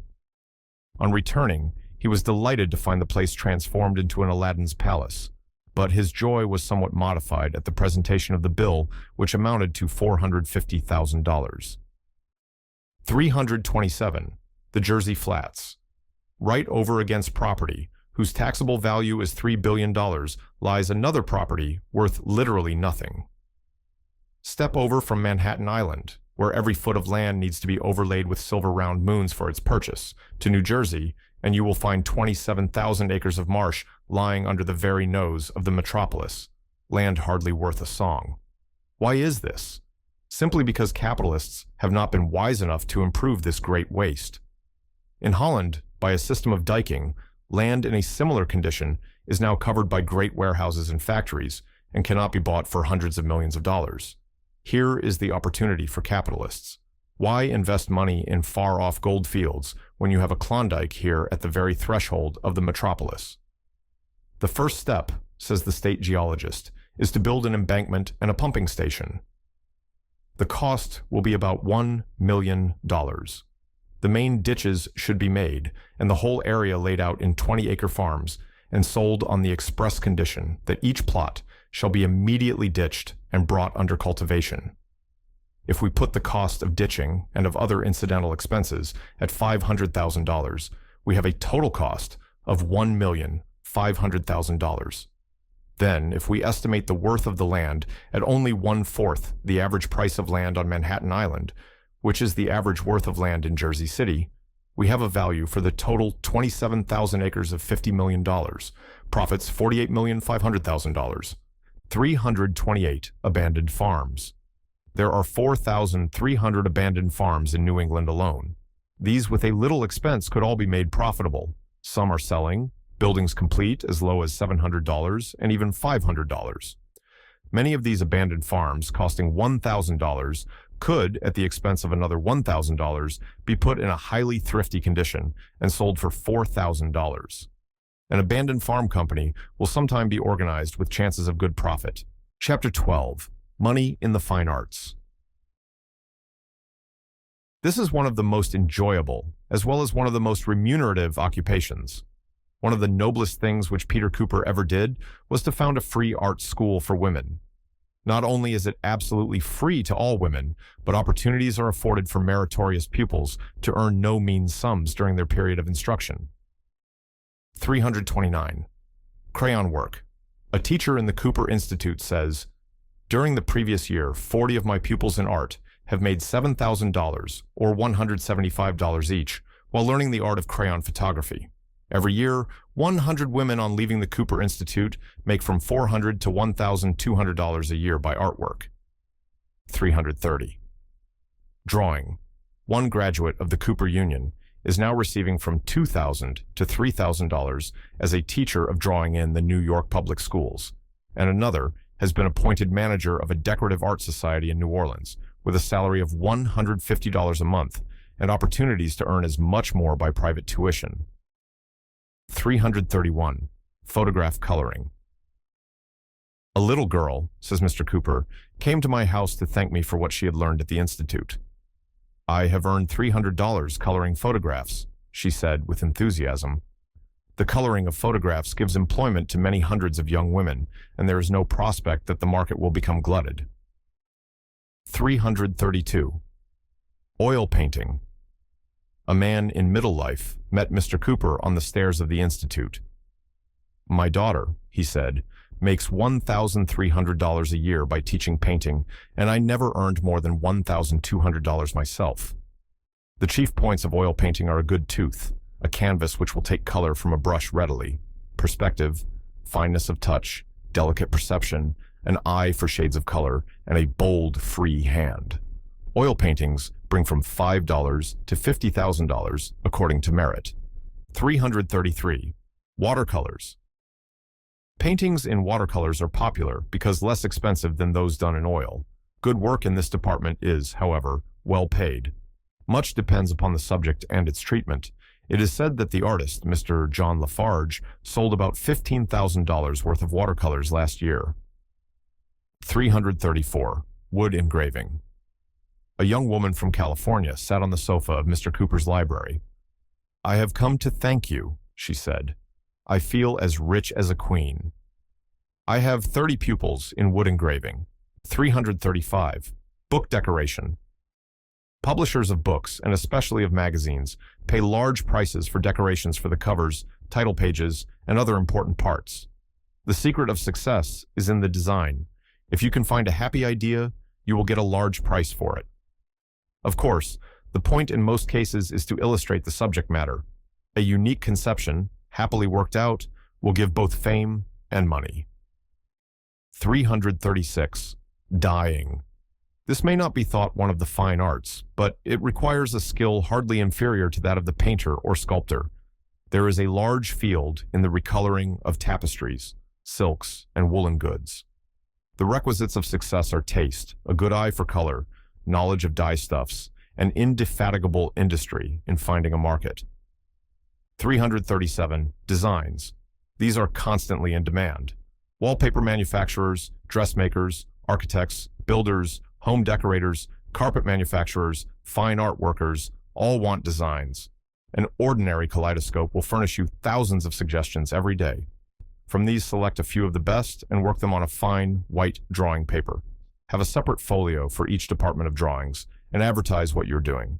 If you have a real talent for the work and a show window, you cannot fail of success in any large town. 338. Engraving on glass. By the use of the wheel, this becomes easy work. The chief fields for its operation are in summer resorts, where people wish to carry away a souvenir of the place. One who knows how to display goods can do a very profitable work in the season. 339. Embroidery. This is one of the simplest of the arts. The only capital required is a ball of worsted, the only tool a needle, and the only instruction a few elementary rules that can be quickly learned. The demand depends upon the skill. A small store can be cheaply stocked, and its contents sold at a good profit if the articles are unique. 340. Lace making. Our valuable laces are chiefly imported, but there is no reason why work equally good should not be done at home. An immense field yet to be developed is American-made needlepoint lace. Get a book on the subject and study it theoretically. Then take lessons of a maker. The book will give you suggestions and enable you, after you have learned the business, to strike out in various directions independently of your teachers. 341. Drawing in charcoal. This is a rapid, facile, and effective method for sketching. The drawings are more especially in demand in summer cottages, tents, and in whatever places lodgings are temporary, and where lodgers dislike the trouble of shipping costly paintings. You can find a ready market for good work at any mountain or seaside resort. 342. Painting on china. This is becoming very popular. Few kinds of art pay better than china firing. The outfit will cost from $15 to $50 according to the size of the kiln, but the pleasure and profit will be worth many hundreds of dollars. If you live in a country town, put your wares in a prominent store, and they will be sure to attract attention. 343. Portrait painting. This is profitable if you can secure sufficient custom. The difficulty is to get the flesh tones, the expression, and the proper degree of illumination. Last year, there were 30 young women in Cooper Institute learning the art, and 1/5 of the number were earning from $5 to $12 a week, even during their tutelage. Chapter 13. Money in manufacture. Vast profits accrue from manufactures, but the best returns for investments in this line are realized when the manufacturer is able to make a new article or to make an old article by improved means. David Maydole, a village blacksmith, was requested to make for a carpenter a hammer as good as he could make it. He made a better hammer than had ever before been seen, and the carpenter's mates all wanted one. The village storekeeper ordered 2 dozen. A hardware dealer passing through the place to sell his wares left an order for all the blacksmith could make. The hammer maker built a large factory, and this was the humble origin of the celebrated Maydole hammer and the foundation of a great fortune. Another fascinating chapter on manufacture is the story of Pullman, which reads like a fairy tale, but is all strictly true. Mr. Pullman began in a small way to build parlor cars, making 1 or 2 as an experiment. The traveling public were quick to appreciate the luxury, and Mr. P had to enlarge his works again and again. He built the town of Pullman, which is now valued at $30 million, and the capital stock, which now has a market value of $60 million, has paid dividends with the regularity of a government loan. 344. Bicycle factories. These have proved veritable bonanzas during the past few years. In 1878, Colonel Albert A. Pike began the manufacture of bicycles, making 50 that year. Today, he has a phenomenal business, employing a capital of $5 million, utilizing 4 factories in Hartford, Connecticut, and making 600 bicycles a day. 345. Double profit furs. Here is a way to make a double profit from the skins of animals. Soak the furs in lime water till the hair is loosened, then wash and hang it up to dry. Lay it on a board with the hair side up and apply a solution of glue, care being taken not to disturb the natural position of the hairs. When the glue is dry and hard, hold the hairs so firmly as to allow the natural skin to be peeled off. Now you can apply the artificial skin by pouring over the hairs liquid India rubber, boiled drying oils, or other waterproof substances, which on drying will form a continuous membrane supporting the hairs. The glue is then removed by steeping the fur in warm water. This plan has the double advantage that the fur so prepared is moth-proof, and the old skin can be used for the manufacture of leather. 346. Mica sheets. Large sheets of mica command a great price. There are only a few places where the mineral can be mined in sheets of 1 foot, square or larger, but the vast heaps of waste mica can be utilized by building up the sheets artificially. This can be done by treating it with shellac. There are fortunes in waste mica quarries for those who know how to utilize the countless tons of fragments. The field is especially promising in North Carolina and Georgia, where immense quarries abound. 347. Artificial marble. There is room for profitable investment in the manufacture of any article which is procured from nature at great expense. This is the case with marble. It is scarce at best. The quarries are remote from the centers of population, and the mining and transportation make it a very costly article. Marble can be manufactured by imitating nature's processes, the percolating of water through chalk. The popular verde antique can be made by an application of an oxide of copper. The slices of marble are then placed in another bath, where they are hardened and crystallized, coming out exactly like the real article. In Italy, a fine black marble is made from common white sandstone. The manufacture is carried on by the owners of the local gasworks, who thus reap a double profit from their plant. Here is a hint for American manufacturers. 348. Artificial whalebone. Whalebone is in great demand. It is worth from $3 to $4 per pound. No artificial substance has as yet been found to take its place, but we are surely on the eve of that discovery. No one substance is at the same time so hard and so elastic, but experimenters will yet find a combination which will answer the purpose. One has already been found, which draws the surplus demand when the genuine article cannot be obtained. The inventor who can advance another step and produce an exact imitation will have the whalebone market in his hands. This field is rich with possibilities. P.S. Since writing the above, we have the secret. Here it is.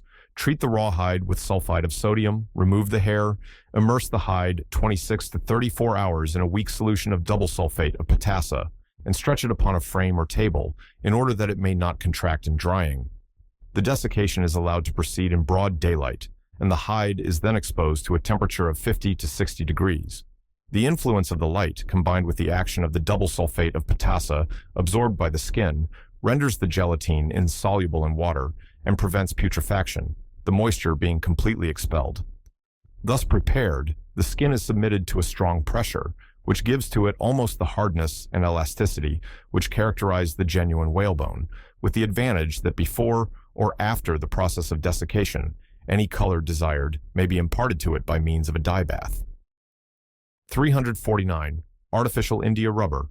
A man, while experimenting recently with cottonseed oil for the production of a varnish, obtained to his surprise not a varnish, but a rubber. By its use, with 15%.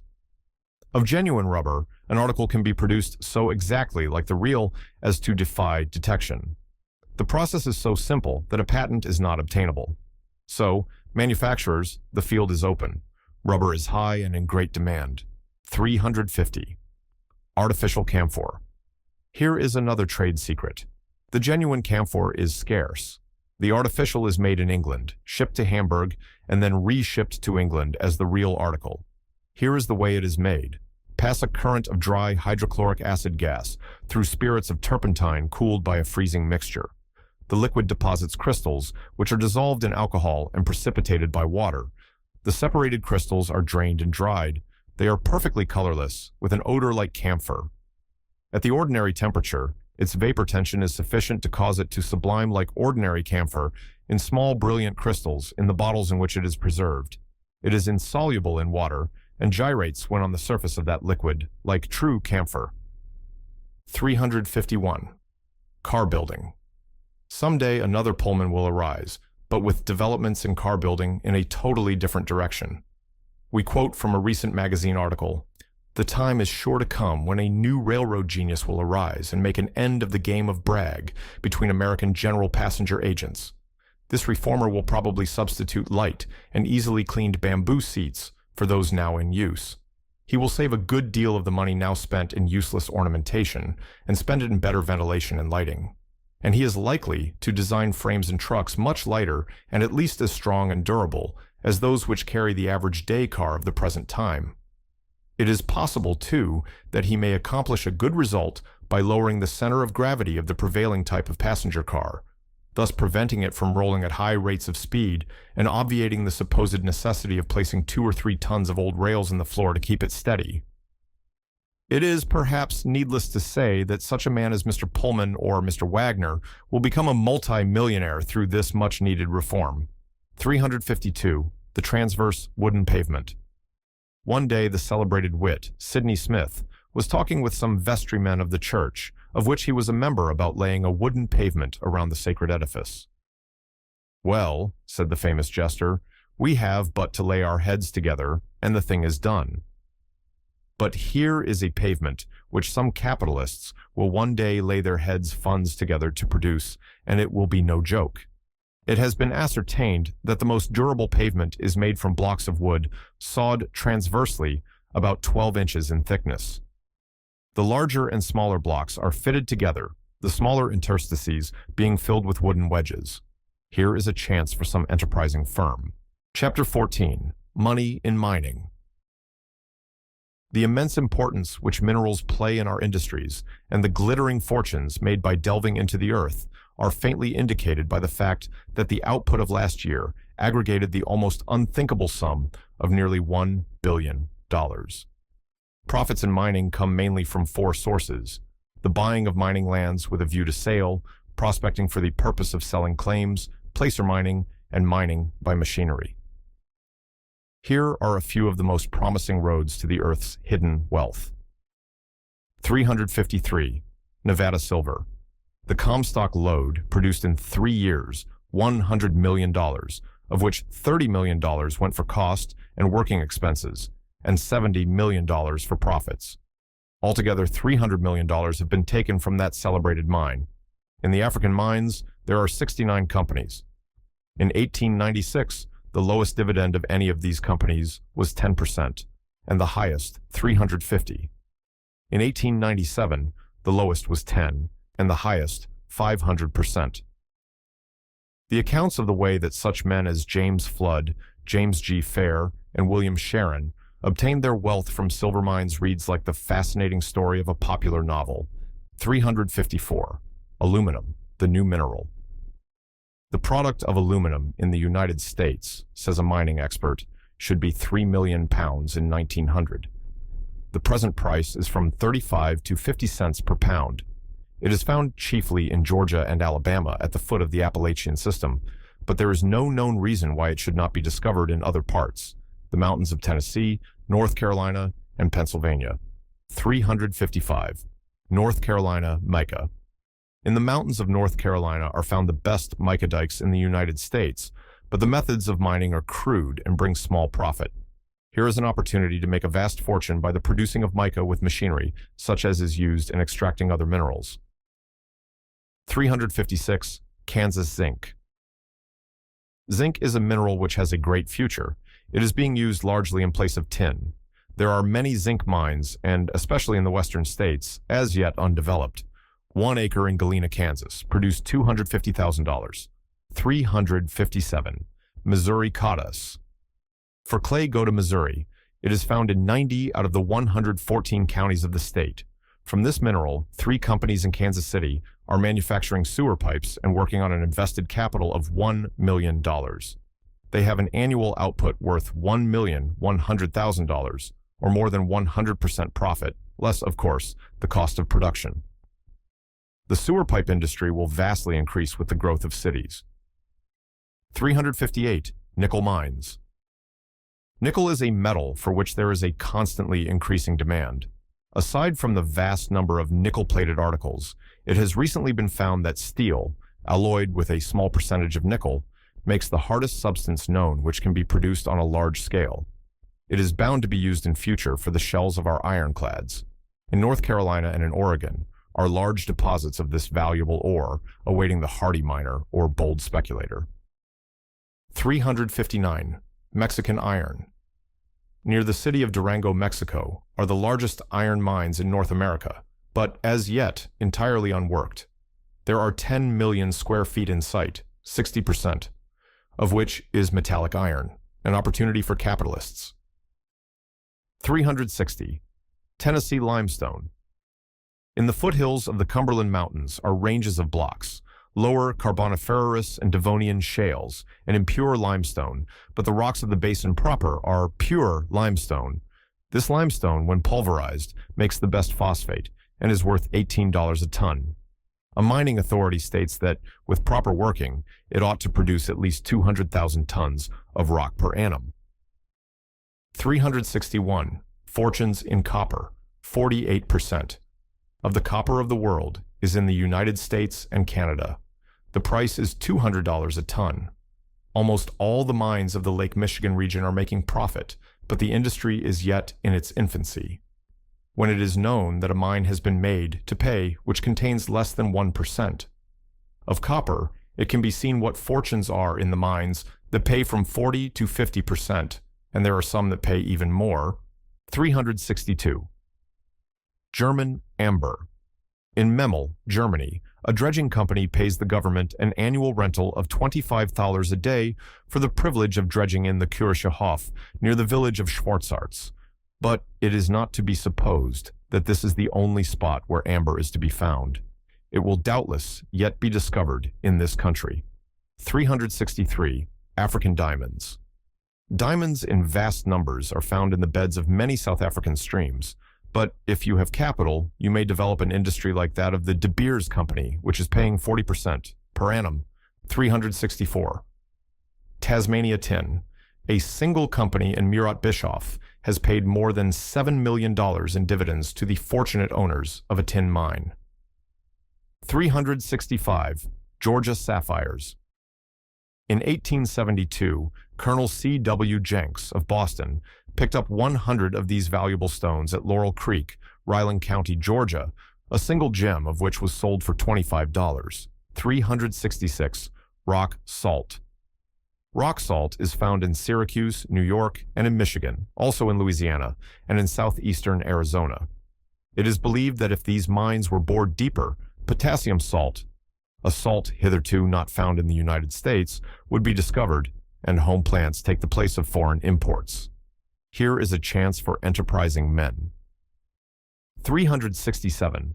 Asbestos pockets. A profitable pocket of asbestos was found a few years ago on Long Island, not far from Brooklyn. Present supplies come from Sal Mountain, Georgia, and from Wyoming. It is believed that the serpentine rocks in western North Carolina, as well as similar rocks in California and Oregon, contain rich deposits of this mineral. 368. Prospects in platinum. This is a metal of very great importance. It has not thus far been found in large quantities in the United States. The most promising field is the North Pacific Slope, following the line of the coast mountains. Someday, it is thought, that rich platinum mines may be discovered there equal to those in Russia, and of course, the early prospectors will reap large fortunes. 369. Petroleum wells. Petroleum, says a leading article in the Electrical World, is the coming fuel. It is believed by many that the excitement over the discovery of oil fields in Pennsylvania in 1865 will be repeated on a much larger scale in oil regions yet to be discovered in the far west. At present, the mountains of Wyoming appear to be the most promising field. To sink an oil well costs $500 on the average.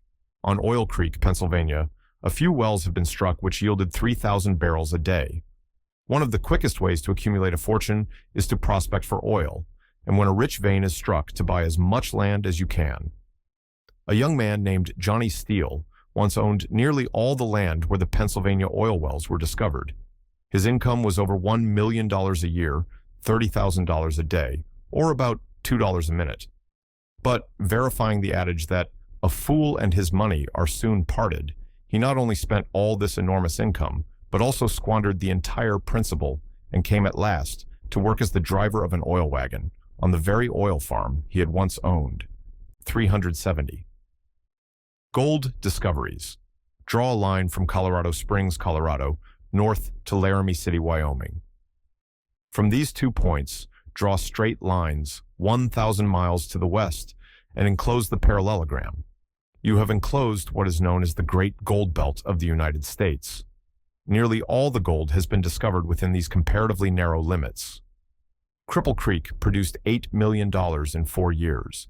A man who walked into that place 3 years ago to save his stage fare is now taking out $100,000 a year from his mines. Dawson City, way up in the frozen British possessions, promises to do as well as any gold discovery in the United States. Two men, the Thorpe brothers, cleaned up with their pans $13,000 in 8 weeks. This was but a very small part of the immense amount of gold found in an insignificant creek, but there are at least 500 creeks on the branches of the Yukon River, many of them no doubt as rich as the one that gave Dawson City its fame. 371. Prospecting for mines.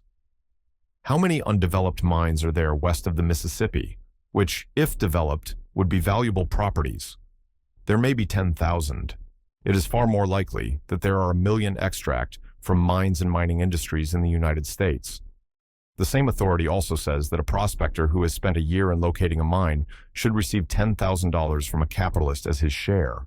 Mark this, you who think mining has no prospects except for men of wealth. Chapter 15. Money in Patent Rights. Probably no enterprise has yielded so great profits with so little capital as the work of the inventor. The small outlay, resulting in mammoth fortunes, has often consisted in little more than the set of stools and the cost of the patent. Of course, there must be brains and hard thinking. The sale of articles protected by patent rights is a stimulus to invent them and has been the source of fortunes for more people in the United States than in any other country in the world. The United States Patent Office issues every year about 25,000 patents, and the number is constantly increasing.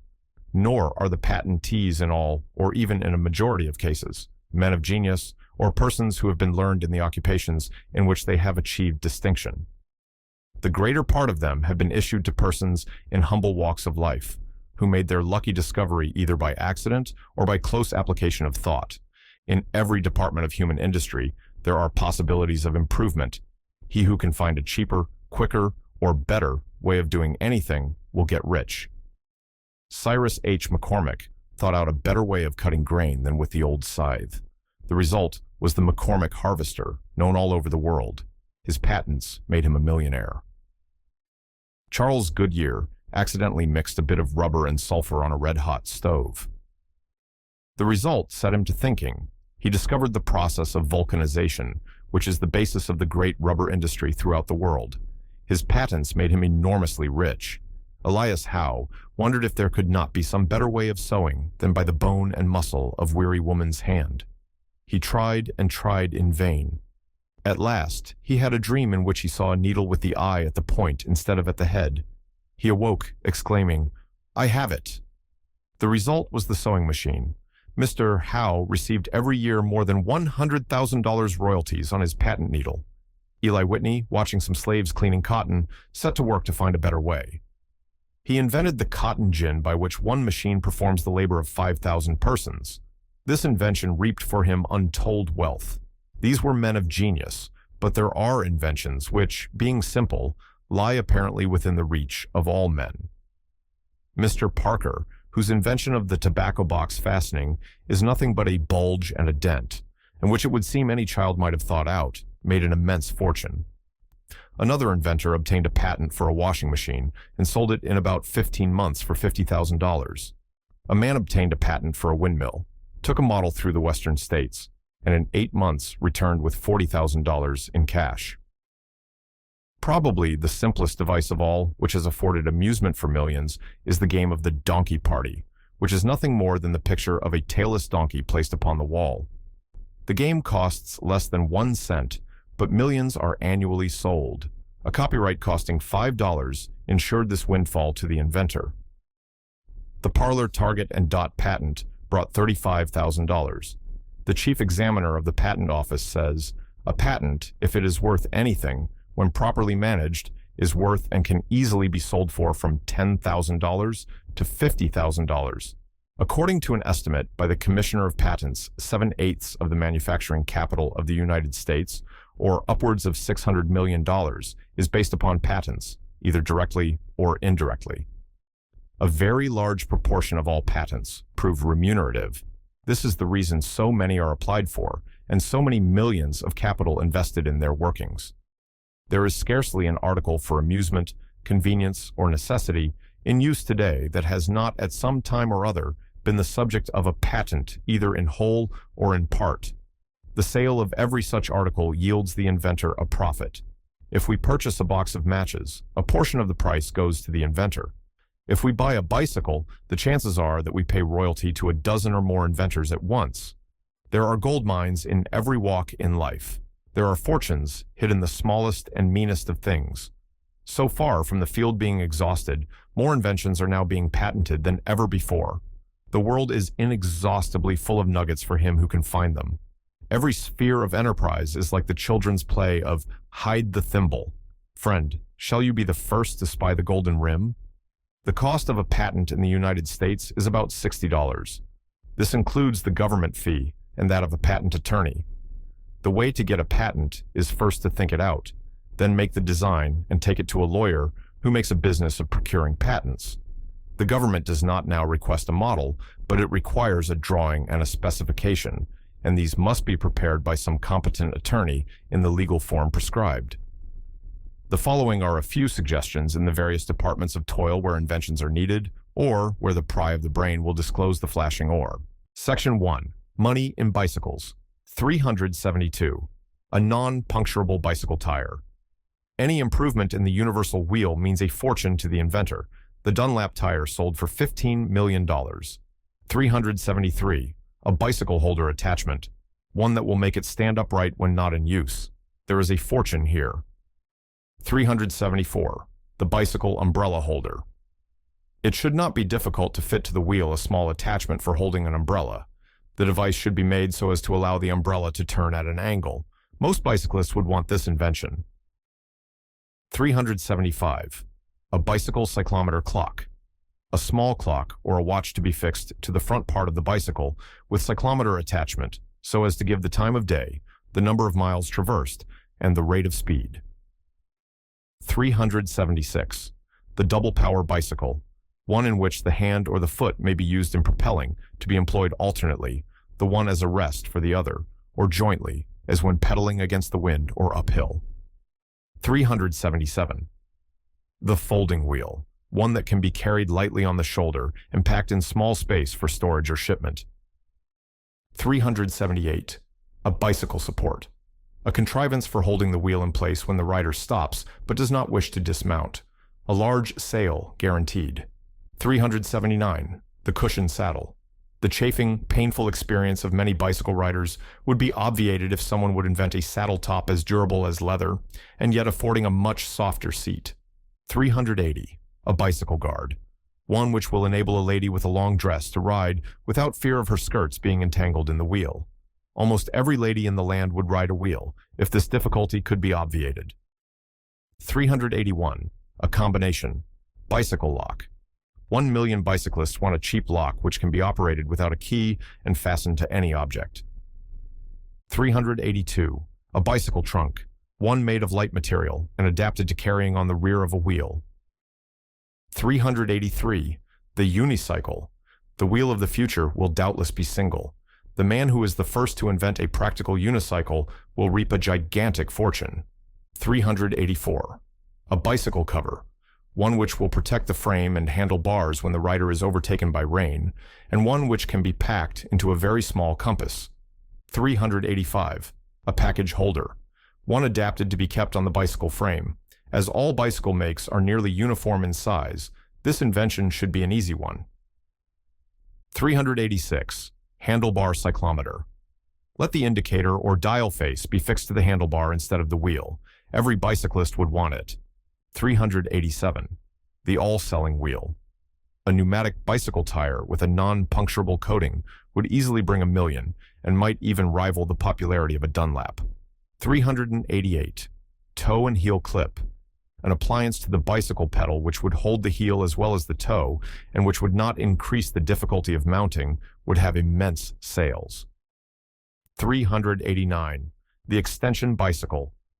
A wheel which may be made as convenience requires into a tandem or single wheel by addition or removal of parts would be in great demand. 390. A bicycle shoe. A sole adapted to be attached to an ordinary shoe and with means for retaining a hold on the pedals.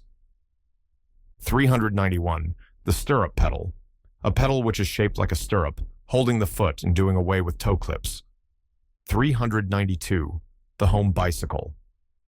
The use of the bicycle in certain hours every day has become indispensable to the health of thousands, but there are many rainy and inclement days, as well as weeks and months in the winter when it cannot be used. Invent a home bicycle by means of which one can have all the exercise of the ordinary wheel in all kinds of weather. Section 2. Money in building contrivances. 393. The ornamental floor. Ornamental floors for ballrooms, summer hotels, and all rooms where carpets are not indispensable. 394. The secure window blind. The present appliances for holding back the window blind permit it to shake to and fro, giving unpleasant noises in the night. There is needed a device that will hold it securely in place. 395. The self-locking window. Doors are made self-locking. Why not windows? Who will invent a means by which the shutting of a window at the same time locks it? 396. The adjustable blind. A mechanism by which a blind or shutter can be worked from within. A toothed wheel with crank inside the window and a connection by an iron rod with the shutter whereby the blind or shutter can be held wide open, can be closed, or held in any position whatever by simply turning a crank. 397. The dollar door closer. The automatic door closer made the inventor rich, but it is expensive. We want a door closer that can be fastened to every door and sold as low as $1. 398. Sectional window. A window built in horizontal sections of 2 or more with a spring or casing to hold it up, much cheaper than weights. 399. Adjustable storm door. Devise a simple door which can be readily brought into place in time of storm and which will be unnoticed or not seem unsuitable when not needed. 400. A hinge lock. A hinge which operates as a lock when the door is closed and can only be opened by a key. Operated the same as a spring lock, but with less mechanism. 401. The double window. Here is a plan for window ventilation. It is the idea of a French physician, but he has not patented it.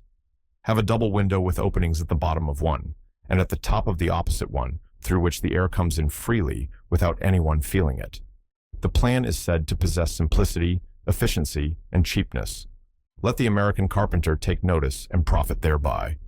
402. Hot blast furnace. A small hot blast furnace for drying walls.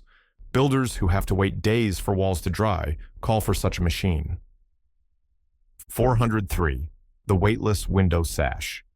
When the window can be opened, the desired width, and kept there without the aid of a rope that finally breaks and involves trouble and expense, a great want will be supplied. 404. A floor cover. Carpets are expensive. Matting is not elegant. Discover something in place of both, cheap and ornamental, and you will reap one of the richest financial harvests of the century. 405. Sash balance. A system by which the force which holds the lower sash up may exactly balance the force which holds the upper sash down, both sashes being opened at the same width, and thus ensuring both the outflow of impure air and the inflow of fresh. 406. Painting machines. Why may not painting as well as so many other modern arts be done by machinery? Something on the order of the garden hose and spraying nozzle could do the work of the painter more rapidly, cheaply, and with less risk of life and limb. Inventors, give us a painting machine. 407. The pneumatic water tank. Instead of the unsightly water tank on the top of isolated buildings or country dwellings, with its liability of leakage and destruction of property, why not have a water tank in the cellar operated by means of compressed air? By being placed in the cellar or underground, there would be the additional advantage of having the water drawn cool and fresh. In winter also, it would be much better protected from freezing than when placed on top of a building. Someone will find money in a pneumatic water tank. 408. The wood pulp floor. Floors have been accused of great sins. If the timber is not thoroughly seasoned, they warp. If the boards are not properly laid, they creak, and the cracks are all at times filled with injurious dust and dangerous germs. Why not invent a wood pulp floor which shall have no warps and no cracks and no creaks? Dry the pulp to powder to facilitate transportation. Mix with a small amount of cement to increase the resistance of the floor, and then after making it a gelatinous mass, pass it between rollers. When dry, paint it to imitate oak or other wood. Besides avoiding all the inconveniences and annoyances of the ordinary floor, it will be soft to the foot, and though somewhat more expensive than the entire boards, it will yet be the floor of the future in all comfortable homes. Section 3. Money in the kitchen. 409. The cheap washer.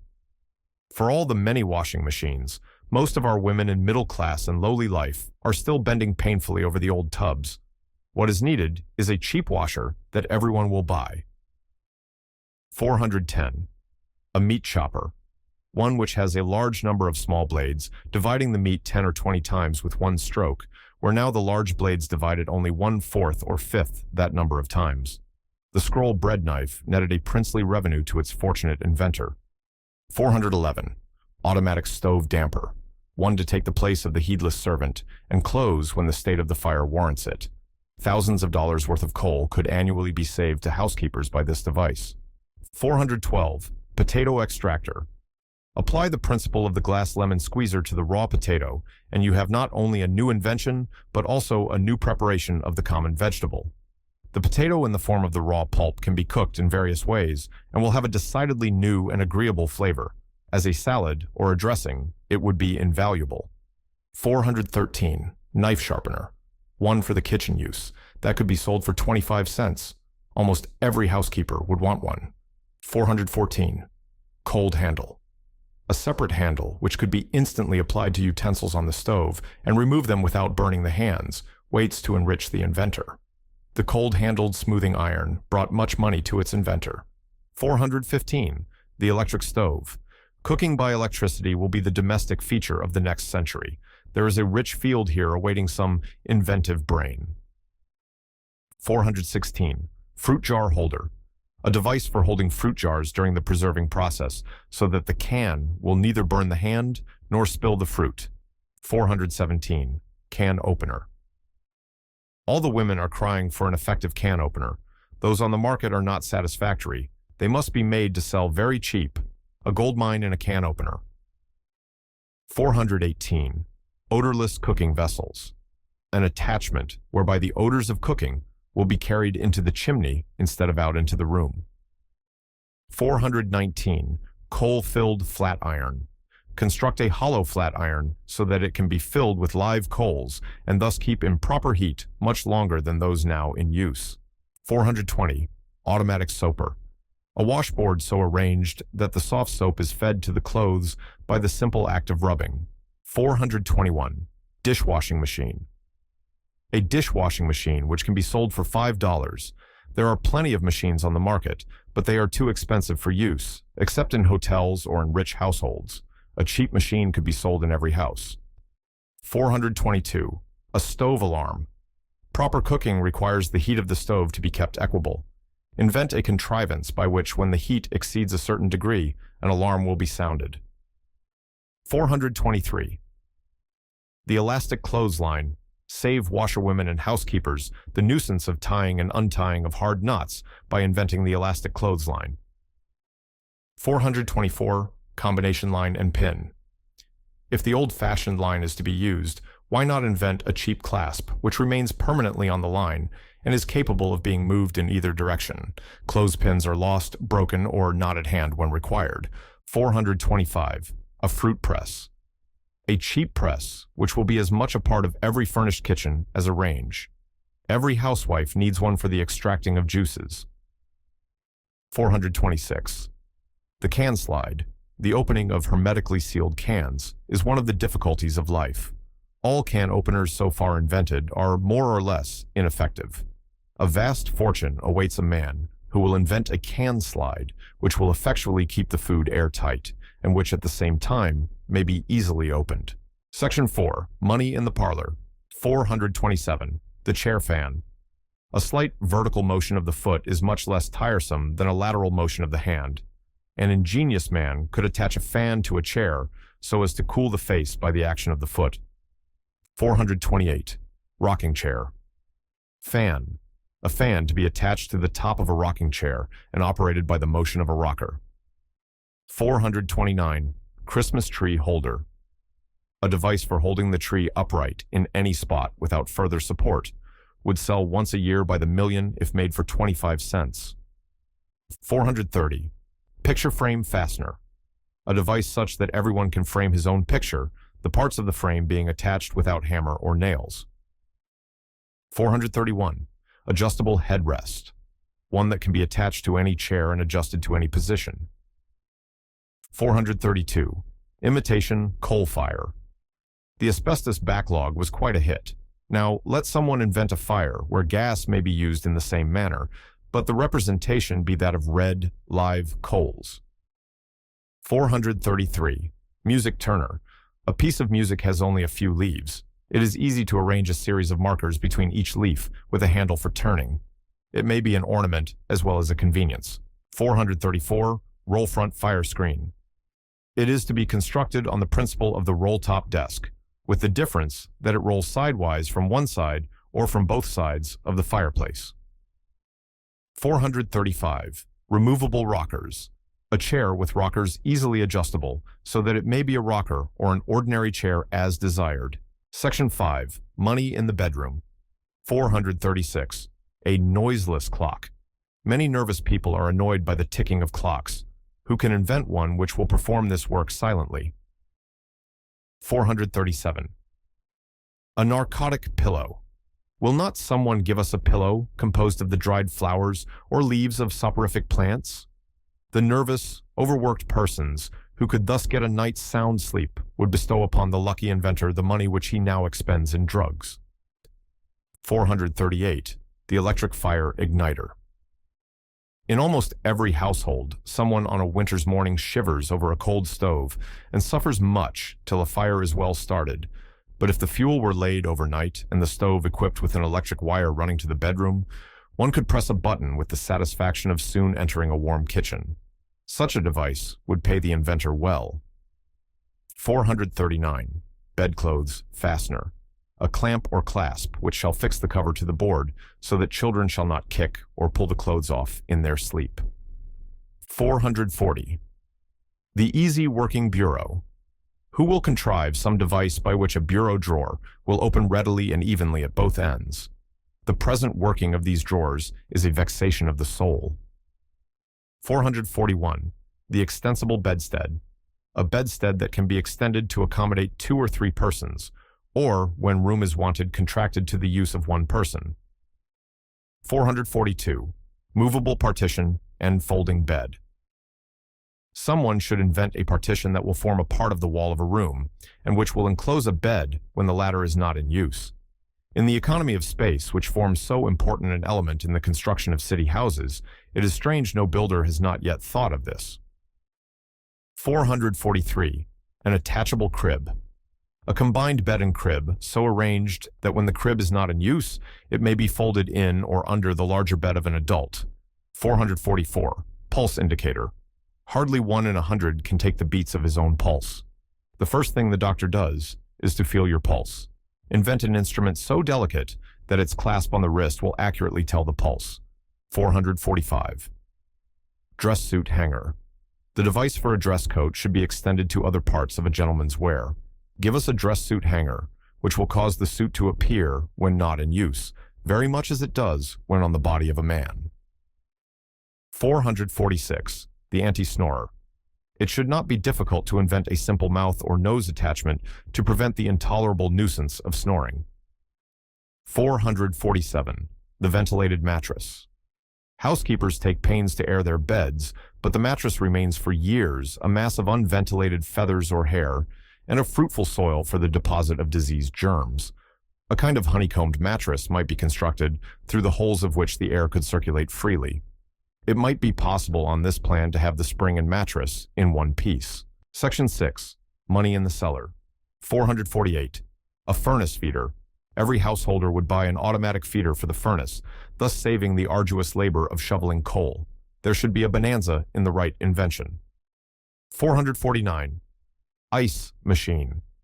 The study of the large ice machines now in use, with a view to produce one on a scale so small and cheap as to be introduced into every household, has boundless possibilities of wealth for a fertile-brained inventor.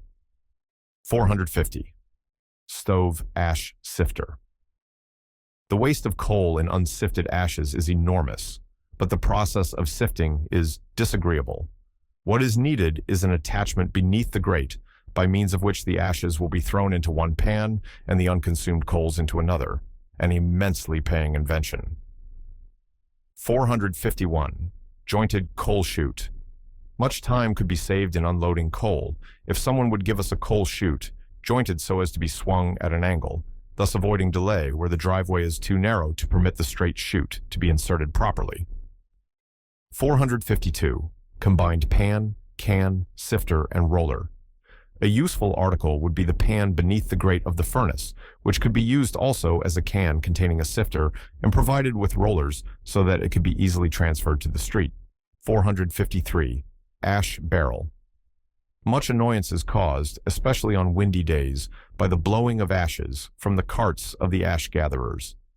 This might be avoided by the construction of a patent ash barrel, which could be transferred to the cart in exchange for an empty one, on the same principle as oil cans are exchanged by the vendors. Section 7. Money in the library and schoolroom. 454. A paper binder, one that will bind newspapers and other periodicals, and which can be sold for 25 cents. Those on the market are too expensive. 455. The correspondence desk. A desk with compartments specially arranged for correspondence would save much time and annoyance on the part of letter writers. Paper, pen, ink, envelope, postage stamp, answered letters, letters requiring immediate reply, and letters which require time for consideration would then be relegated to the most fitting place and be available when wanted. 456. Book duster. There is needed some simple attachment to a bookcase, whereby the dust which has gathered on the books may be quickly removed when one wishes a volume without soiling of the hands.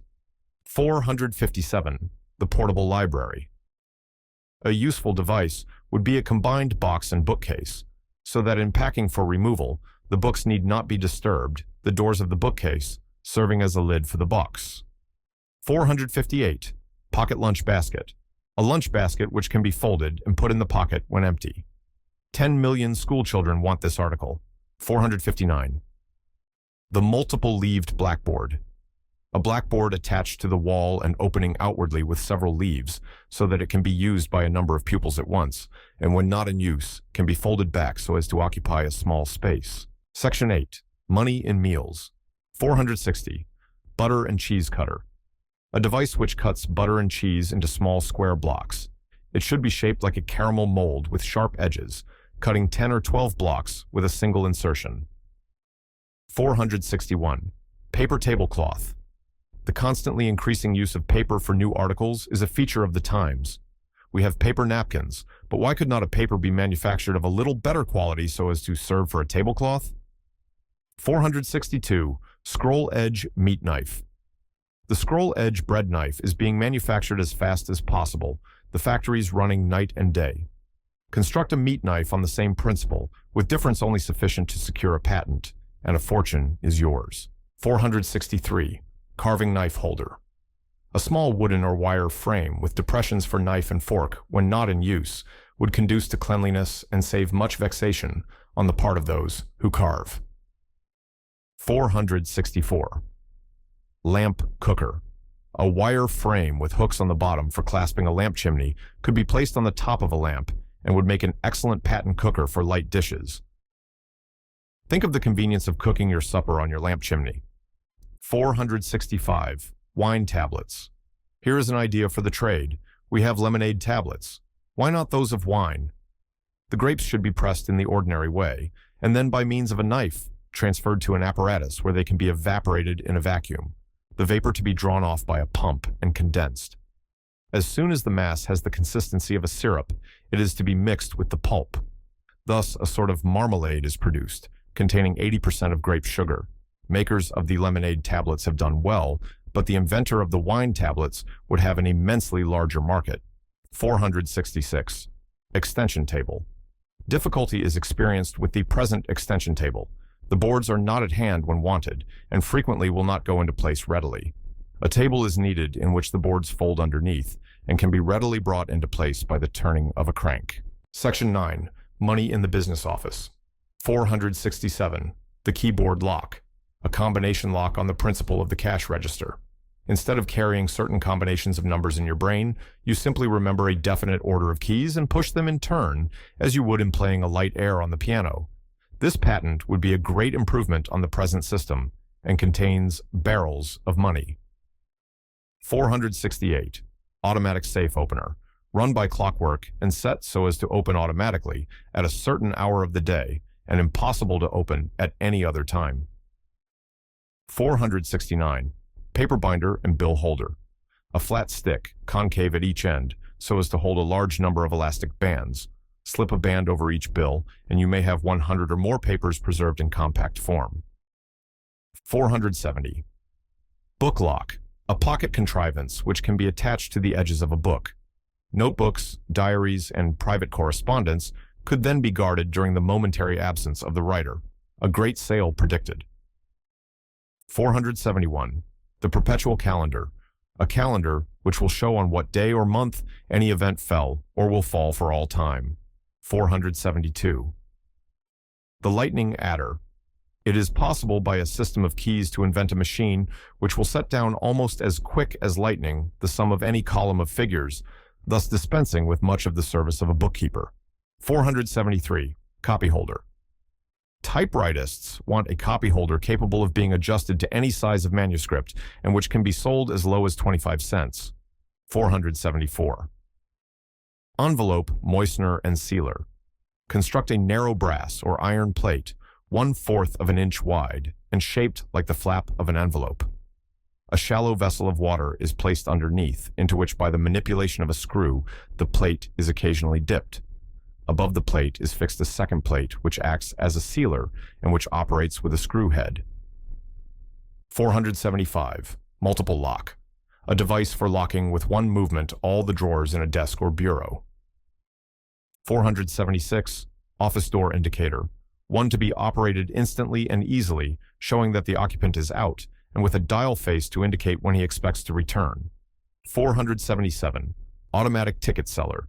It is entirely feasible to have an automatic ticket seller which will both date and deliver tickets.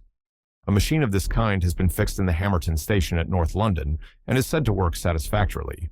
But there is room for improvement on the part of brainy inventors. 478. Perforated stamp.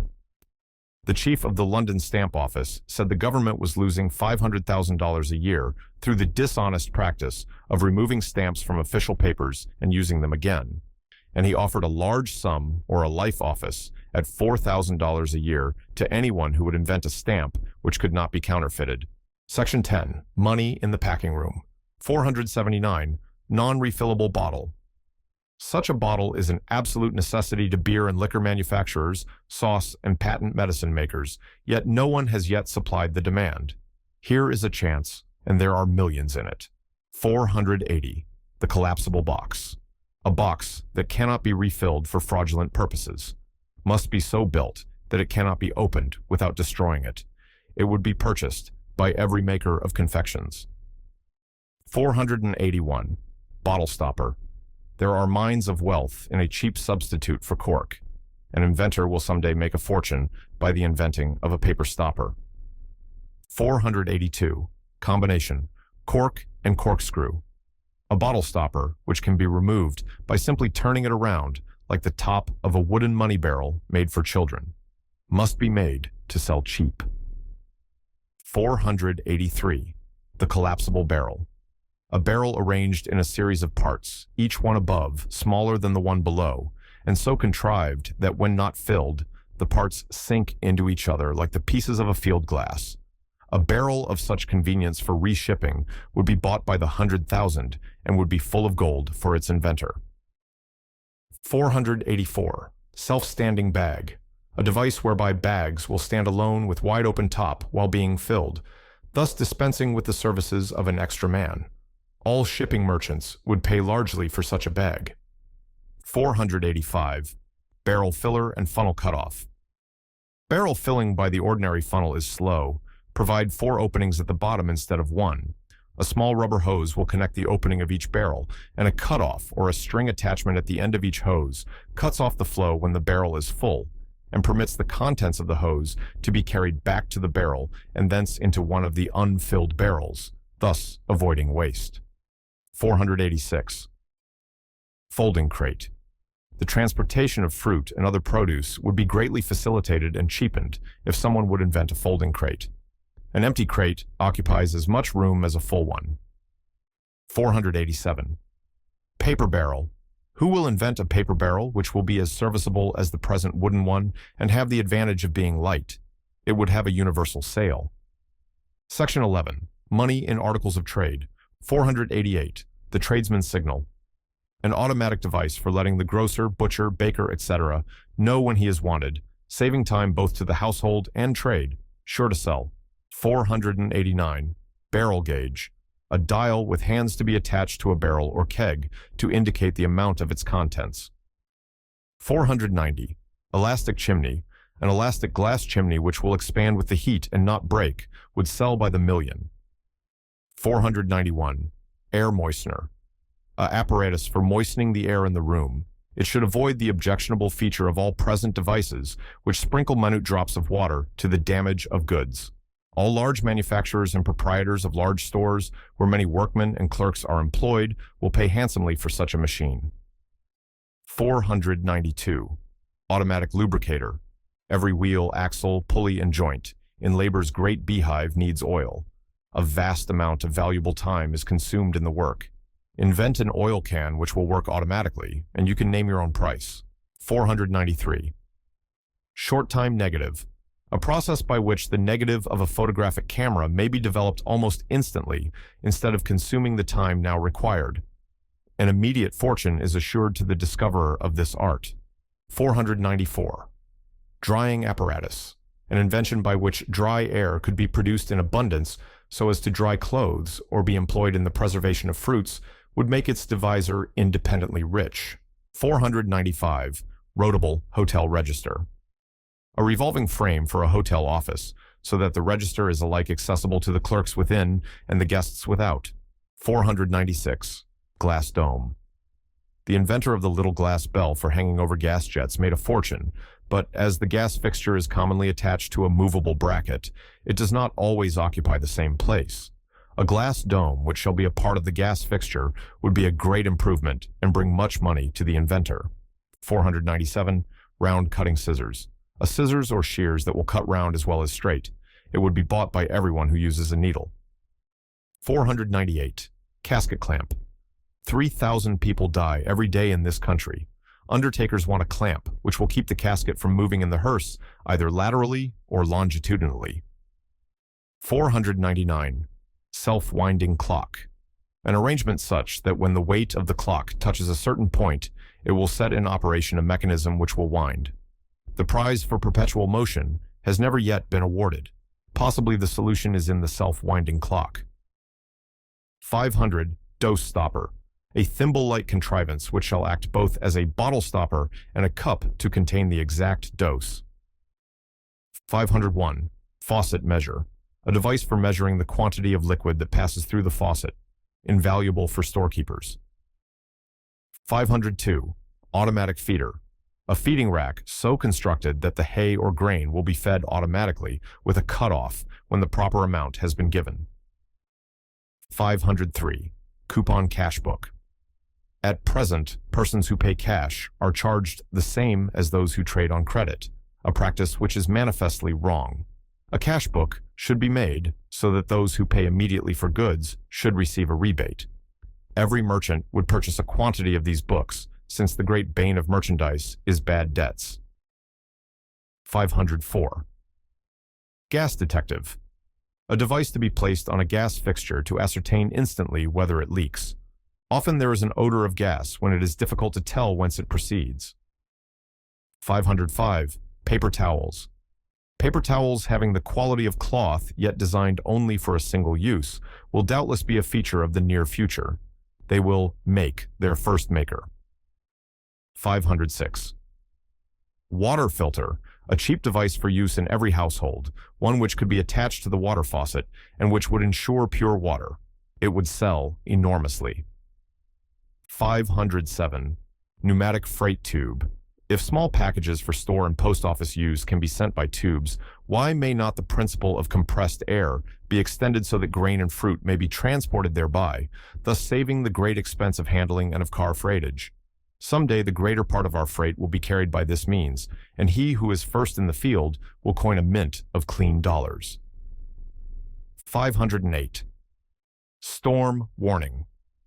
Apply the principle of the barometer to a large glass globe placed on the top of a public building, by means of which the contained liquid shall be colored red on the approach of a storm, or construct an instrument which will give forth a sound when bad weather is to be feared. Such an invention would be wanted everywhere. 509. Heat governor.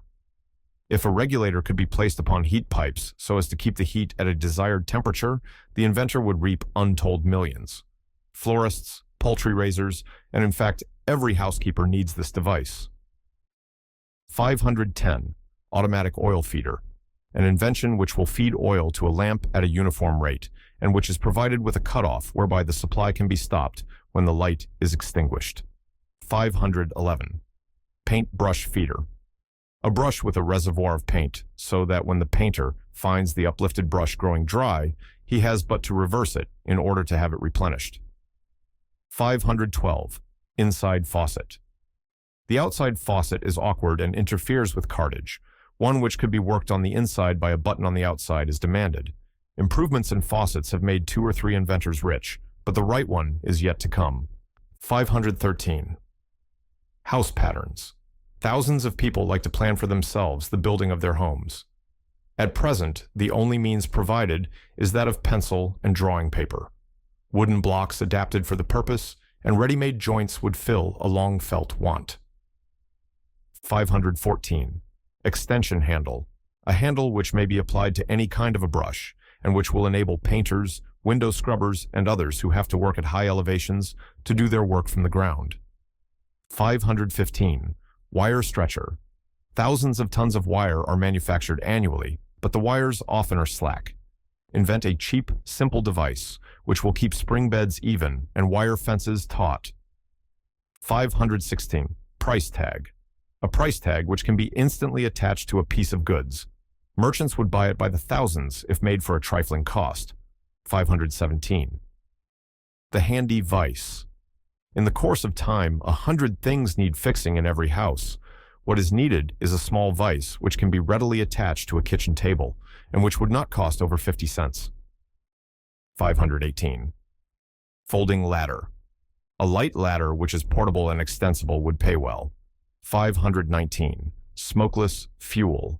A kind of kindling which will be as ignitable as wood, but which will not smoke. The inventor will have money to burn. 520. Finger ring gauge. A cylindrical piece of metal to which are loosely attached a number of rings of the same material, serving as a gauge to measure the finger, each ring differing from the others by a slight fraction. 521. Laundry bag. Hotel keepers want a bag adapted to the carrying of washing so as to avoid the unsightly baskets of washerwomen. A large ornamental bag should be constructed with compartments for different kinds of wearing apparel. 522. Sole cement. A cement which could take the place of pegs, nails, and threads in the manufacture of shoes would revolutionize the trade and make money for the patentee. 523. Goods exhibitor. On an upright column, attach a number of steel or wooden rods, radiating like the spokes of a wheel, and made to turn by clockwork machinery. 524. Shoe stretcher. A metal frame made adjustable to any shoe by having its parts extended or depressed and worked by a tiny crank. The extension of the frame when the crank is turned stretches the shoe. 525. Cork ejector. A simple means by which the cork can be ejected from within would supplant all prevalent methods and bring wealth to the inventor. 526. Lemon squeezer. A squeezer of a new type, having a tongue to pierce the fruit and making a hole just large enough for the juice to be extracted by the squeezer, but not large enough for the pulp to escape. The only squeezer which presses the lemon without cutting it in half. The inventor of the glass lemon squeezer made a large fortune. 527. Spring wheel. A wheel with inner and outer rim, and the space between filled with springs would afford much easier riding than the present method. 528. The plural capsule. Capsules made so as to be divided in order that 1/2 or 1/4 the quantity can be taken. 529. The dose bottle. This might be called the neck measurer, a bottle whose neck holds exactly the dose, and an arrangement for closing the lower end of the neck when it is full. 530. Fisherman's claw. A large steel claw somewhat on the principle of a net, but with many advantages, might be invented. The claw, when opened, should cover 3 or 4 square yards of water. It closes with a spring attached to the handle. Quite as much sport in this as with the hook and line. The right article ought to have great sales. 531. Pocket scale. A little scale capable of being carried in the pocket, so as to be instantly at service in weighing small articles, would be appreciated and purchased by almost everyone. 532. Toy bank and register. There is needed for the holding of children's money a bank with a device attached for registering the amount which it contains. A cheap device of this kind would be a great improvement on the present toy bank. The inventor of one of the principal banks for children now in use is said to have made $500,000 out of his invention. 533. The paper match. The time-honored scheme of rolling up a piece of paper and using it for a lighter could be utilized by an inventor in the manufacture of matches, says the National Druggist. The invention would revolutionize match manufacturing because the wood for this purpose is constantly growing scarcer and more costly. The matches would be considerably cheaper than the wooden ones, and also weigh less, a fact which counts for much in the exportation. 534. Illuminated type. Here is an idea which, if properly worked, ought to put the inventor on the high road to fortune. Why could not our newspaper type, by the use of phosphorus, after the manner of the illuminated watchdial, be illumined so that the print could be read in the dark? Illuminated type may be a newspaper feature of the coming century. 535. Paper bottles. If a paper bottle could be made as serviceable as glass, its many other advantages would make it an El Dorado for the inventor. Its lightness in transportation and its freedom from breakage would cause it to come into general use, especially on shipboard, where bottles are constantly broken by the roll of the vessel. Would such an invention be hailed with joy? 536. The paper sail.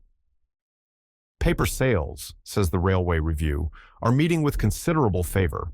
They are cheaper than canvas sails, and they are soft, flexible, and as unterrible as the original article. There is room for invention here. Treated with the proper solutions, it may be that paper will entirely displace cloth in the wings of our ships. Section 12. Money in the street. 537. Street sweeper.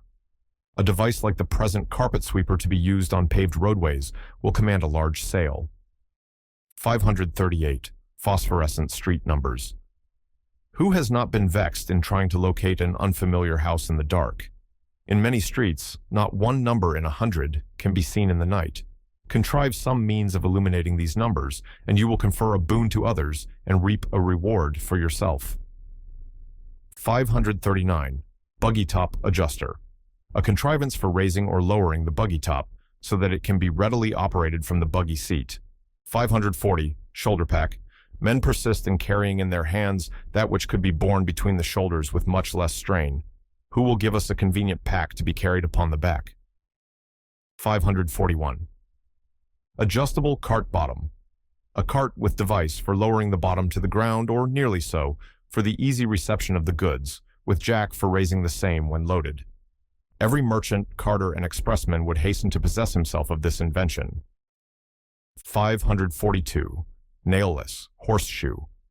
A rubber shoe, which can be easily adjusted to a horse's foot without nails. The advantages would be many, and the sales numerous. 543. Elastic ring. An elastic ring for hitching horses. One with snap buckle for opening so as to receive both the bridle and the object to which it is to be attached. As the ring is elastic, it will fit any hitching post or tree. It would be welcome to everybody who owns a horse. 544. Heel cyclometer. An indicator fixed in the heel of a boot or shoe so that each step records itself, and by which the pedestrian is enabled to tell the distance he has covered. 545. Whip lock, a cheap device to be placed in the whipstock of a carriage for securing the whip against theft. If it could be sold for 10 cents, every driver would have one. 546. Rein holder, a contrivance attached to the dashboard in which holds the reins securely in position and prevents them from being switched under the horse's tail. 547. Automobile. The horseless carriage is sold at prices ranging from $1,800 to $3,000.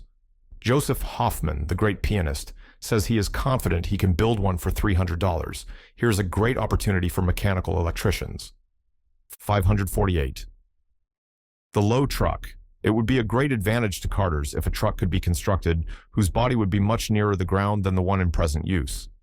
Great expense as well as expenditure of muscle would be saved if by some arrangement the cart body could be as low as 18 inches from the ground. 549. Automatic horse fastener. The man will make a fortune who can devise some means whereby the rider can fasten his horse and unfasten him without alighting from the vehicle. 550. The foot cycle. Persons who know the ease and exhilaration of skating as compared with walking will be interested in an effort to invent a foot cycle which will do for the foot on the ground what the skate does on the ice. The roller skate does this in a measure, but it is adapted to hard surfaces only. What is needed is something in the order of a miniature bicycle, a machine capable of going over surfaces hard and soft, in fact, a sort of bicycle skate. Here is vast room for a fertile inventor. Section 13. Money in farming contrivances. 551. A corn cutter. A machine to run between the rows and cut the stalks on each side would sell to every farmer, and there are 4,565,000 farmers in the United States. 552. Frost protector. A chemical combination whose product, when ignited, is chiefly smoke. All farmers suffer from late and early frosts. They would pay liberally for a smoke producer, which would protect their crops, for it is known that a very little smoke acts as a mantle to keep off the frost. They should be made cheap, so that 100 might be placed to the acre. Farmers are the most numerous class of people, and fortunes await those who can invent anything for their benefit. 553. A farm fertilizer. Wanted. A fertilizer more powerful and less bulky than those in use. We have condensed meat extracts for the table. Why not better condensation of food for the farm? Chemists will find no better paying employment for their brains than in this direction. 554. A postless fence. For posts, substitute a windlass at each corner of the field so as to keep the wires taut.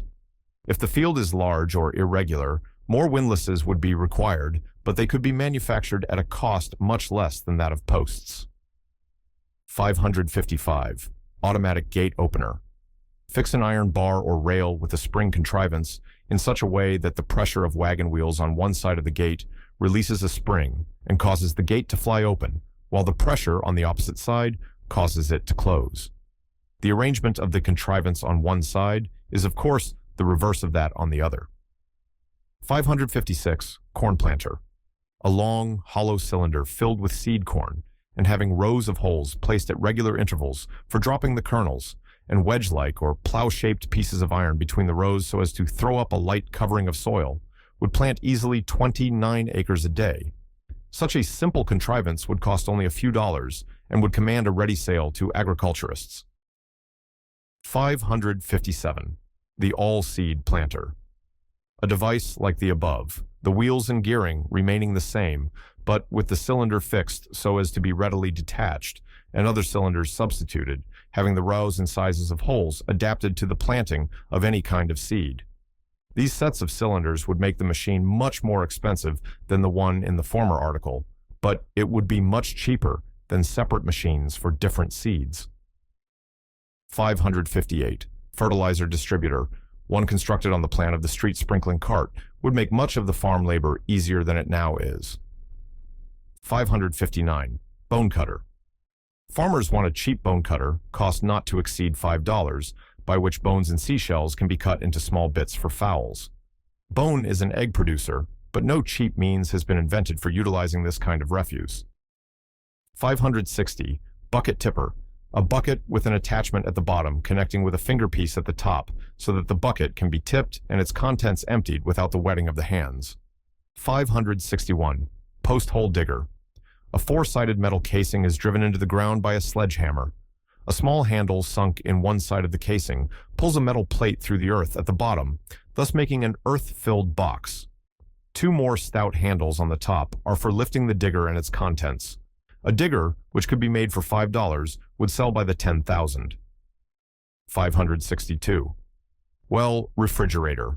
Farmers often keep articles in the well, but if an accident to the rope occur, the articles of food are often spilled, thus spoiling the water in the well and entailing great annoyance and expense. Invent a way by which a well may be a safe icebox. 563. Multiple dasher churn.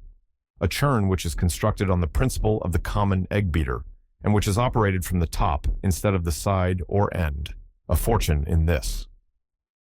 564. Fruit picker. An open bag fixed at the end of a long pole with a shears operated by a string in the hand of the picker. 565. Portable fence. A fence in which the posts are made of steel or iron, 2 inches in diameter, and tapering at the end, so as to be readily driven into the ground. Such a fence may be carried in a wagon and set up anywhere in a few minutes. 566. Poultry drinking fountain. A round wooden dish with a large cone occupying the central space, except the narrow channel near the rim. This will prevent the fowls from getting their feet in the water and fouling it, while at the same time the cone is a reservoir of supply. There should be a faucet allowing the water to drip slowly so as to keep the channel filled. 567. Poultry perch.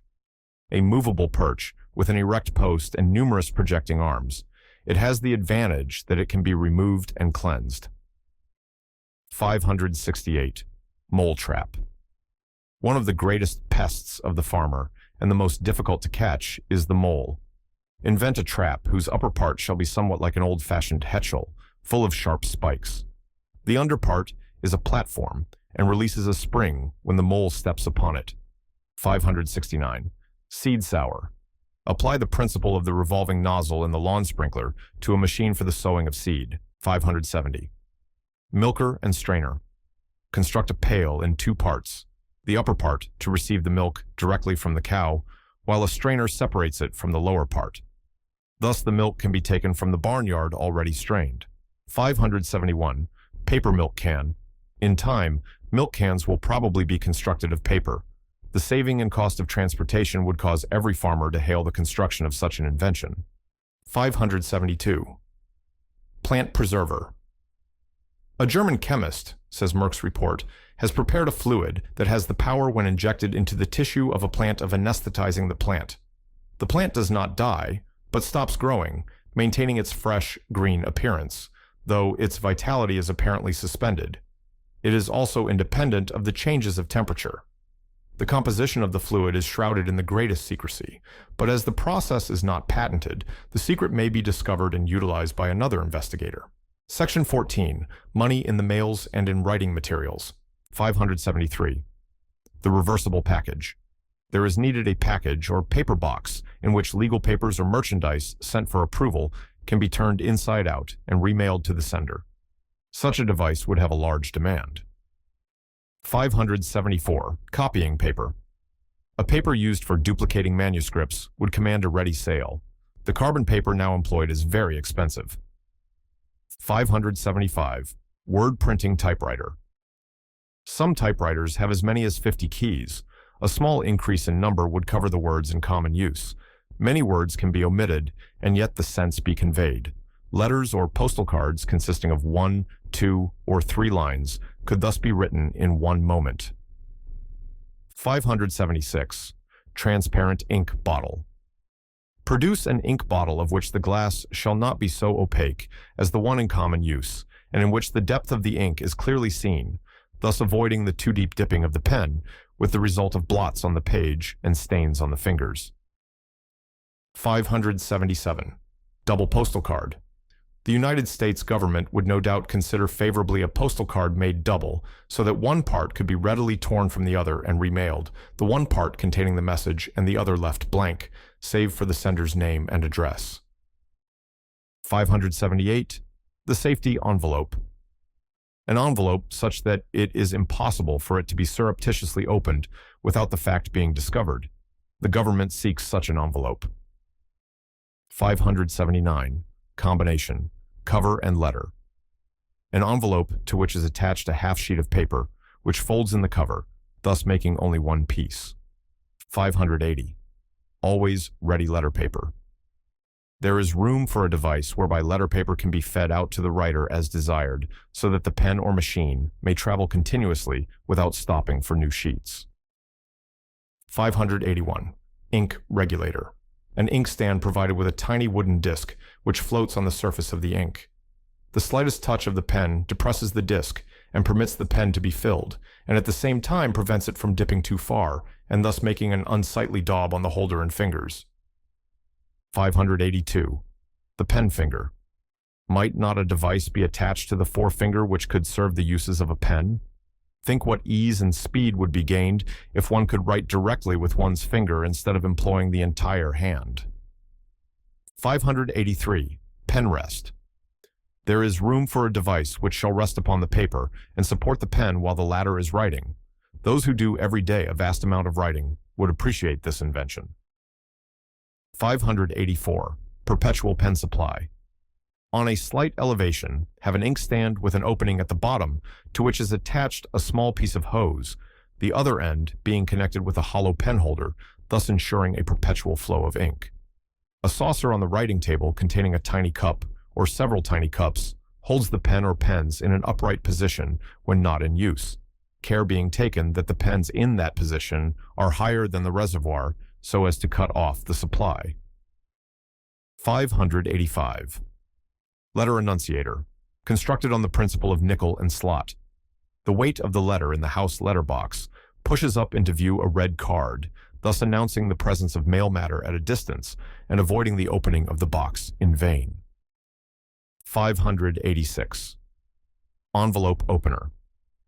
Most people open envelopes at the end, often with trouble and awkwardly, but almost every envelope has one of the flaps a little loose near the corner.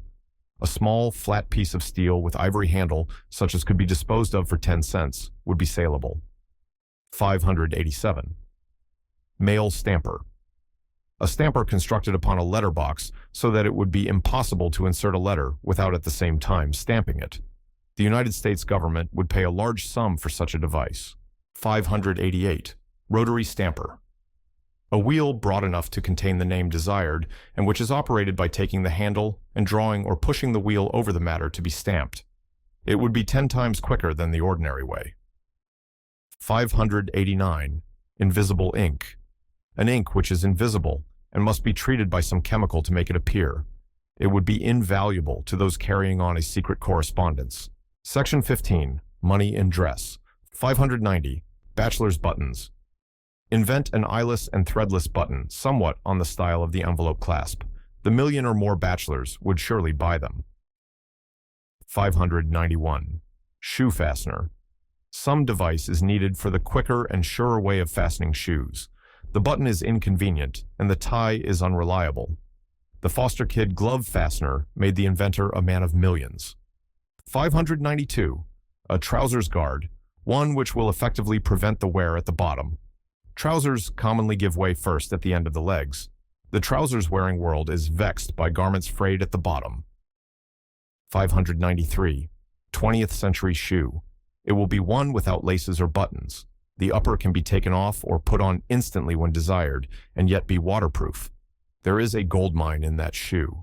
594. Combination, tie, and collar. A time saver which can be adjusted instantly, and yet be separable when desired. You would not have lost the train, but for the delay in fixing your collar and tie. Thousands of minutes saved every day mean as many thousands of dollars in the pockets of the fortunate inventor. 595. Spring hat. Not a hat to be worn only in the spring, but a hat with a padded spring on each side, so that it will fit closely in all kinds of weather, and whether the hair is long or short. 596.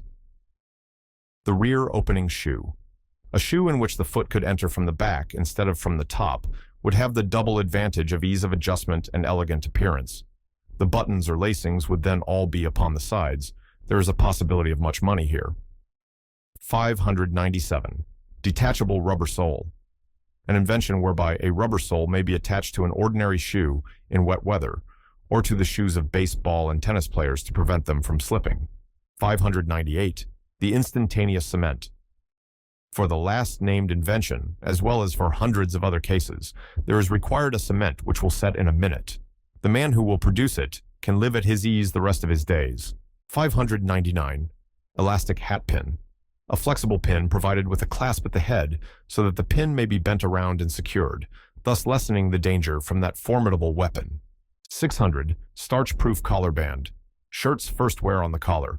Millions of otherwise perfectly sound garments have to be thrown away because the collar band is worn out by the use of starch in ironing. Here is the inventor's opportunity. 601. Dress shield. Ladies are often inconvenienced in keeping their dresses out of the mud, both hands being occupied. A dress shield attached to the dress does the work. 602. Sleeve holder. An elastic cord passes between the fingers with a grip at each end for holding the sleeve of a coat while an overcoat is being donned. 603. The convertible button. The button, which can be so contrived as to be made into a flower holder when required, would have an unlimited sale. 604. Paper clothing. Many of the Japanese wear paper clothing. The idea might be extended to warm climates and in the summer season to our own climate. Will not the time come when we shall hear of Moses's patent paper trousers and Isaac's patent paper coats? Section 16. Money in personal conveniences. 605. The pocket umbrella. Few things are in more common or universal use than the umbrella, and yet what a cumbersome, awkward thing it is. Who will invent one that can be folded, packed, and pocketed? A Mr. Higgins, by the invention of the sliding thimble for umbrellas, received $100,000 cash as royalties on his patent. A pocket umbrella should realize for its inventor much more than that. 606. The million match. A slow-burning match, which will burn 4 times as long as the ordinary one. Such a device contains $1 million, for it would drive all other matches out of the market. A Hungarian named János Irényi, the inventor of the lucifer or phosphorus match, sold his patent for $3,500. 607. Fingernail parer. A fine blade, especially adapted to the rounded shape of the fingernail. It may be attached to an ordinary penknife. 608. The watch pad. A small watch set in the center of a square pocket pad so that the engagements for the day may be marked upon a paper opposite the time fixed. The pad should have a sufficient number of leaves to last a month or more. When all have been torn off, the watch can be attached to a new pad. 609. Pocket bill holder. Within a flat leather case, suitable to be carried in the pocket, construct a device for holding bills for collection on one side and for bills for payment on the other. Every businessman wants it. 610. Extension umbrella. An umbrella capable of extension in one direction so as effectually to shelter 3 persons. It must be made on a radically different plan from the kind now in use. 611. Portable desk. A desk which can be conveniently carried under the arm, hung upon a nail when it is not desired for use, and in unfolding presents a stand and all the materials for writing. 612. Flower holder. A spring between the ends of pieces of wood will cause the opposite ends to press firmly together. These ends will press firmly to the lapel of the coat, and the coil of the spring will hold the stem of the flower. 613. Hat lock. A device for securely locking a hat in a public place so that it can be removed only by the owner. A coat lock also would be useful. 614. Spring shoe heel. A spring enclosed within the leather of the heel so as to facilitate walking. It would be of special aid to the sick and the feeble. 615. Self-igniting cigar. Someday an inventor will make a stupendous fortune by a cigar which can be ignited by simply rubbing the end. as a match is now rubbed in lighting. 616. Spring knife. A pocket knife in which the blade can be opened by touching the spring, thus avoiding the vexation of broken fingernails. 617. Phosphorescent key guard. A device which will serve the double purpose of covering the hole when the key is not in use and for finding the hole when the key is inserted. 618. Knot clasp. An effective clasp which will securely hold a knot. Parcels are constantly becoming untied and shoes unlaced when an effective clasp would prevent it. It must be very cheap. 619. Single match delivery. A penny in the slot machine for use in cigar stores, but operated free of cost. The machine should deliver but a single match at a time. 620. Watch head cane. A small watch fixed in the head of a cane would be a great convenience to walkers. 621. Bookcase chair. An easy chair, provided with a small rack for books on each arm, specially adapted for invalids. 622. Coin holder. A device by which coins are in sight in a traveler's purse, and by touch of a spring, he can cause to fall the exact coin he wants. Very convenient for ferries, cars, and cabs. 623. The pocket punch.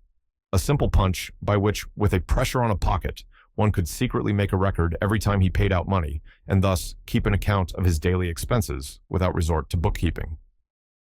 624. Mouth guard. If you can invent a mouth guard which will be both simple and ornamental and prevent contamination when drinking at public fountains or in partaking of the communion cup in churches, you will confer much favor upon the community and reap large funds for yourself. 625. Parcel fastener. A hook and eye capable of instant insertion in the wrapping of paper parcels would be sold by the million. Section 17. Money and household conveniences. 626. The warning clock. A clock which will give notice of its wants when it is nearly run down. A simple device which it should be easy to contrive and quick to sell. 627. A slot gas machine. One which will operate a certain length of time by the payment of a nickel and automatically close when the money's worth is consumed. It would be invaluable for small consumers. 628. Revolving flower stand. A clockwork device so that all plants in a cone or pyramid could get their share of a sun bath. 629. Window shade screen. The inventor would make a fortune who could devise something for windows which would be a shade or screen or both as occasion required. 630. Baby walker. A light frame mounted on 4 casters, partially supporting the baby and permitting him to propel himself in any direction. Only the 4 posts need to be made of wood. For the rest, 2 or 3 light pieces of cloth are sufficient. It should not cost over 50 cents, better at 25 cents. Every mother with a baby would want one at the latter price. 631. Detachable shower bath. Every house should be equipped with a shower bath, but few have one which can be readily attached to and removed from the supply pipe of the bathroom. A cheap article would have an almost universal sale. 632. Carpet beater. Every husband would buy a machine that would beat carpets and thus save himself that drudgery or the expense of hiring a man. 633. Carpet stretcher and fastener. Unite in one device a stretcher and fastener, thus doing away with the mischievous tack and the damage of piercing the carpet. 634. Step ladder chair. A chair so contrived that it may be thrown into a short step ladder, a greatly needed device for the house. 635. A window flygate. Apply the principle of the fly trap to the window screen. In this way, the flies in the house may pass out, but those without will not come in. 636. Double window shade. It is often desirable to shade the lower half of a window for the sake of privacy, while the upper half is left open to let in light, but the present window shade covers the wrong half of the window. Construct a shade which will be fastened to the bottom and work up to meet the other, or else a single shade which works exclusively from the bottom. 637. Folding baby carriage. One which will occupy no more room than an ordinary chair. Perhaps your ingenuity could make an article which would be a chair and a baby carriage combined. 638. A scrubbing machine. The handle just above the brush passes through a cylinder holding 2 or 3 quarts of water, the bottom of the cylinder being pierced with holes so that the brush is supplied with water. 639. Catch-all carpet sweeper. A sweeper with an appliance for running into the corners of rooms would supersede the sweepers now in use. Section 18. Money in the saving of life and property. 640. Safety shafts. A device for separating the shafts from the body of the carriage in the case of a runaway, and thus ensure the safety of the occupants. 641. Pocketbook guard. Nearly all ladies carry the pocketbook in the hand. A device should be invented for fastening it securely to the hand so that it could not be snatched by a thief. 642. Cheap burglar alarm. If you can invent an effective burglar alarm which can be sold at 10 cents per window, you will have a monopoly in that article. 643. Collapsible fire escape. One which may be folded or rolled and kept beneath the windowsill, and which, when occasion requires, may be extended by throwing the unattached end to the street. 644. Air tester. We have a barometer to test the vapor and a thermometer to test the heat. Who will make a contrivance that will test the quantity of pure oxygen in our rooms and also detect the presence of disease germs? Vast possibilities of wealth and fame open in this direction. 645. Lifeboat launcher. The 2 ends of the boat should be attached to the arm of a crane, one chain of which swings the boat clear of the ship, while another releases it from its fastenings. To the inventor, this will be Fortunatus's boat. 646. Saw-tooth crutch. Provide a crutch with teeth on the underside so that it can be used on ice or sleety pavements without slipping. 647. Elevator safety clutch. Such a clutch has recently been invented, but it acts too suddenly. What is needed is one which, in time of accident, will bring the elevator to a stop slowly. 648. Gun guard. A rubber guard for guns which will prevent their accidental discharge. 649. Pocket disinfector. One has often to go into unhealthy neighborhoods and places where disease germs lurk. A small flat can, filled with some disinfectant which could be conveniently squirted, would be not only a killer of offending odors, but also a saver of life. 650. Automatic fire alarm. Procure some substance easily melted by heat, which, when melted, releases a spring which operates an alarm bell. 651. Key fastener. A little thought, properly applied, will invent a device whereby a key in a door will be proof against a burglar's nippers, it being impossible to turn the key until the device is removed. 652. Lightning arrestor. Why has there been no improvement in the ancient, unsightly, and expensive lightning rod? This is the more remarkable, since electricity is so much better understood now than formerly. Invent a cheap means of arresting the deadly fluid and of turning it into a harmless channel. 653.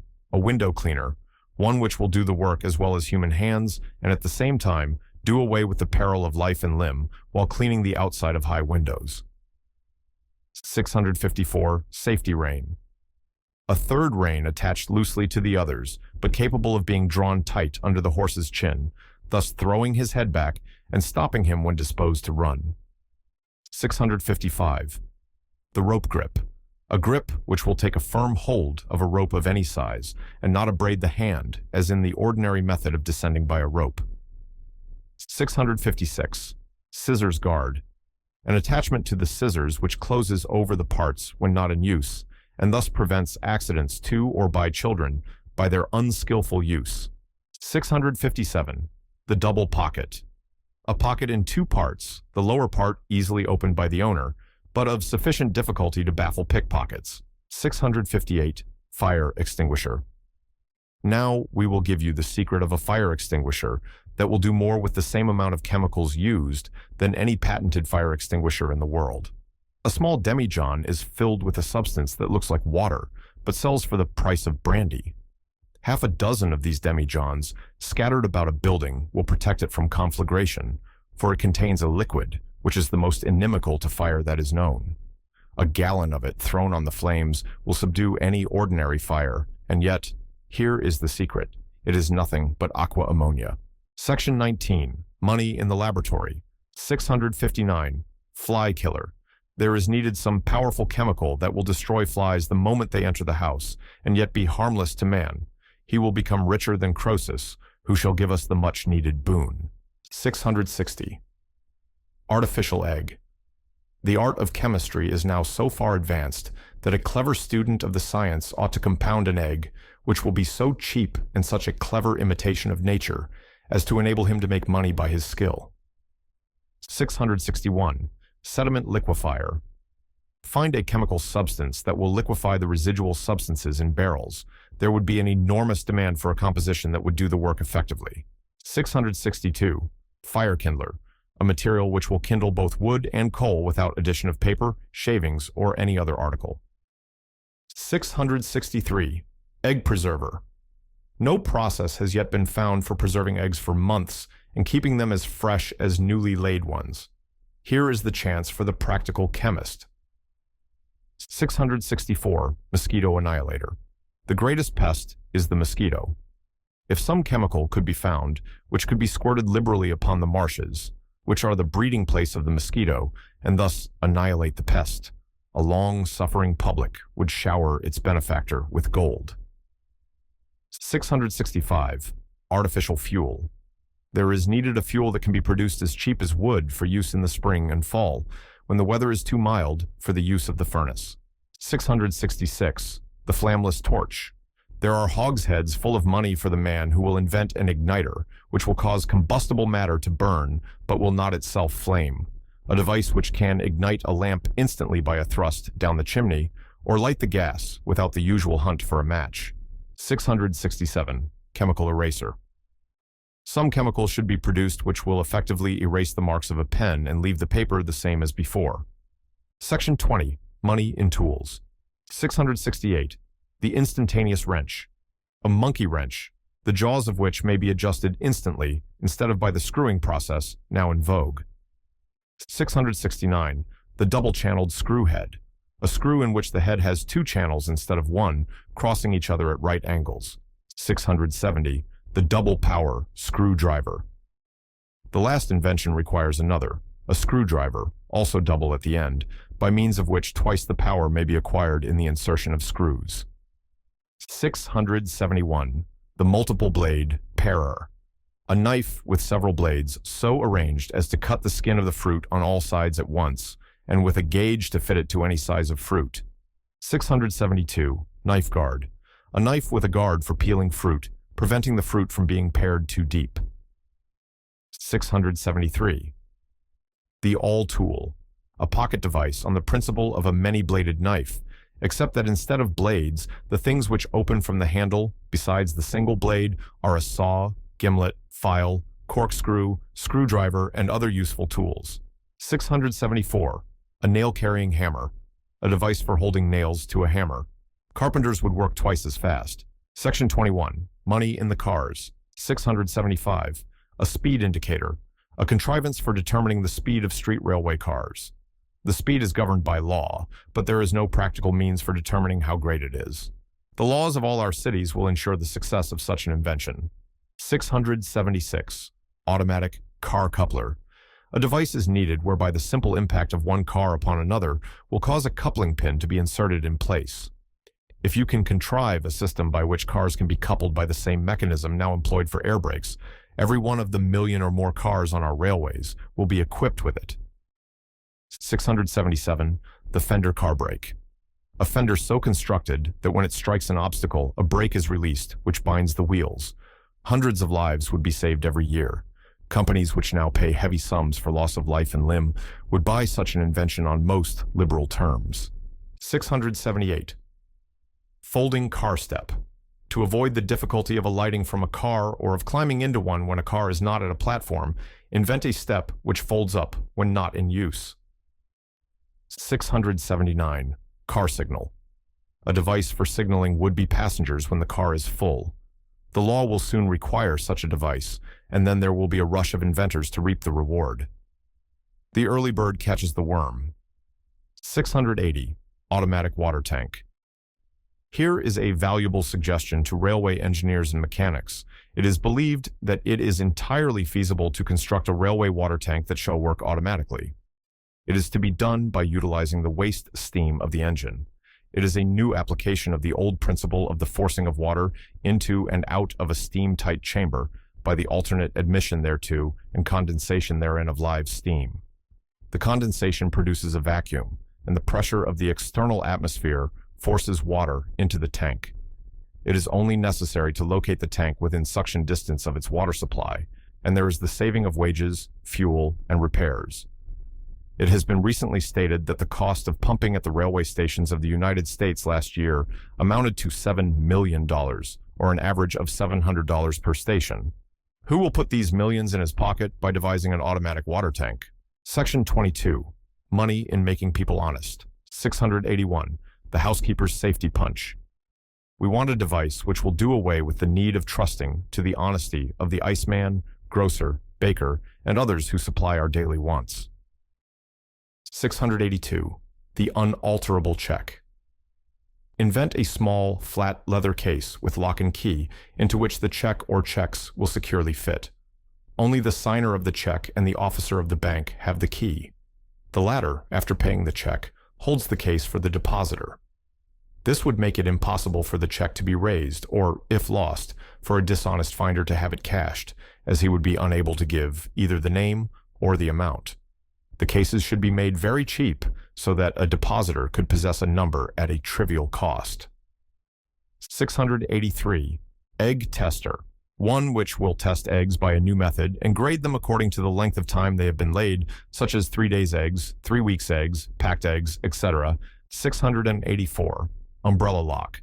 A small attachment to an umbrella which will serve as a lock when in place and will do away with the intolerable nuisance of stolen umbrellas. 685. The guaranteed box. There is sore need of a patented box guaranteed to hold exactly 1 quart. Not only do present measures differ, but the custom of dealers is not uniform with regard to a heaping or an even measure. Section 23. Money in travelers' articles.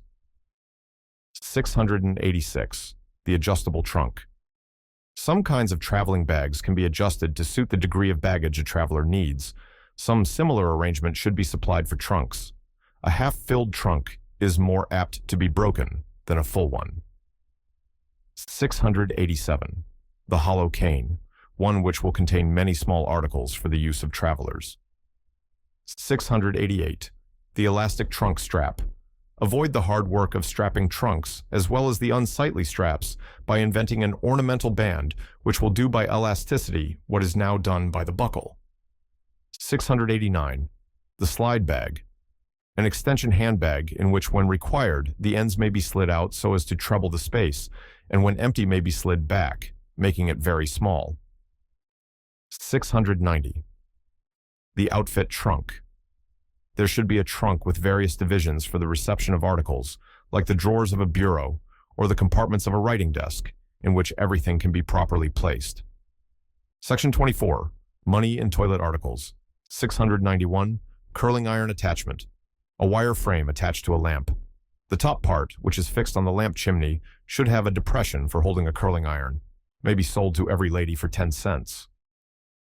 692. The hinge blacking box. Invent a blacking box with a hinge top, and thus avoid the difficulty of opening it in the old way, and also the nuisance of soiled hands. 693. The mirror hairbrush. A combined toilet article for travelers, the handle of the brush being enlarged so as to hold the comb, which is released by a spring, and the end of the brush containing a small mirror. 694. The soap shaving brush. A shaving brush with a tin casing containing soap. Turning the brush makes a lather all ready for application to the face. Very convenient for travelers. Section 25. Money in amusements. 695. The ducking stool. A game for seaside resorts. Bathers would like a large pool or tank where, by a system of planks fastened to a central post, 2 bathers could go alternately up and down, one being in the water while the other was in the air, an arrangement like the seesaw which children are so fond of. It should have sufficient capacity to accommodate a number of bathers at once, and should be as near as possible to the sea, so as to be available by persons in bathing suits who have already had a salt bath.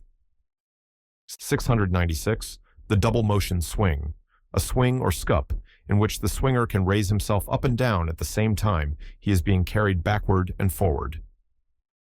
697. The folding skate. The man who will invent a skate which can be folded and put in the pocket will not only confer a boon upon millions of skaters, but will also put a snug fortune in his own pocket. 698. Bicycle boat. A boat in which the pedal movement, as used in the bicycle, is employed for driving power, and the boat is propelled in the water, somewhat after the manner that the bicycle goes upon the land. Section 26. Money in war. 699. The slow explosive. A shell that will penetrate the armor of a vessel before exploding, and not, as now, at the instant of contact. A military officer in France says that a fortune awaits the man who shall invent such a shell.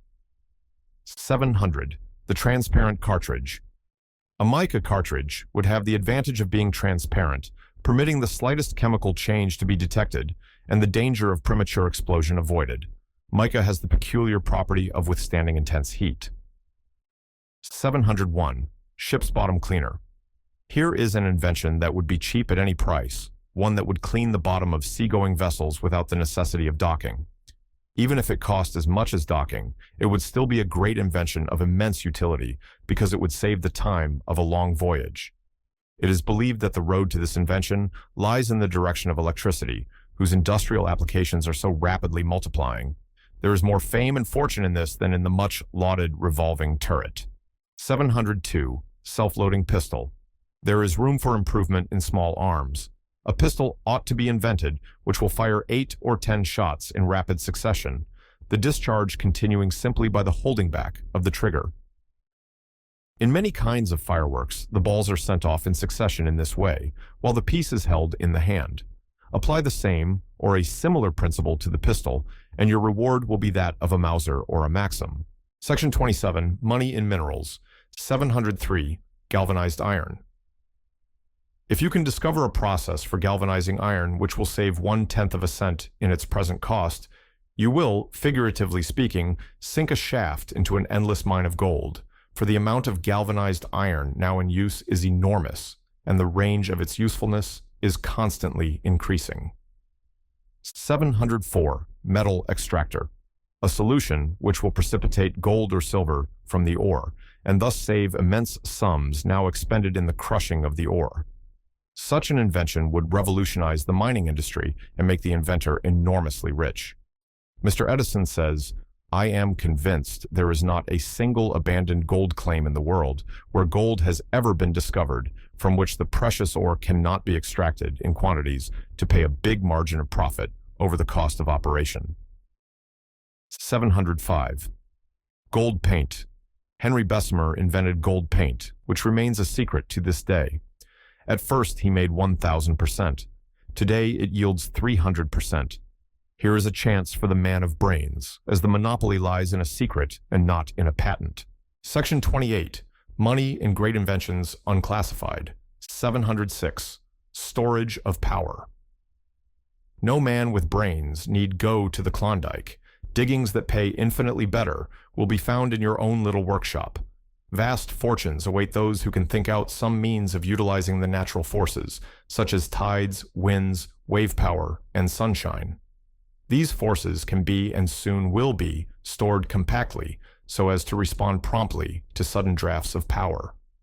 The future of the entire world's work lies along these lines, and there will be inventions and enterprises that in importance will dwarf the discovery of steam power and revolutionize the world's commerce.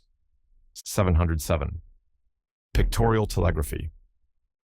One of the greatest fortunes ever made by inventors will be realized by him who succeeds in making a perfect picture by means of the electric wire. Already, inventors are at work trying to send pictures by telegraph, and some have nearly succeeded, but the first in this hot race will go to the head of millionaire inventors. 708. Solidified petroleum. Here is a fuel which, if possible, and it seems entirely so, will turn the world upside down. It is said that petroleum can be compressed into a solid, and that 3 cubic feet will represent the bulk of a ton of coal and will last combustible as long as 50 tons. Think of the immense saving to our merchantman steamboat and war vessels. Instead of 5,000 or 6,000 tons of coal, they will have only a few petroleum sticks. No invention of early or modern times contains such possibilities of economy and commerce, of revolution in means of transportation, and of limitless fortune to the lucky discoverer as this one that promises or threatens to displace coal, as yet the greatest factor in the world's progress. Here is a prize alluring enough to call out the keenest and most devoted powers of the scientific inventor. 709. Non-inflammable wood. The vast benefit of a non-inflammable wood has long been realized. As long ago as 1625, a patent for such a process was taken out in England, but the old inventors labored under the disadvantage of being ignorant of the chemical and physical qualities of wood. But the time is now ripe for a successful invention of that kind. The difficulty is to get rid of the combustible gases in the wood without, at the same time, destroying the cells. This difficulty could probably be overcome by placing the wood in a vacuum, admitting steam, and thus vaporizing the moisture of the wood, drawing off the product of the vapor. Then, if the wood should be saturated with certain salts, it would doubtless be found that the combustible gases would be destroyed and the carbonization of the wood under high heat prevented. If the process should be successful, the demand for the wood would be enormous, as it would be immediately required for all vessels, and indeed for all buildings. The possibilities of wealth from such an invention almost surpass the limit of the imagination. 710. Suction pipe. There are many delicate operations in manufacture which are now performed at great expense by hand, but which could be done better and cheaper by a gentle air pressure. The inventor of a device of this kind for spreading and shaping the tobacco leaf in cigar manufacture has his patent capitalized for $2 million, and it is paying 60% interest. Chapter 16. Money in the soil. We often hear it said that there is no money in farming.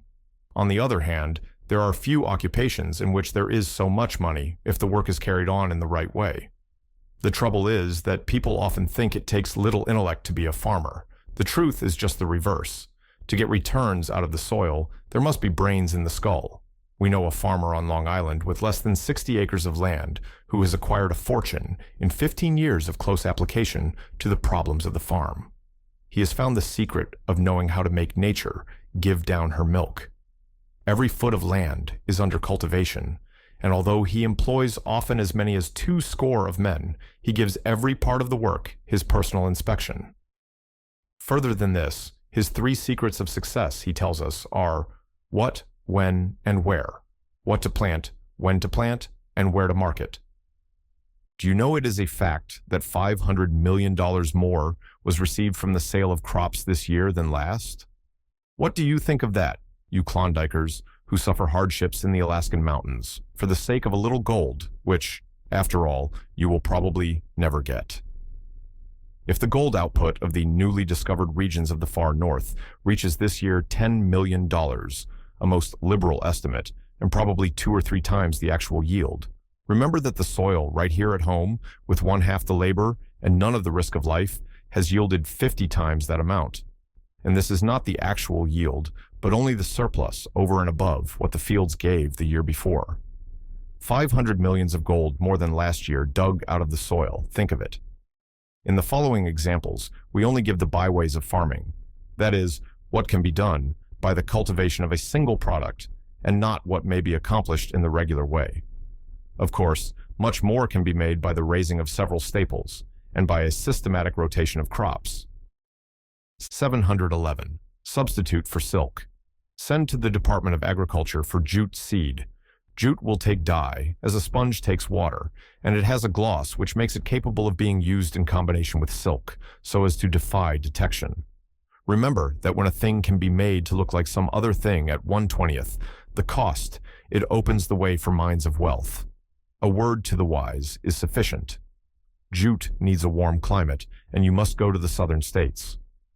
712. Washington pippins. They are known as Newtown pippins, but let us give you a secret.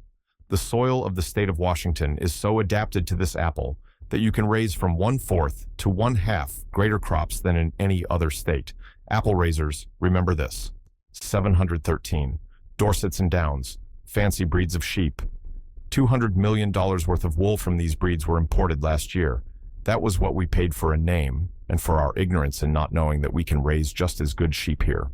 Reader, if you want a share of this $200 million, study a good book about sheep farming, purchase a few of these two famous breeds, and put the wool on the market as the genuine Dorset, for so it is. The place counts for not one atom, only the breed. 714. American cheese. Here again, we are foolishly playing into the hands of foreigners, paying $1,500,000 every year for that which can be produced equally as good and cheap at home. Everybody should know that there is no better spot on the globe for the kind of pasture that makes delicious cheese than Delaware County in the state of New York. We pay these millions to foreigners because we do not produce enough at home. But here, within 2 or 3 hours, freightage of the metropolis of the Western world, we have the best cheese-producing country on earth. 715. Business apples. We call them business apples because they will mean a good business for you if you are wise enough to undertake their culture. Go to Missouri and try the Ben Davis variety. The soil of that state is the best for that kind of apple. A man there set out 200 trees and last year sold $450 worth of Ben Davis apples. At the same rate, 1,000 trees, covering about 5 acres, should bring you $2,500. 716. Fortunes in poppies. Here is another new idea. France has caught upon it. Why may not the farmer of this country? 500,000 pounds of opium are sold every year in our drugstores, but it has been thought that the drug could only be raised in the East. This is a mistake. The French farmers sold 5 million francs worth last year. It yields a net profit of $25 an acre and requires little culture. It may yet become a rival of King Cotton in our southern states, but those who are wide awake enough to be the first in the field will reap the lion's share of this new bitter for our enterprise. 717. The capon farm. 100% capons. This is the actual experience of a raiser. He operated on 40, sent them to market, and realized $39.24. He estimates the cost of keeping at less than 50 cents each. There are few investments in which the gross proceeds are double the cost. In addition, the raising of capons may be carried on with the ordinary poultry farm. 718. Barrels of Baldwins. The home of this market favorite is northern New York and northern New England. It is a hardy tree. Apple trees commonly bear only every second year and often cease to bear altogether. The secret of success is to stir the soil and add a little fertilizer. Good Baldwins, commanding from $2.50 to $3.50 per barrel, may be raised every year with the certainty of clockwork if the owner only exercises proper diligence and care. 719. Rare rodents. Money in rats and mice. In killing them? No, in raising them. At the pet stock department, an appendage of the poultry show in New York recently, rats and mice, white or finely marked, brought all the way from $1 to $12 according to the fineness of the colors. It will be a revelation to most farmers that there is money in creatures which they have hitherto regarded as pests to be put out of the way. 720. Mortgage lifter oats. So called because a man developed a particular variety and with the sales advertised as fancy seed and bringing more than double the ordinary kind, lifted a crushing mortgage from his farm. You can develop a variety as well as he. Give it a taking name and advertise freely. 721. Record-breaking dates. A date plantation of 500 or 600 acres and capable of holding 30,000 trees can be bought for $500. The 5th year after planting the trees should bear 60,000 pounds of dates, worth at least $6,000. Pretty good return for $500. Dates are raised chiefly in South America. 722. Dollar wheat. Western farmers have contended that if they could command $1 a bushel for wheat, they could get rich. This year, their hopes have been realized. If it is, as many believe, the beginning of better times for the wheat raiser, and the cereal can be kept at that price, you have but to follow the advice of Horace Greeley and go west to become a rich man. The government will give you the land, and industry and economy will do the rest. 723. Leaf tobacco. Where tobacco can be raised, farmers have abandoned nearly every other crop. It needs a rich, warm soil and some experience in order to ensure success. But if you once learn the trade, you will hardly try to raise anything else. North of Virginia, it must be raised at the bottomlands of the rivers. Price, $8 to $10 per 100 pounds. 724. Tree nursery. The expense of a tree nursery is almost nothing beyond the first investment. Small trees before transplanting may be set 1 foot apart, and hence an acre will hold about 44,000. At 9 cents a piece, the average price, this means $3,960. Deduct for labor and expressage. The success of the tree merchant depends almost solely on his finding a market. 725. Round number onions. The round number of 1,000 bushels to the acre has been done and can be done under favorable circumstances. In a certain district in Fairfield County, Connecticut, nearly all the men are well-to-do farmers. Ask them the secret of their success, and the one reply will be onions. Here, surely, even in Rocky, Connecticut, farming pays. They get from 75 cents to $1 and 25 cents per bushel. The crop is not always a safe one, dependent upon weather conditions, but taken one year with another, the farmers do well and steadily add to their bank account. 726. Potato profits. Let us see what can be done with potatoes. In a prize contest, recently, the average per acre was 465 bushels. The highest was 975 bushels. The price per bushel was from 60 to 66 cents. The next profit was on the average $260 per acre, and in case of the highest, was about $500.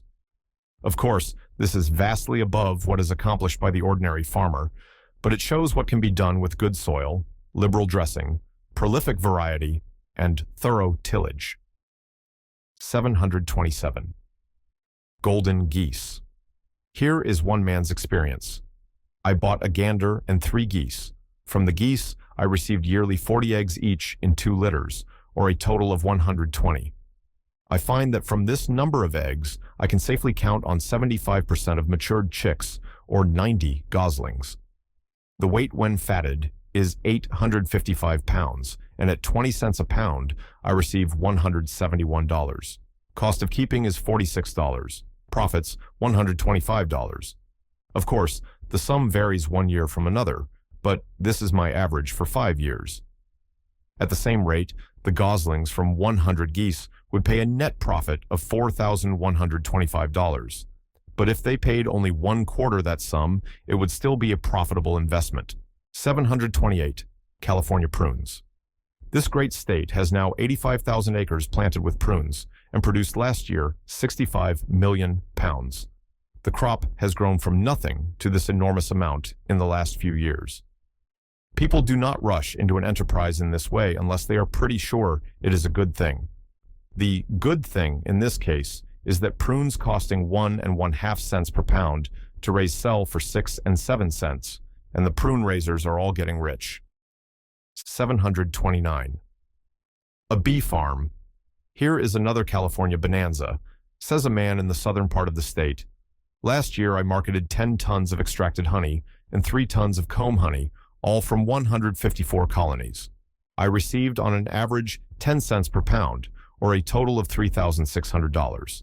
The space employed was 1,386 feet, or somewhat less than an acre. 730. The apple acre. A man in New England said that after 40 years' experience raising all kinds of crops, he found that his apple orchard averaged $55 per acre, which was better than any crop on his other 200 acres of land. 731. The sugar beet. Purchase a farm within a few miles of a sugar beet factory. With proper cultivation, you can grow 9 tons to the acre, and the factory price should be $4.50 per ton. The thriftiness of the beet makes little trouble with weeds, and hence the expense of raising is not 1/4 that of onions. 732. Gilt-edged breeds. The sum of $5,100 was recently paid for a Poland China boar. A litter of pigs of this breed brought $3,500. These sums seem almost incredible, but when people have both the mania and the money, they will pay any amount to gratify their taste. There are persons who take as much pride in pigs as others do in horses. The best way to succeed with new breeds is to cultivate a strain for yourself. It requires time, patience, and experience, and some outlay and risk, but in the end, it pays, especially if one has the gift of knowing how to trumpet his stock. 733. December layers. With a trifling expense, you can have eggs at Christmas as well as at Easter. The price is often more than double at the former season. Connect with hot water pipes and keep your hens warm. A cold hen never lays an egg. A poultry expert says if a flock is well cared for the whole year round, it should pay annually for each hen $1 net. At the same rate, a flock of 400 would bring a net income of $400. 734. Florida celery. In Florida, the first growers made from $500 to $1,500 per acre. Competition has reduced the price, but at present, rates men with 6 acres are getting a comfortable support, and those who have the means to cultivate a large farm of this popular vegetable are rapidly growing rich. 735. Oneida hops. It takes a good many hops to weigh a pound, but growers in Oneida County, New York, have raised 1,400 pounds per acre, receiving therefore $112. Probably this is somewhat better than the average, but profits in even low-price years are better in that section of the country than for any other crop. Hops are a safe and easy crop. 736. Boston beans. They are not raised in Boston, only baked there. They are a hardy crop and will grow on any properly cultivated soil. One year with another, they bring $2.50 per bushel. Beans are the surest of all crops, and if the price were only as certain, you could figure out your income in advance, almost as accurately as if employed on a salary. 737. Christmas trees. Buy for a few $100s an abandoned farm too poor for culture and pack it with small evergreens. Christmas trees command from 50 cents to $5, and you can grow 1,000 of them on a single acre. There are fortunes in what is called worthless land, if you know how to improve it. 738. The guaranteed egg. A great business can be done with a guaranteed egg. Success depends upon the absolute perfection of your egg. Have a stamp made, and stamp every egg with the name of your farm, and offer to replace anyone found faulty. Also stamp the date on which they are taken from the nest. In this way, you will absolutely protect your product from the frauds of dealers. Your eggs will attain a wide reputation, will have an unlimited demand, and you will grow rich. There is a mine of gold in this suggestion. 739. Double vegetable culture. Here is an idea of a New Jersey farmer. He has conceived the notion of grafting tomatoes on potatoes vines or an air crop on a root crop, and thus raising vegetables at both ends. There is nothing impracticable in the notion, and it is doubtless entirely feasible if only he is liberal enough with his fertilizers. This is an idea for growers who have only a limited space and where land is high. 740. English Shires. Colts from Lord Rothschild's stud farm last year averaged $875. It costs little more to keep a good horse than a poor one. There are great possibilities in the raising of fine-blooded horses. The colt that won the Great Futurity race this year could have been easily bought for $700 before the race. Now, $20,000 will not purchase him. Plunger, Walton, made $350,000 in 2 years on the turf. At the Elmendorf stud farm near Lexington, Kentucky, a short time ago, 33 yearling colts were sold at prices ranging from $150 to $5,100. The average price being $1,460.87 per head. At the same time, 20 yearling fillies brought an average of $676.50 per head. The 43 yearling colts and fillies being the product of one breeding farm and selling in one day for $47,130, or an average of $1,095.80 per head. 741. Fortunes in nutshells. Land too poor for meadow or even for pasture may be utilized for nut growing. The trees require little attention, but will produce bushels of nuts if the soil is properly stirred and fertilized every year. One man in Connecticut raises each year 100 bushels of hickory nuts from 10 trees and sells them at $2 a bushel. The rocky wastelands of New England can grow millions of these trees. Chestnuts can be grown cheaper than wheat. The standard price is $4 to $8 per bushel, but large chestnuts, early in the season, that is, in September and October, bring from $10 to $15 per bushel. Judge Salt of Burlington, New Jersey, says he has a chestnut tree in the middle of a wheat field that pays more than the wheat. The average is about $19 per tree, and 20 trees have ample room in an acre. This makes $300 per acre with but little cost for cultivation. Here is something of importance about the pecan. The chief pomologist at Washington, D.C. says, "The cultivation of nuts will soon be one of the greatest and most profitable industries in the United States, and there is no use in denying the fact that the Texas soft-shell pecan is the favorite nut of the world." The average yield of these nuts in North Carolina is $300 to $500 per acre. Some pecan trees in New Jersey are producing annually 5 to 6 bushels of delicious thin-shelled nuts. Chapter 17. Money in Literature. Literature requires the least capital of any enterprise with the possibilities of rich reward and wide renown. A pen, a bottle of ink, a ream of paper, and brains. These are all. There is no occupation so discouraging to the one who lacks the last name quality, and few so alluring to those who possess it. Authors are supposed to write for fame, but fame and fortune are twin sisters, which are seldom separated. Hack writers are indeed hard-worked and poorly paid, but in the higher walks of literature, rewards are generous. In London, the rates to first-class writers are $100 per 1,000 words. In one case, $135 was paid, and in another $175 was demanded. Amelia Barr, the famous novelist, receives $20,000 a year from the sale of her books. There is a great deal of subterranean literature, unknown to the critics and the magazine writers, but which nevertheless pays handsomely. One Richebourg of Paris has 4 million readers and often receives $12,000 for the serial rights alone, yet he is unknown to the magazine public. In this country, the Albatross novels by Albert Ross sold to the extent of 1 million copies, and the author acquired such a fortune that he was able to engage in charity on a magnificent scale, yet the author is unknown to fame. Among the instances of the pecuniary rewards for single works are Les Miserables by Victor Hugo, which brought $80,000, and Trilby, which netted the author the princely sum of $400,000. Quo Vadis by Sienkiewicz sells all over the world, but its author had already made $500,000 with his pen before he wrote that popular book. It is not our purpose in this chapter to treat of books requiring transcendent genius to create, but rather to suggest titles of works which may be composed by less gifted authors. Books which, if written with fair ability, cannot fail to be of interest and profit. 742. The popular novel. This is the best-paying form of literature. The pen that can touch the popular heart may not be a gold one, but it will bring gold into the pockets of him who wields it. Amélie Reeves received $6,000 for According to St. John.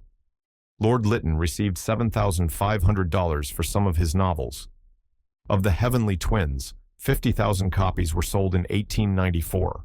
Of the Bonnie Briar Bush, 30,000 in 5 months, and of the Manxman, 50,000 in 4 months. Of Mrs. Henry Wood's East Lynne, 400,000 have been sold, and her 34 books have reached altogether over 1 million copies.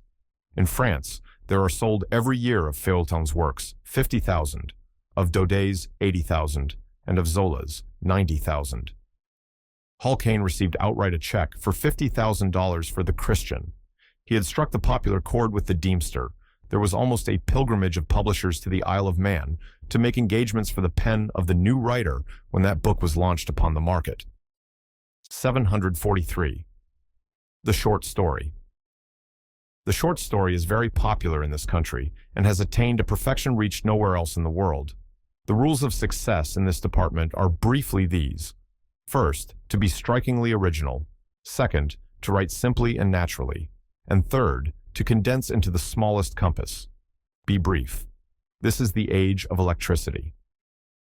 Many a story of 10,000 words has been rejected when if it had contained half that number, it would have been accepted. Publishers pay liberal rates for short, good stories.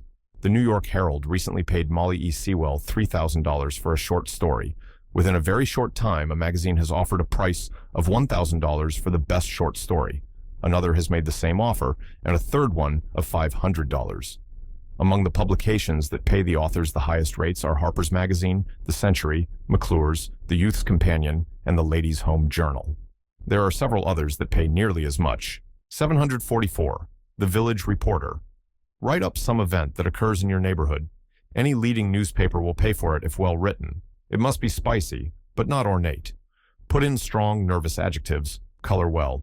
Take care not to make it libelous. If you succeed, you can try again. And if you show aptness at the work, you will doubtless secure a position as a reporter. 745. The Truth Condenser. Facts for the million. Do you know that a cyclopedia of the most useful information can be written in a single volume? The Britannica has 25 volumes, the International 15. Here is needed the faculty of condensation. Use facts only, and you will be surprised to find how many articles consist only of words. Make use of the great cyclopedias, the newspaper almanacs, government reports, and all books in which knowledge is condensed. Pack the book full of the things the millions want to know. 746. Town History. Write a short history of your native town or of some other town. Publish the portraits and residences or places of business of the leading townsmen. Mention in the book everybody in the town whom you can. Even for the most humble can be found a place in a work of genealogy. The wealthy will give you large sums for the illustrations, and the vanity of the poor will cause them to buy a book in which their name appears. Cost of issue of book, $1,000. 1,000 subscribers at $2 apiece, $2,000. 100 of the wealthier class who will pay you $10 apiece for their portraits, $1,000. Profits, $2,000. If you are satisfied with the result, go on to the next town, and so on ad infinitum. 747. The Shopper's Guide. A small book could be issued in paper covers for 25 cents, giving an explanation of every kind of goods, the difference, and the best kinds and brands. Not one person in 20 is posted on these things, and must take the clerk's word. It should show what firms make a specialty in any line or department, and on what days they make a discount. Merchants would no doubt pay you at advertising rates for such a notice of their places of business. The book should include dry goods and fancy stores, as well as grocers and meat markets. Such a book should sell by the million. 748. A birthday book. We have the Shakespeare birthday book, the Tennyson birthday book, the Emerson birthday book, and many others. Add one more, the Richter. The writings of Jean-Paul abound in felicitous and eloquent passages, just suited for such a work. 749. A Church Worker's Book. A man had a half-written book on church work, dividing it into 20 branches with 1,000 working plans to be given by the most successful ministers and other Christian workers in the land, but owing to a pressure of other duties, he was unable to complete it. This lead is still unworked. 750. Household Economics. A book can be written by one who understands the subject which it would pay every housekeeper to buy. The kitchen alone should supply at least 100 examples of waste. The care of servants would employ another important part of the book. Every room would afford a chapter. Such a book, telling the inexperienced housekeeper what to buy and how to economize, would save money for many a beginner. 751. The Plain Man's Meal. A book with this title should have a ready sale. All cookbooks are for persons who can keep a butler, or at least 1 or 2 servants. The recipes are expensive. Write one by means of which an economical housewife can get a meal for 4 at an expense of 50 cents. A regular menu for each meal for every day of the year would be appreciated. Plain food and simple cooking at cheap cost. The book should not be over 300 pages and should not sell for more than $1. 752. Present century celebrities. Nothing in history is harder to find out than the lives of persons in the last generation. History tells us the remote past. Contemporary literature tells us about the present, but there is no book that tells us about the recent past. The men who were prominent in statesmanship, commerce, and literature 2 or 3 decades ago are not heard of now. A new generation has come upon the stage and knows them not. This is a want felt by everyone who takes the slightest interest in times and men. Get out a book with a short chapter devoted to each of the prominent men who have lived in the last half of the 19th century. If this work seems too voluminous, then let it comprise only the leading men in our country since the Civil War. If well written, it should command a great sale. 753. Reader's Guidebook. A guidebook for good reading which can be sold for $1 is a desideratum. Enumerate a few of the best books of all the great departments of literature with a short critique upon each. The list of the books as well as the critiques can be condensed from any of the ponderous reference lists in our great libraries. 754. American Eloquence. There should be a book published which would preserve the different types of American eloquence. If it could be made a kind of textbook on oratory, it would have an immense sale. Tens of thousands of young men are fitting themselves to be lawyers, preachers, elocutionists, and public speakers in various capacities. They want a book which will give them the rules and models of effective speech, a book written with so much care as to make it a kind of standard of eloquence and oratory would pay well for the painstaking task. Our standard school books have proved mints of money to their authors. 755. Racer's Record Book. A book which should be a reliable record of the fastest times made in horse races, bicycle meets, and sporting matches ought to have a ready sale. It should consist of condensed tables of all the records of all the great races, interspaced with blank leaves for the jotting down of new records.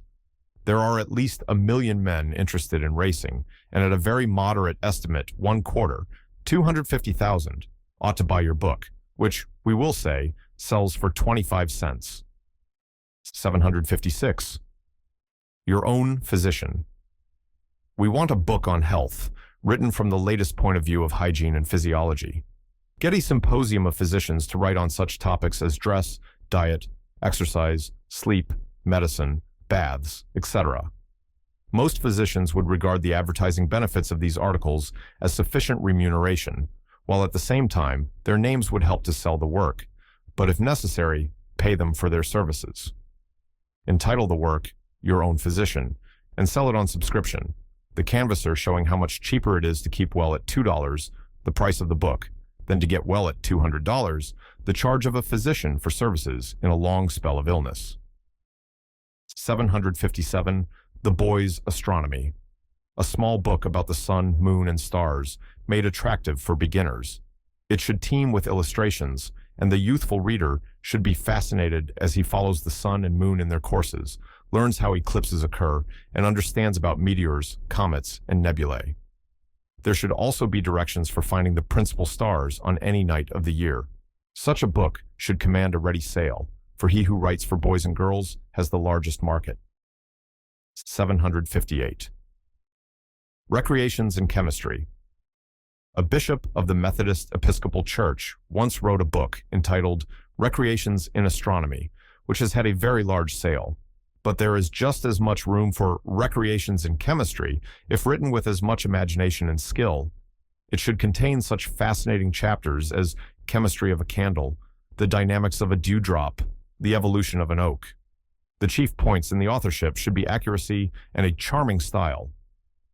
759. The Curiosity Book. A book packed with the curious things in every department of human research. People like to read about the rare and the curious. 100 chapters, short, spicy, and containing each a few wonderful things in a special field of learning, would be very popular with both young and old. As a gift book, it would be unexcelled. There is money in it. 760. The Child's Bible. A Bible which shall contain the numerous stories so connected in narrative form as to make a continuous history from beginning to end.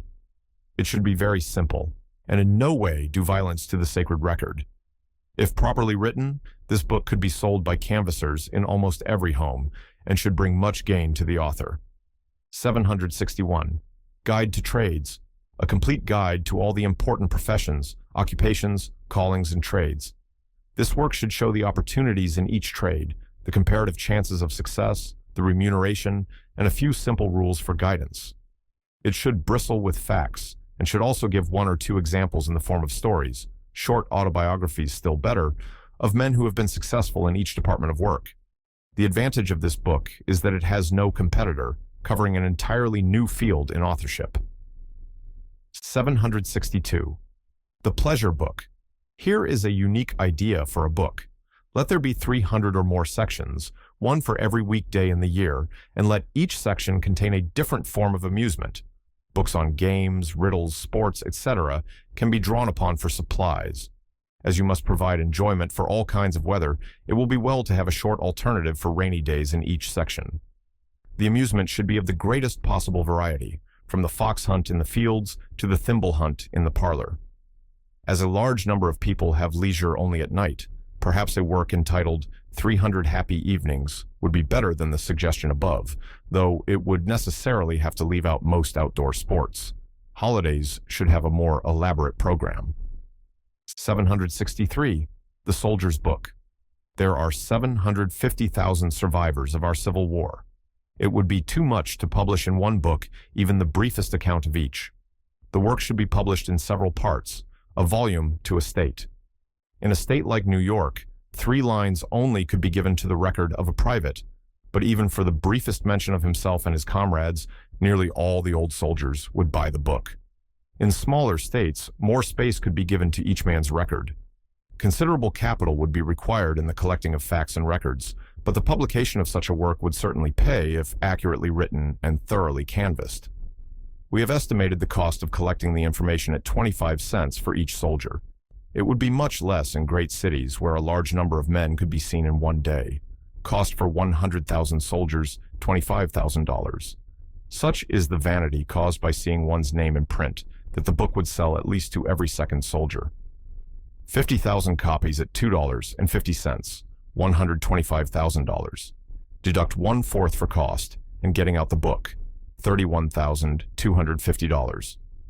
Discount for canvassers at 1/3 the price of the book, $41,666. Total cost, $72,916. Profits, $51,084 for 50,000 copies, $764. Book of Style. A man well versed in books could write a small volume on literary style which could be sold to advantage for $1 per copy. The number of literary men is constantly increasing. More than 10,000 young men and women are graduated every year from our colleges. At a very low estimate, 25,000 would want a work of this kind.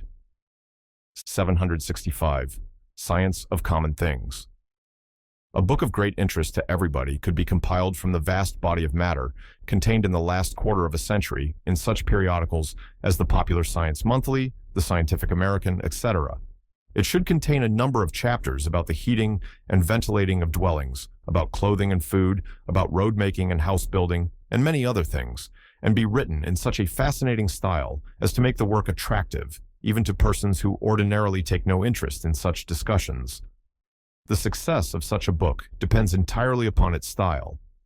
It is possible to write one containing a fortune for the author. 766. Popular Songs. If you are a musical composer, there is another rich field which invites you. Many a man in the making of bars and claves has braided strands of gold. Daniel Emmett wrote Dixie, and it ran like wildfire all over the country. Stephen Foster made a fortune with Old Folks at Home. Charles K. Harris wrote After the Ball. Its sales were over 1 million copies, and it made him an independently rich man. H.W. Petrie wrote I Don't Want to Play in Your Yard. Its success was phenomenal, and is likely to prove a bonanza to the author. 50,000 copies were sold before they were fairly dry from the press. Edward B. Marks, a young writer of New York, wrote The Little Lost Child, which netted him $15,000. Sir Arthur Sullivan received $50,000 for his famous song, The Lost Chord. Mr. Balfe got $40,000 for I Dreamt That I Dwelt in Marble Halls. 767. Foreign translations. Another very wide field is that of the translation of foreign works. There are vast numbers of foreign works upon which there are no copyrights in this country, and others upon which the copyrights have expired. This is a profitable field and comparatively unworked. Even of such transcendent works as those of George Sand and Balzac, only a few have been translated. Publishers pay for translations about the same as royalties on original works. Dryden received $6,000 for his translation of Virgil, and Pope received $40,000 for his rendering of the Iliad. 768. Children's stories. There are bags of money in children's stories. Every child at a certain age wants to read or be read to, and there are 7 million of this age in the United States. The stories should be short, bright, simple, and original, and the book should contain a number of illustrations. Whoever pleases the children pleases the world. Alice in Wonderland brought a fortune to its author, and every year, Christmas stories for the children bring much money into the pockets of the writers. 769. Condensed stories. All the popular and standard fiction of the world could be condensed into a dozen volumes by a master hand. It has never yet been attempted. Some omnivorous reader and ambitious writer may yet try it. He must get the heart of the story, the plot, without regard to side issues, byplays, or ornamentation. See in how few words you can tell one of the Waverley novels without omitting any of the main features. Then publish the entire series in one volume. It is a new idea and ought to take. 770. The Manner Book. How to act, how to behave, how to eat, how to talk, how to write letters, how to propose. In short, the correct way to get on in life. A book consisting of pert, witty chapters upon good manners ought to make a fast-selling work. Many have been written, but none as yet quite meet the demand. 771. The George Republic. Something entirely new. Do you know that in the village of Freeville, Tompkins County, New York, there is a republic composed of many hundred persons ruled entirely by boys, and these the worst of boys, taken mostly from the slums of our cities, a class which could not be governed in the ordinary way. It is hardly too much to say that it is the most suggestive experiment in self-government in all history, and it awaits the pen of a practiced writer.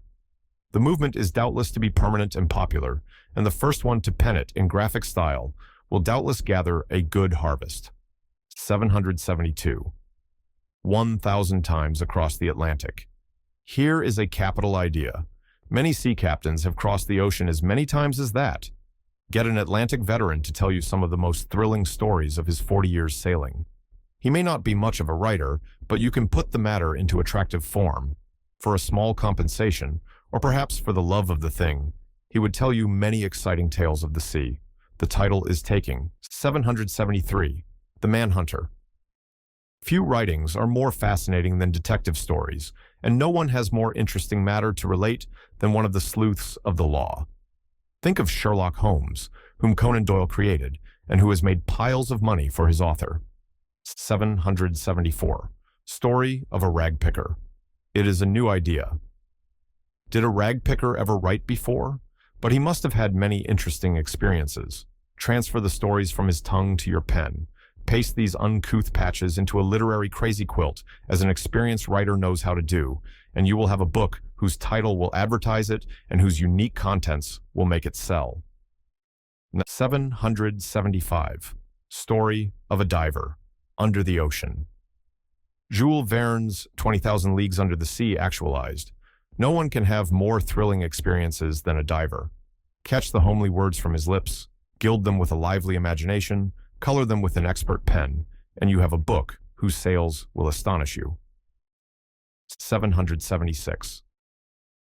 Story of a Convict. Here is another new idea.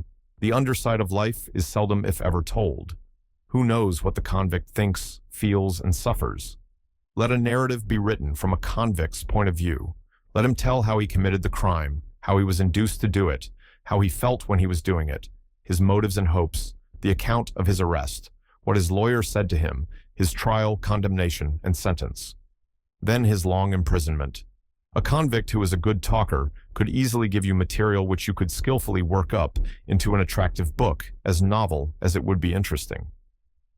Much of the success of Les Miserables was due to the vivid portrayal of the sufferings of Jean Valjean. 777. The Stowaway. Another unique idea. Stowaways are constantly crossing the ocean. Get his story. Tell pathetically his motives for crossing the water and the account of his privations on shipboard. Here is matter for another Robinson Crusoe. 778. Wheel and World. across the continent on a bicycle, around the world on a wheel. These are attractive titles. All wheelmen, there are 300,000 in New York alone, would read it. If you have not made the journey yourself, get someone who has, for a small sum, to tell you the story. 779. Story of a fireman. A fireman dwells in the midst of alarms. A veteran fireman has been to thousands of fires. Let him tell you 20 or 30 of them in his own way, the thrilling adventures, the hairbreadth escapes, the heroic rescues, and the magnificent and appalling scenes. Every fireman would buy the book, and if well written, all the fireman's friends, which means about everybody. 780. In a balloon. Here is a most attractive field which has never been occupied. Edgar Poe's Journey to the Moon is celebrated, but it is only a fantasy, while we may have an equally interesting reality, not indeed of a journey to the moon, but through the clouds. If the narrative could be combined with a romance, this might be made the book of the day, which, of course, means many thousands of dollars in the pockets of the author. 781. Story of an engineer. Another man whose life is worth relating is that of an old engineer. Fill the book with an account of his wonderful runs and his thrilling adventures on frontier roads. Of course, there must be horrible accidents, daring holdups, bold train robberies, stalling in snowbanks, fleeing from prairie fires, and racing with engines of rival roads. 782. Story of a murderer. Let the criminal give his version of the affair. Not every murderer has a story or is willing to tell it, but out of hundreds of convicts, you should be able to weave a tale as lurid as Blackbeard among the pirates or Bluebeard among the fairies. If it be a recent and celebrated case which has cut a large figure in the newspapers, so much the better. 783. Story of a tramp. New interest is being taken in this erratic and omnipresent individual, and the time is ripe for a facile pen to portray his vagaries and his wanderings. The story of a tramp affords an almost unparalleled scope for an author, and there is no phase of civilization which may not be drawn upon to make the story interesting. 784. Story of a lunatic. A very thrilling story, somewhat perhaps after the manner of C. Brockton Brown's Wyland, could be worked up from the ravings of a lunatic. There are a vast number of persons who have wild, harrowing tales. In fact, the audience for such stories is larger than the number of readers of the finer quality of literature. A writer in a recent newspaper says, "The masses do not read the magazines, but they do read sensational literature in the form of dime novels and weekly story papers, and this flashy fiction earns far more money for its writers than is made by more ambitious authors and more pretentious publications." 785. Story of a criminal lawyer. A retired criminal lawyer might make money by the narrative of his most extraordinary cases. If he does not care to write the narrative himself, he might, in odd moments, give it to you. With the pen of a Doyle, you might reap that author's immense royalties. 786. Story of the Klondike. Many stories of adventure and hardship will doubtless be written about the new land of gold, but the harvest will be reaped by the keen pen of him first in the field. If Alaska has been unkind to you, you may revenge yourself by digging gold from her bowels with the pen. 787. The Exposition of Frauds. A very interesting book might be written with this title. Take a few national scandals, like the Panama Fiasco, the South Sea Bubble, the Grant Ward Swindle, the Tichborne Claimant. These subjects, when handled with a skillful pen, are very interesting to businessmen. 788. Sermons of Modern Preachers. We have volumes of collected and selected sermons, but no volume which contains various specimens of the preaching of the present day. Have one sermon each from the very newest of pulpit celebrities, such as S. Parks Cadman, Hugh Price Hughes, Wilbur Chapman, together with one each from such well-known preachers as Phillips Brooks, T. DeWitt Talmage, and Sam Jones. There are over 100,000 ordained clergymen in the United States, and at least one half of them would want this book. 789. The Wonder Book. A book describing briefly and graphically a few of the great wonders of the world, such as London, the greatest city, Niagara, the greatest cataract, Monte Carlo, the greatest gambling place, while other chapters would be headed, the greatest picture gallery, the longest railroad, the tallest pyramid, the deepest well, etc. The book would have a vast sale among young people and would be popular among all classes. 790. Health resorts. Their number is legion.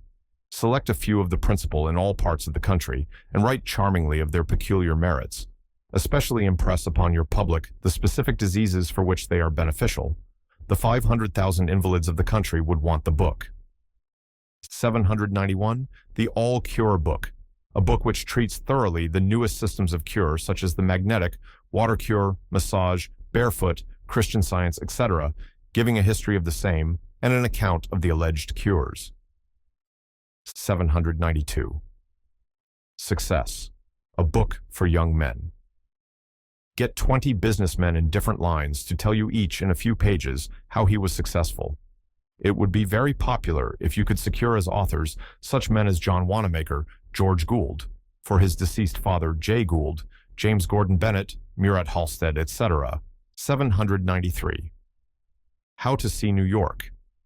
Not a guidebook, but one far more beneficial to strangers who want to see the great metropolis.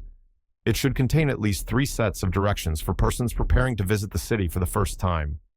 These methods and order of sightseeing should be radically different, giving the intending visitor the choice of the 3. The million or more people who come every year to New York for the first time would want the book, and half of them would doubtless buy it if freely advertised and sold for not more than 50 cents. 794. Map making. There is money in the making of town, county, and state maps. For this, you need the services of a good surveyor. Go to a map publisher and get his estimates of cost. He can inform you where to get a surveyor and give you much other valuable advice. As a rule, maps sell in proportion to the smallness of the territory portrayed, people being chiefly interested in their immediate neighborhood.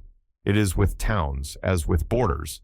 There is not much money in 1 or 2, but he who has the capital to work 20 towns at a time will do well. Jay Gould got his first start in this way. 795. Story of the Pole. A score or more of great captains have tried to reach the pole, and many of them have told their story in captivating books. But we want a book in which each man's story shall be condensed into a single chapter of 50 pages each. The thousands of people who like comparisons and admire hardy adventures would like a book of this kind. 796. The Making of a Mighty Business. We have spoken of the men who made the business, but this book deals with the business itself.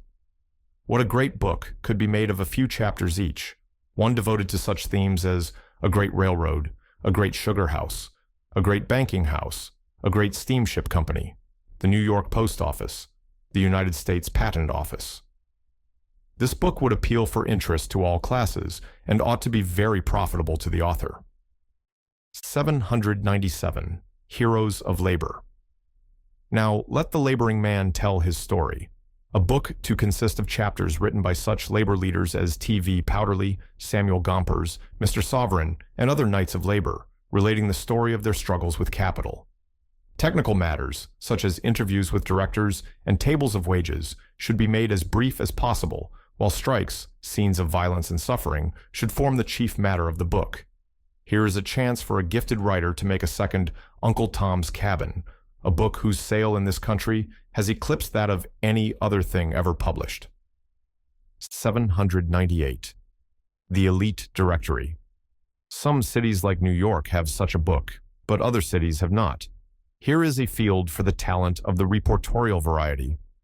It will be a delicate matter to decide who shall be included in the gilded circle and who shall be excluded, but if you are discreet and discriminating, careful to make your book contain the names of only the recognized people of society, these will in nearly all cases buy your book and will not be afraid of a good round price. 799. Popular dramas.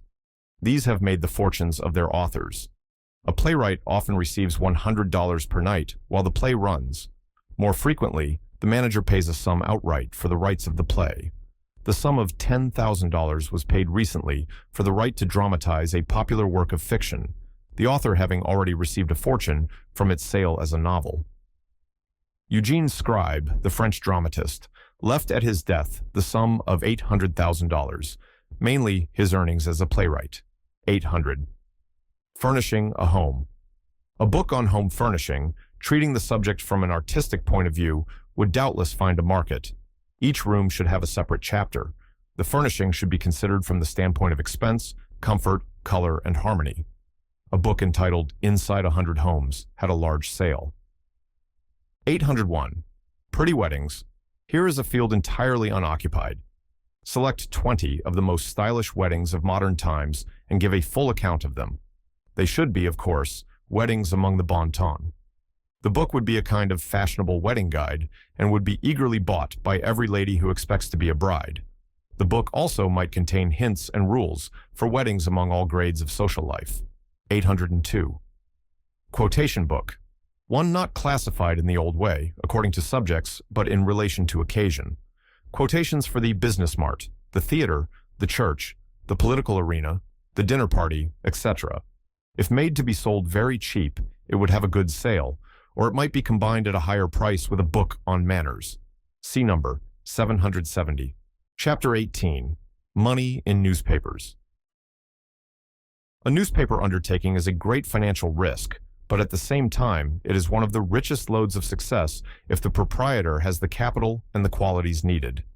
Mr. Whitelaw Reid has amassed a fortune in the New York Tribune. James Gordon Bennett, proprietor of the paper originated by the senior of that name, estimates his plant as worth $22 million. Mr. Pulitzer of the New York World was a poor boy who slept on the park benches.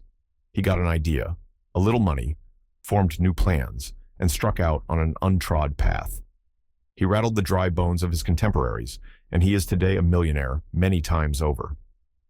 Dana made his fortune on the Sun by his fearless, outspoken editorials using the plainest Anglo-Saxon. Hearst of the New York Journal succeeded by his sensationalism. Alfred Harnsworth, an Englishman and a very young man, began the publication of a paper called Answer with very small capital. Before the age of 30, he became a millionaire. Now at 32, he is the chief proprietor of 7 dailies and 22 other periodicals, and is the head of the largest publishing firm in the world, with a total weekly output of more than 7 million copies. The author of this work has formulated over 200 plans for newspaper success. He is sure that the majority of these plans are absolutely new and perfectly feasible, but the scope of the work will not permit of the insertion of more than 10. The following 10 are selected with the firm belief that if they are followed up with ordinary zeal and skill, the paper cannot fail to have a very large circulation. News and Editorial Department, 803. The news in 1 minute. We live in electric times. Men must have their news served hot. We want to swallow the day's doings while we cross the ferry. Have an index on first page containing every item of news and showing in what columns it can be found. Then one can get the summary in a minute, while, if he likes, he can spend hours in the details. 804. Nutshell news. You may be sure that the paper, which can give the news the quickest and neatest, is going to the front. Some people care more for quantity than quality. A vast variety of news from all parts of the country, and each item condensed into a few lines, makes more impression on many people than a page devoted to a single tragedy. The Springfield Republican owes its success to its remarkable number of small items. 805. The Bulletin Forecast. Most daily papers give out a bulletin. Thousands stand on the street and read the free bulletin, but do not buy the paper. Have a forecast bulletin to read tomorrow's news, then a speculation or prediction of what it will probably be. Put it in a sensational and interesting way. Thus, the Bugle will tell you all about it tomorrow. Buy the Bugle.